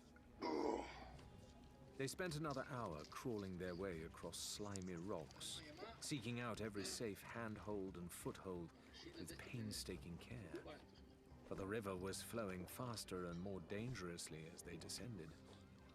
They could hear the distant sound of a fiddle echoing in the distance, and reluctantly snuffed out their lights. Both men inched forward in the inky blackness, guided now only by the music and the susurration of the ever-rushing water. Finally, the path began to brighten with the flickering orange of a distant campfire, and they could hear the raucous laughter of people enjoying themselves. Here they paused, for moving any closer would risk stepping into view of a dozen unwelcoming pirates. Somehow, they needed to see without being seen.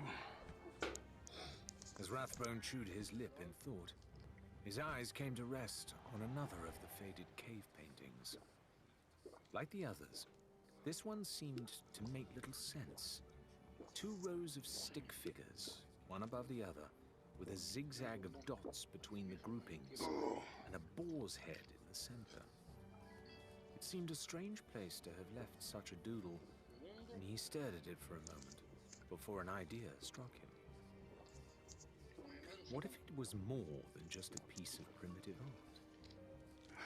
Reaching out to caress the wall around the drawing, Rathbone's questing fingers found the first foothold carved crudely into the rock. As he suspected, the image was instructional, guiding him toward a series of alcoves that would allow him to reach the hideout's upper level. He began to haul himself higher and higher, moving each of his limbs in turn to find the next niche, until he was eventually splayed out on a high ledge. He helped Shan climb up alongside him, and together the 2 men wriggled forward on their bellies, peering down from the darkness. The high shelf onto which they'd climbed acted almost as a gallery, surrounding and overlooking a large central cavern into which they could peek without being spotted. It was here that the pirates had made their home, and just as the drawing depicted, there was an enormous boar skull dominating the scene. It was huge, larger than any living beast Shan had seen, and it had been placed reverentially atop an ornate plinth carved out of the rock itself, with several smaller skulls and miscellaneous bones scattered around it. The cackling revelers below paid it no heed, however. There were 8 that Shan could see in total, though 2 were snoring loudly. Those who were still awake were focused on jeering and cavorting around a large wooden construction, and Rathbone eased himself out over thin air so that he could get a better look at it. It's a cage, he thought in surprise. Stretching forward as far as he dared, he could just about make out 2 figures huddled within the stout bars. Prisoners, and mistreated ones, for those pirates who hadn't collapsed into a drunken stupor were poking at them with sticks and issuing mocking threats. For a moment, Rathbone feared that it might be Ramsay and Mercia, that they'd been captured, and that the magpie's wing was now either seized or scuttled at the enemy's hands. Ramsay would never sit that quietly, he considered. And he mentioned something about friends. What could he have meant? Well, if he couldn't see, he'd just have to listen. Oi, Douglas, One of the pirates belched. how comes I has to go on watch next day? It's not like anyone even knows we're here. He blew his nose noisily on the hem of his coat, and upon discovering his bottle was empty, tossed it in a lazy arc into the river. The largest man, whose ruddy face was framed by a lion's mane of bright red hair, growled. You'll go because I said so, Gripper. And because you don't want my blade in your belly. This is the biggest catch of our lives. And if I learn anyone's put our plunder at risk because they were too lazy or too stupid to stick to the plan, I'll personally feed him to the sharks 1 piece at a time. And I'll save the eyes till last so they can watch. A bully, Rathbone thought, but an effective one, if he's got 3 ships at his command. Once he's cut down, however, it was tempting, here in the darkness, to simply draw his pistol and put a shot between those piggy little eyes. But it would also likely be the last thing Rathbone ever did. Gripper, it seemed, was either too daft or too drunk to know when not to push his luck.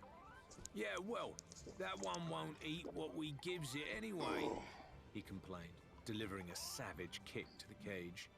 if you ask me. Douglas moved so quickly that Rathbone never even saw the shot. He heard the bang, though, and felt it echo around the cavern with a deafening boom that silenced every pirate instantly. They, along with Rathbone and Shan high above, stared wordlessly at Gripper as he toppled forward, his limp form tumbling down the rocky slopes and into the river to bob away along with his bottle. The scene was a frozen tableau, for no one dared to be the first to speak, at least until a rumpled-looking young pirate tore into the room. She was breathless and looked to have sprinted for some distance. "Fire!" she yelled. "Ship afire!" That was enough to snap the assembled pirates from their horrified trance, and they began to clamor in confusion. Zoons! Douglas bellowed. Is it treachery? Or just another fool who wants to dance with a cat of nine tails? Never mind, He added, immediately answering his own question. Hauling the two sleeping pirates to their feet, he dragged them to the river and dunked their heads under for several seconds, assuring he had their full attention when he finally dropped them back on dry land. Take Norris, Smiley and Bo and make sure every single ship is as it should be. And if you find the ones who've tried to scupper us, you're to leave them alive till I get there. You understand? Smiley, but we can't find... The pirate whimpered, then thought better of arguing.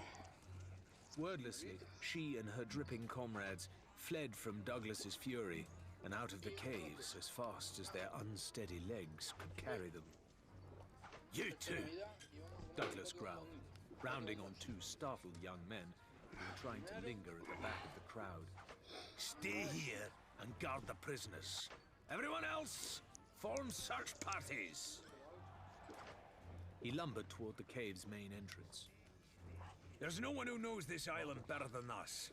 Whoever's out there will be shark bait by morning. Cursing and muttering, he and his crew filed out of the cave and out of sight. That just left two bewildered pirates staring blankly at one another, so confused by the sudden turn of events that they were completely unprepared when Rathbone and Shan dropped from overhead and felled them like two sacks of potatoes. Once he was satisfied both men were out cold, Rathbone stepped out of the shadows and holstered his weapon. "Don't worry," he called out to the occupants of the cage. "We're friends. We're here to help." "I'm not sure they'll understand you." Shan had already moved to the bars of the cage, which was half submerged in a deep pool, and gotten a clear look at its occupants. Now the older man looked as pale as a fresh sheet, the first time Rathbone could remember seeing him visibly shaken.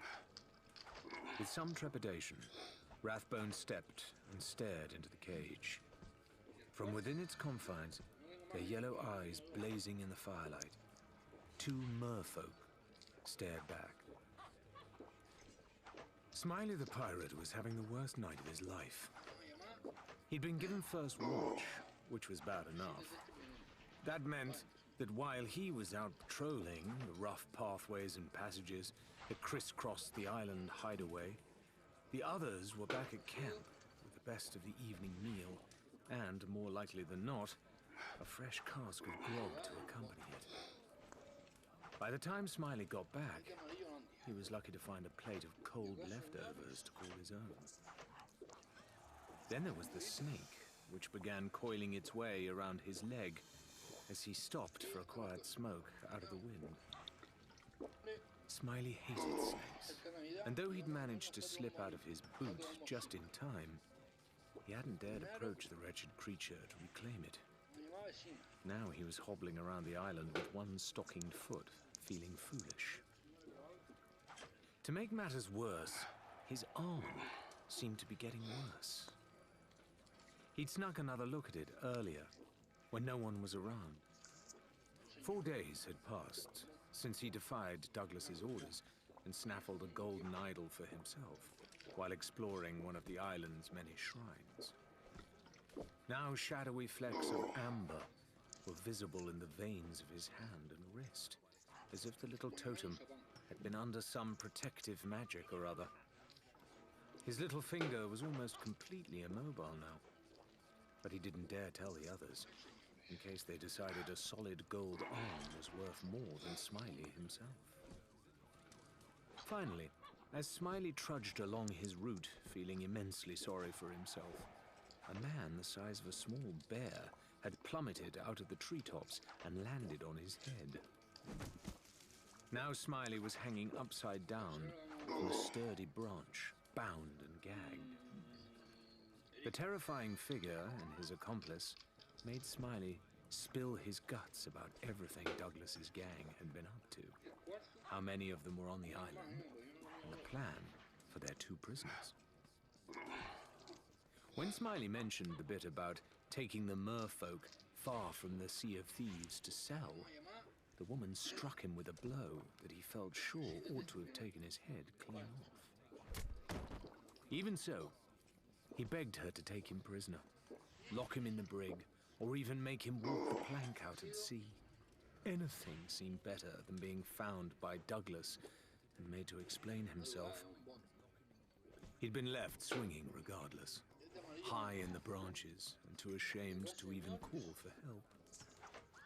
Smiley was forced to watch as one of their 3 ships was set ablaze, lamp oil burning brightly across her deck and flames bubbling the paint of the hull. 3 of his shipmates raced aboard, buckets in hand to extinguish the blaze, only to be blasted into the ocean by cannon fire from their sister ship, which was now under control of the trespassers. Douglas and his search party located Smiley shortly after, and he hung forlornly, confessing everything.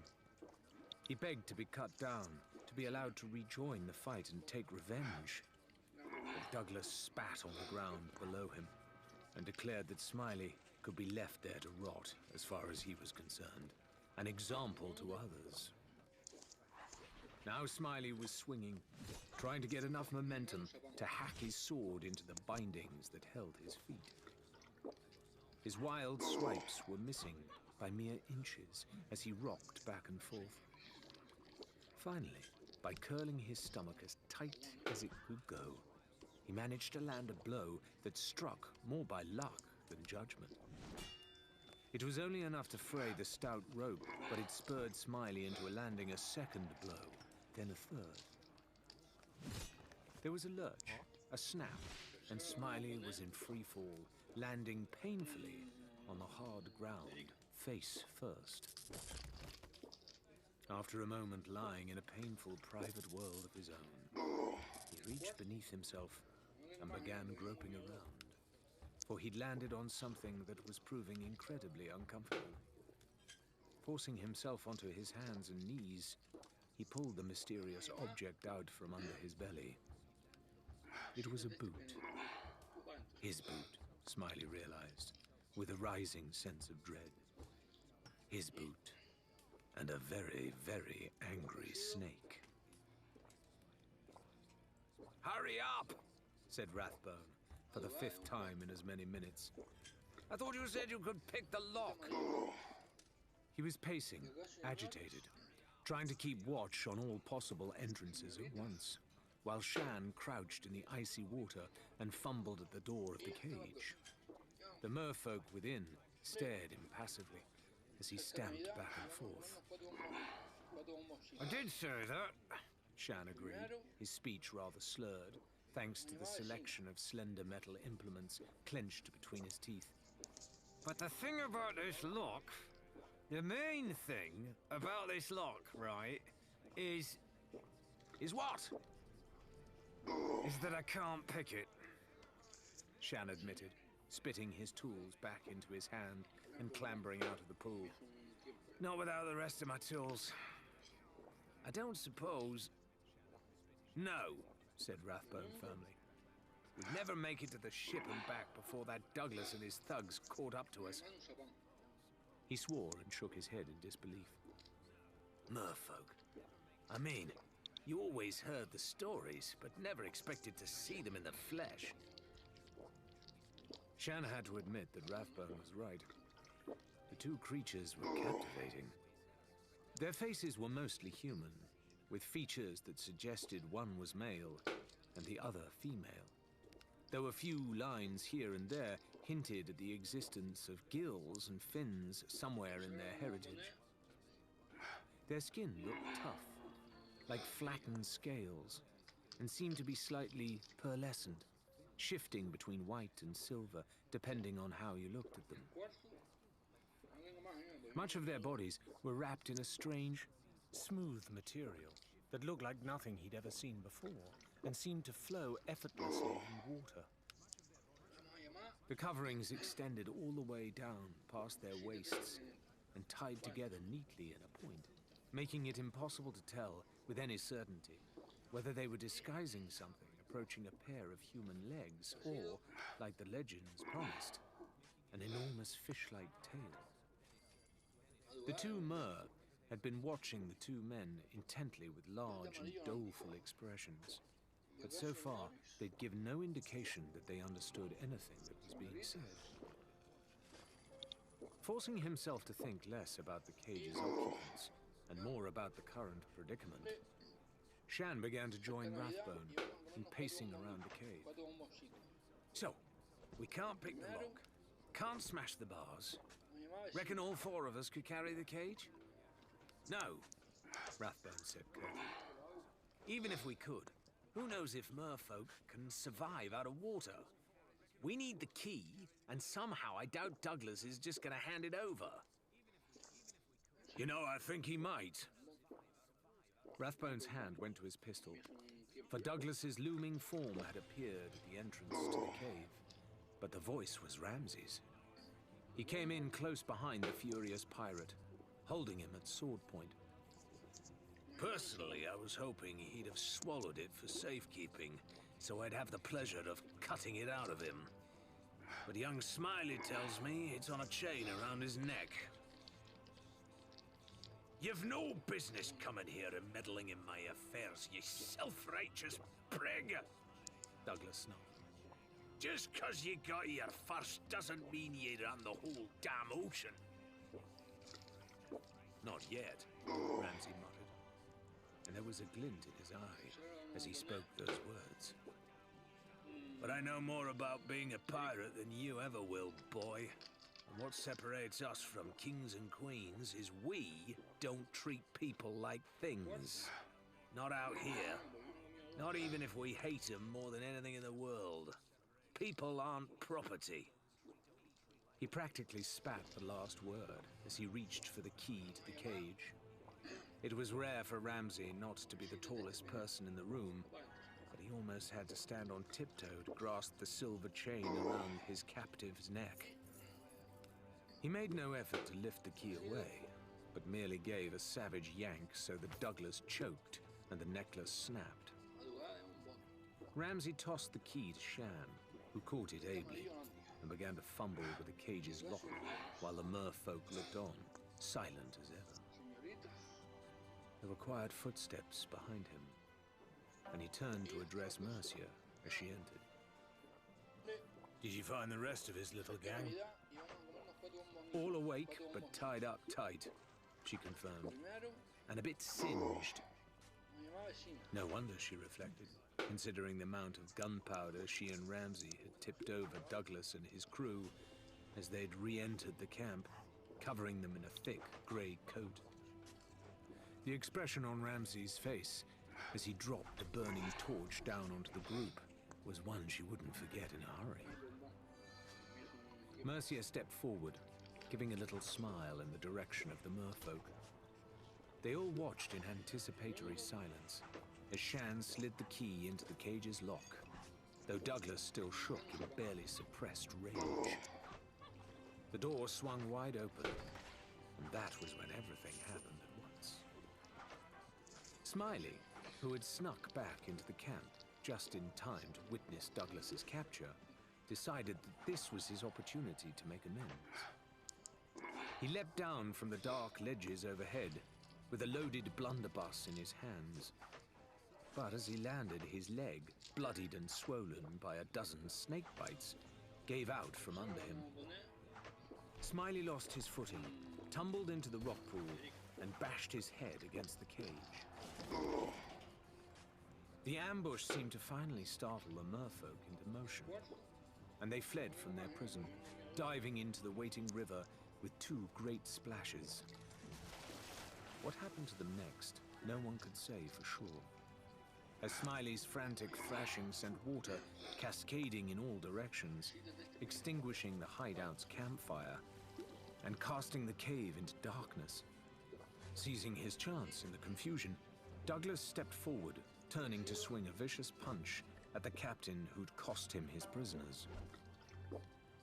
Ramsay, feeling the bulk of the man shifting away from him in the darkness, was faster.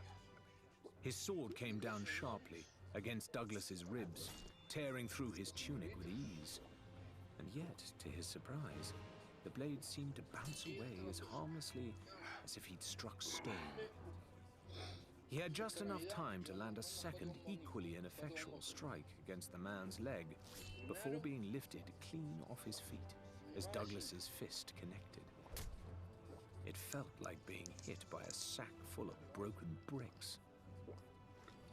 Ramsay flew backward, crashing into the boar's head and dislodging it from its place atop the altar.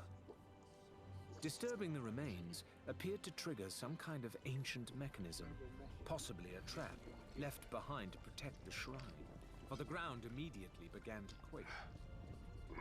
A ghostly blue light flooded the cave as the entire monument began to glow. It illuminated Douglas, who was standing over the fallen Ramsay with a large boulder held high above his head, meaning to crush him. He might very well have succeeded had Shan not scrambled for the blunderbuss lying next to Smiley's stricken form and unloaded its contents into the giant's back. Douglas staggered, but did not fall. And as he shrugged off the shredded remains of his coat, the others could finally see why. Almost half of Douglas's swarthy body was calcified, his skin the texture of roughly hewn stone.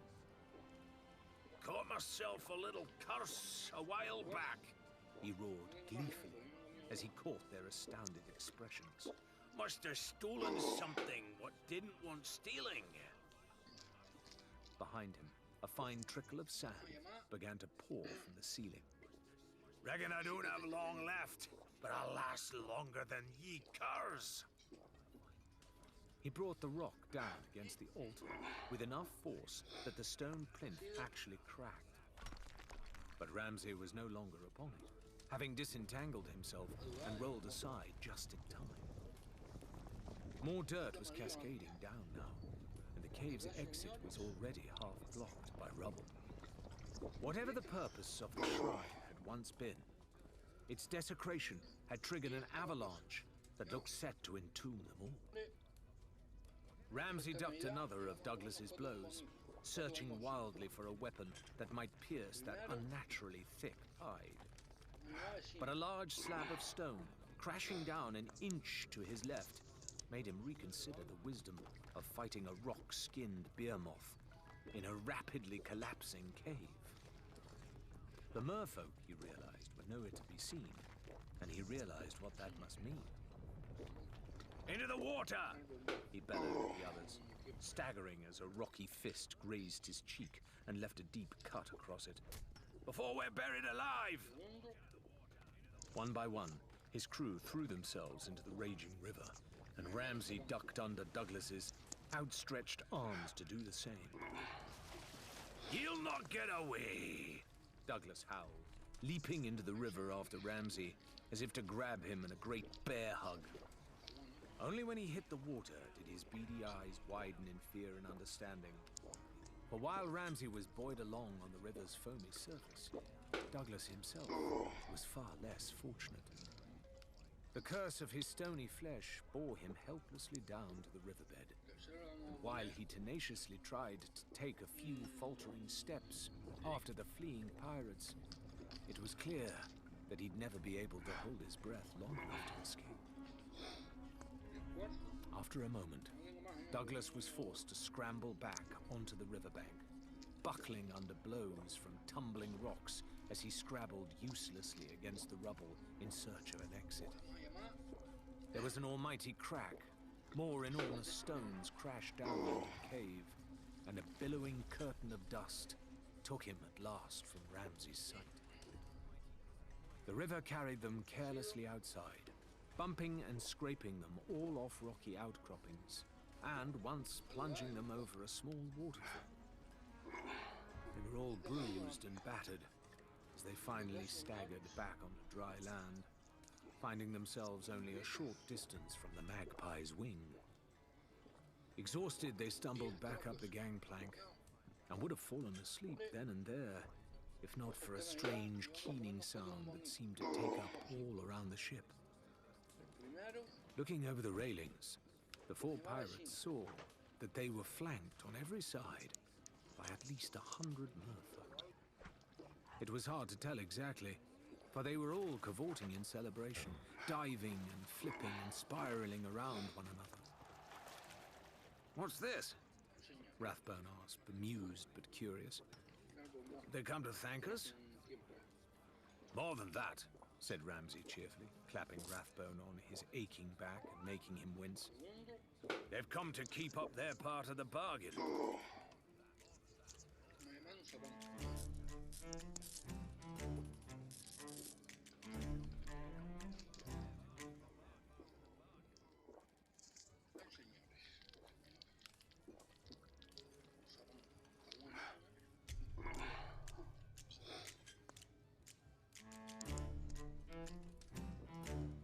Chapter 10. Larina. Once the distant lights of Sanctuary Outpost had faded from sight, Adelaide and the crew took their places at the map table and spread the parchment out in front of them. Larina wasn't entirely certain what form Simeon's memories would take, but she assumed some kind of map or chart would be involved. Rather, the parchment contained just 2 lines of spidery writing. "On strangled shores, my ship you seek. Begin your search at Tribute Peak." Privately, Larina didn't think that this was much to go on, and certainly not worth the grief they'd been through to obtain the information. The others seemed satisfied with what little they knew, though, and clustered around the table until they located Tribute Peak in a distant corner of the map. While Faisal and Ned headed above decks to set a course, Adelaide asked Larina to linger for a moment. "I'm sure you must think this is all just a wild goose chase," she said preemptively. Surprised, Larina nodded. "Oh, don't look so startled. You don't hide your emotions that well." "Well, I expected something a little less cryptic," Larina retorted, indicating the parchment. "It barely tells us anything, assuming it can even be trusted." "It can," Adelaide said firmly. "Memories aren't always easy to interpret, but they don't lie. Besides, I knew Captain Simeon. Back when he was alive, I mean. I was a deckhand on his crew when I was young." "You were?" Larina stared. "That didn't stop you from pulling his head clean off." Adelaide merely shrugged. "Better to be properly at rest than rattling around as a pile of bones for all eternity. He'd have thanked me." She gave Larina a look. "Or are you saying you wouldn't want me to do the same for you if it came to it?" "It won't. Are you saying you know for sure that these memories of Simeon's are going to lead us to something good?" Adelaide moved to the Unforgiven's tiny kitchen and began to fish around in cupboards and cabinets until she produced a bottle of dark red wine and 2 tankards. "He ran a tight ship, did Simeon. As far as he was concerned, the captain's word was law. So he never used to tell the crew much." "How terrible to be kept out of the loop like that," Larina said, dryly, which earned her a scowl along with a proffered share of the wine. She took both with good humor. "One night, I was up late." Adelaide took a deep swig of her drink and looked vaguely embarrassed. "Truth was, I was stealing food from the galley, so when old Steel Eye came in, I hid. I still don't really know why I did it. Perhaps I was already fed up of following orders. Anyway, him and his first mate started talking, and Simeon told her that he was sure he'd found it this time. Sure that he'd found a clue to Athena's fortune.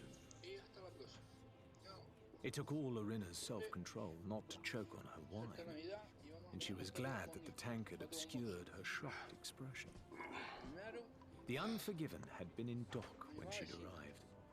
Was it possible that Adelaide had been somehow goading her all this time, attempting to influence her actions with those stupid handwritten notes?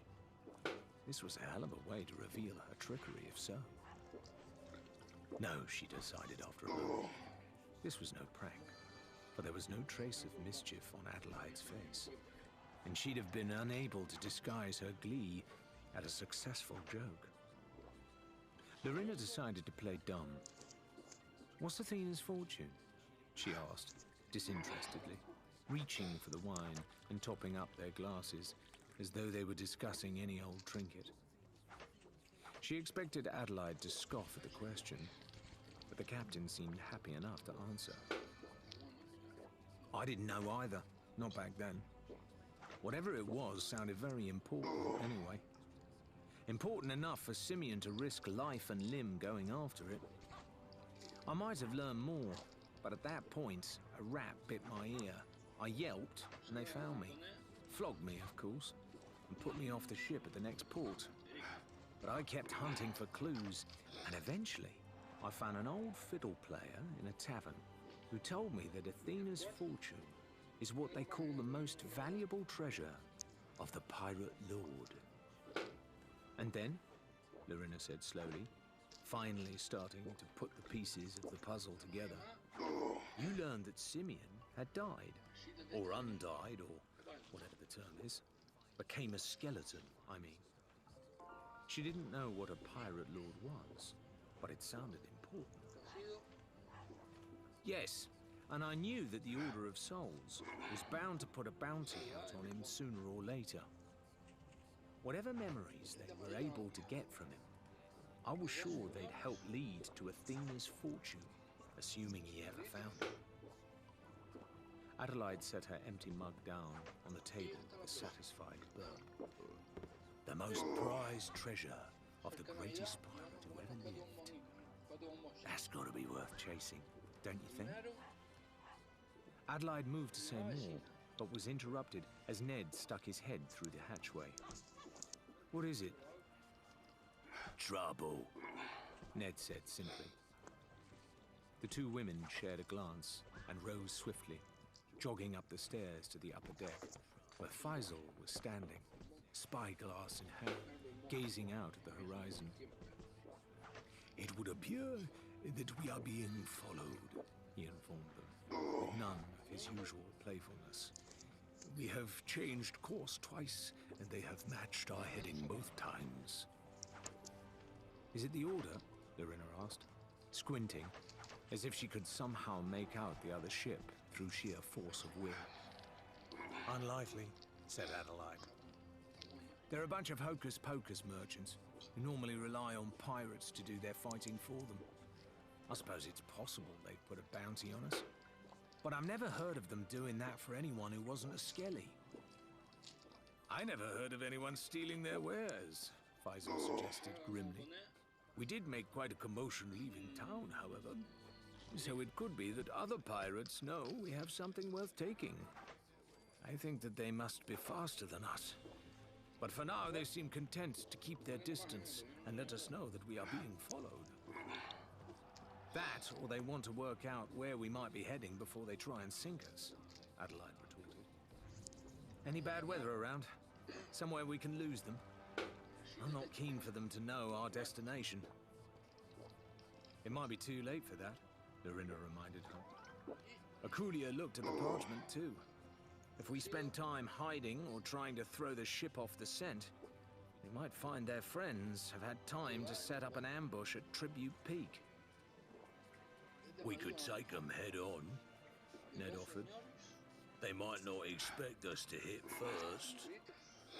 Adelheid pondered this for a moment. Faster is better, she said finally. I want us to see if we can outrun them. If they can't see us, they might give up and turn tail. And at the very least, it'll give us a chance to hide. The crew went about their business, tilting the ship's great sails to catch all the wind they could. But even as they tore across the waves, Faisal reported that the other ship continued to gain on them. They could see it with the naked eye now, a dark and ominous smudge on the horizon, growing steadily larger. Finally, a frustrated Adelheid ordered all non-essential supplies to be thrown overboard in an effort to lighten the load.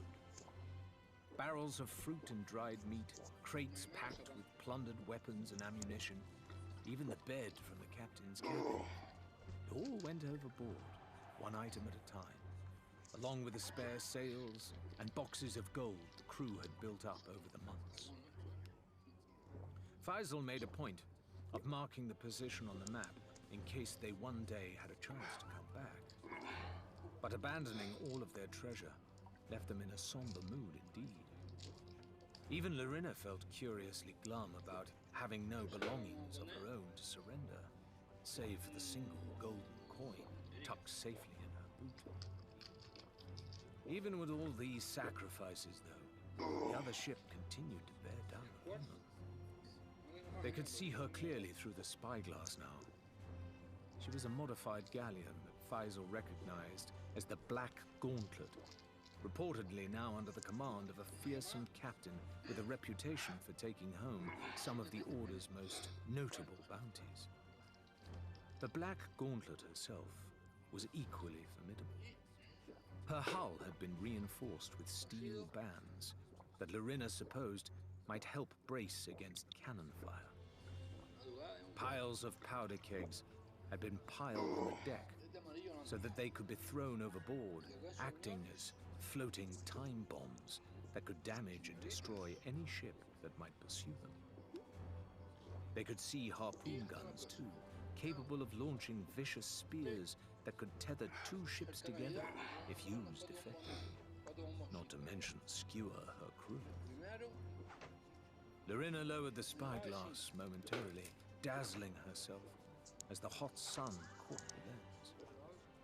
As she blinked furiously in an effort to keep the purple spots out of her vision, the first vestiges of a plan began to form in her head. She stood for a few moments pondering. There was a good chance something could go wrong, she knew. But there was also a chance everything could go right. Faisal, she called across. What do you know about the captain of that ship? If you are thinking that you can appeal to his better nature, I am not certain that he remembers where he buried it, Faisal shouted back over the roar of the waves. all I know is that his name is Quince, and that he is a military man, strong as an ox, they say. So, he's a soldier, but not a tactician, Larina thought to herself. Out loud, she asked, If he was a soldier, would he know about flags and signals, things like that? I would suppose. Faisal looked at her curiously. Do you have a plan? If it works, I'll let you know, she called, already halfway up to the ship's wheel. Adelheid, I think I've got us a way out of this, but you're not going to like it. I'm glad you're a pirate, not a politician, because that was a terrible speech, Adelheid grumbled. What won't I like about it? Well, Larina hesitated, but she'd come this far. All of it, honestly. Oh, and I'm gonna have to borrow Ned. Captain Quince, sir? Quince, who had been inspecting the newly installed cannons that ran along the deck of the Black Gauntlet, harumphed at the sound of his name and glanced upward. To his surprise, he saw that the scruffy little ship they were pursuing was beginning to turn, so that its own relatively meager arsenal was aiming directly at their prow. So they've decided to make a fight of it, have they? He barked. Lucky, I say. I was starting to get bored of the whole bloody cat and mouse game after all. Prepare to fire! Said a nearby deckhand meekly. I believe the plan was to bring them in alive, sir? He flinched as Quince rounded on him. But the captain was a great bull of a man. Not tall, but as solid as a slab of beef, with a great whiskery moustache that bristled when he was angry, which was often. Two piercing blue eyes bored into the deckhand, who was already regretting ever having spoken.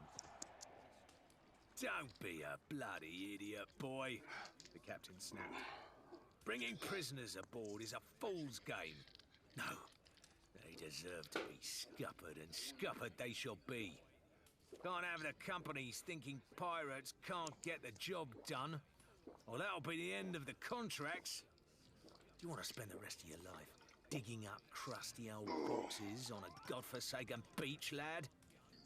Well, no, sir, but... Precisely! Quince patted the hull of the Black Gauntlet, his pride and joy.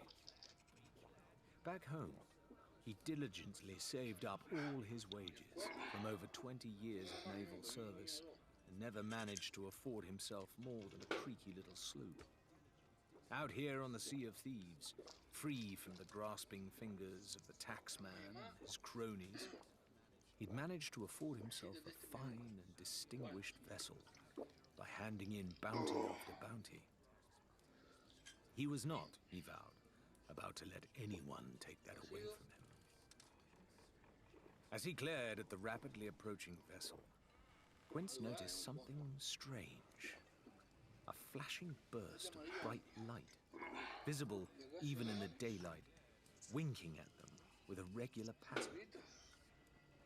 Feeling for the ornate spyglass at his belt and peering down its length, he could see a hulking man with a great mirror, clutched in his outspread arms, tilting it up and down to the instruction of a dark-haired woman at his side. It's a signal, He declared out loud after a moment. They're trying to get our attention, I'd wager. Does that mean that they want to talk to us, sir? The deckhand inquired cautiously. This was his first voyage, and he'd been hoping for nothing more exciting than a few skeletal bounties that might bring him to the Order's attention. Sparring with a crew of living, breathing pirates was another matter entirely, especially given the chaos their targets had already caused. Of course it does, laddie. They probably want to surrender like the lily-livered filchers they are. Quince harumphed.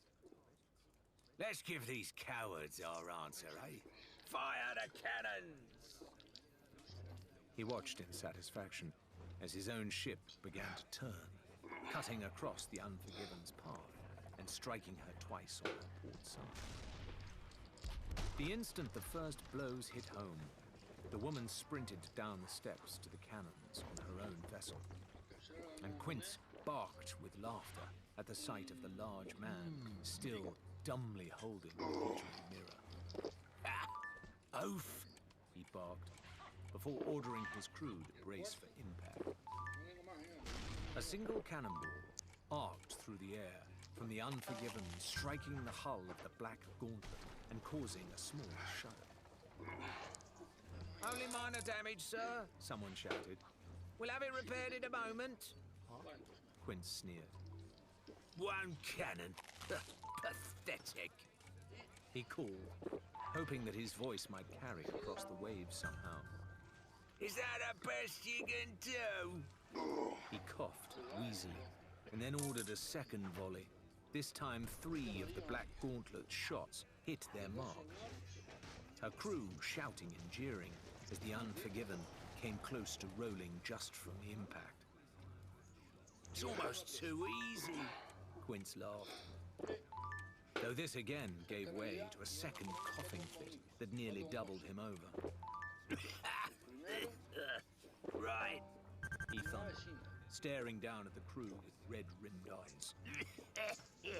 Which one of you idiots is smoking while we've got powder on the deck? All he got in return was a sea of blank expressions, however. and he turned slowly in place, trying to find the source of the acrid smell that was washing over him. Finally, Quince's eyes settled on the piled-up powder kegs, stacked next to the bow of the ship, close to where he was standing.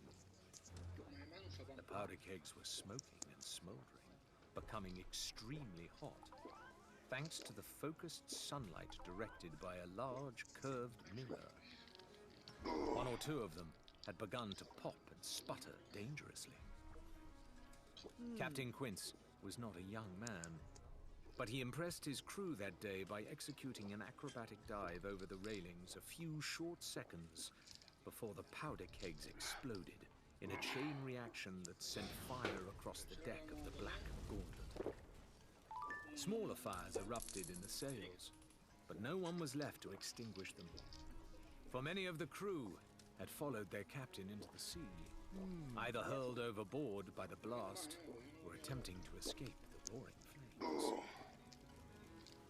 Larina, watching the chaos from afar, was tempted to reload the cannons and exact some very satisfying revenge against the crippled ship. A lurch from below reminded her that the Unforgiven was in no shape to pick a fight, even if her opponents couldn't retaliate. Instead, she called to little Ned, who insisted on returning the mirror to the captain's cabin before returning to the sails. And Larina swiftly set a course that would carry them out of sight.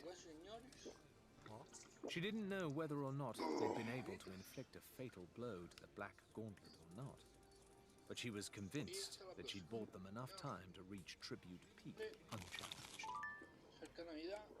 Sure enough, they soon left the other ship far behind, though Larina still felt unsettled about fleeing from a half-finished fight. The Unforgiven felt sluggish and slow in the water, and although Adelaide and Faisal had been below to repair the damage, Larina was starting to get concerned about how badly they'd been hit. "Ned," she called, unable to completely mask the unease in her voice. "I think we're safe for now. Why don't you head below decks and see if you can help the others finish making..." She trailed off as Adelaide staggered up the stairs, grunting with exertion, for she was struggling under the weight of Faisal's motionless form. Ned moaned softly and was at her side in an instant, lifting the smaller man effortlessly and laying him out across the deck on a tarpaulin. Larina could see a nasty purple bruise across Faisal's head, where something had struck him, and his breathing was shallow and rapid. "I've used up every last scrap of wood and cloth we have left to patch the leaks," Adelaide panted, looking pale and exhausted herself. "They hit us too hard, and we're still taking on water from half a dozen places. The ship is sinking, and there's not a damn thing we can do to stop it."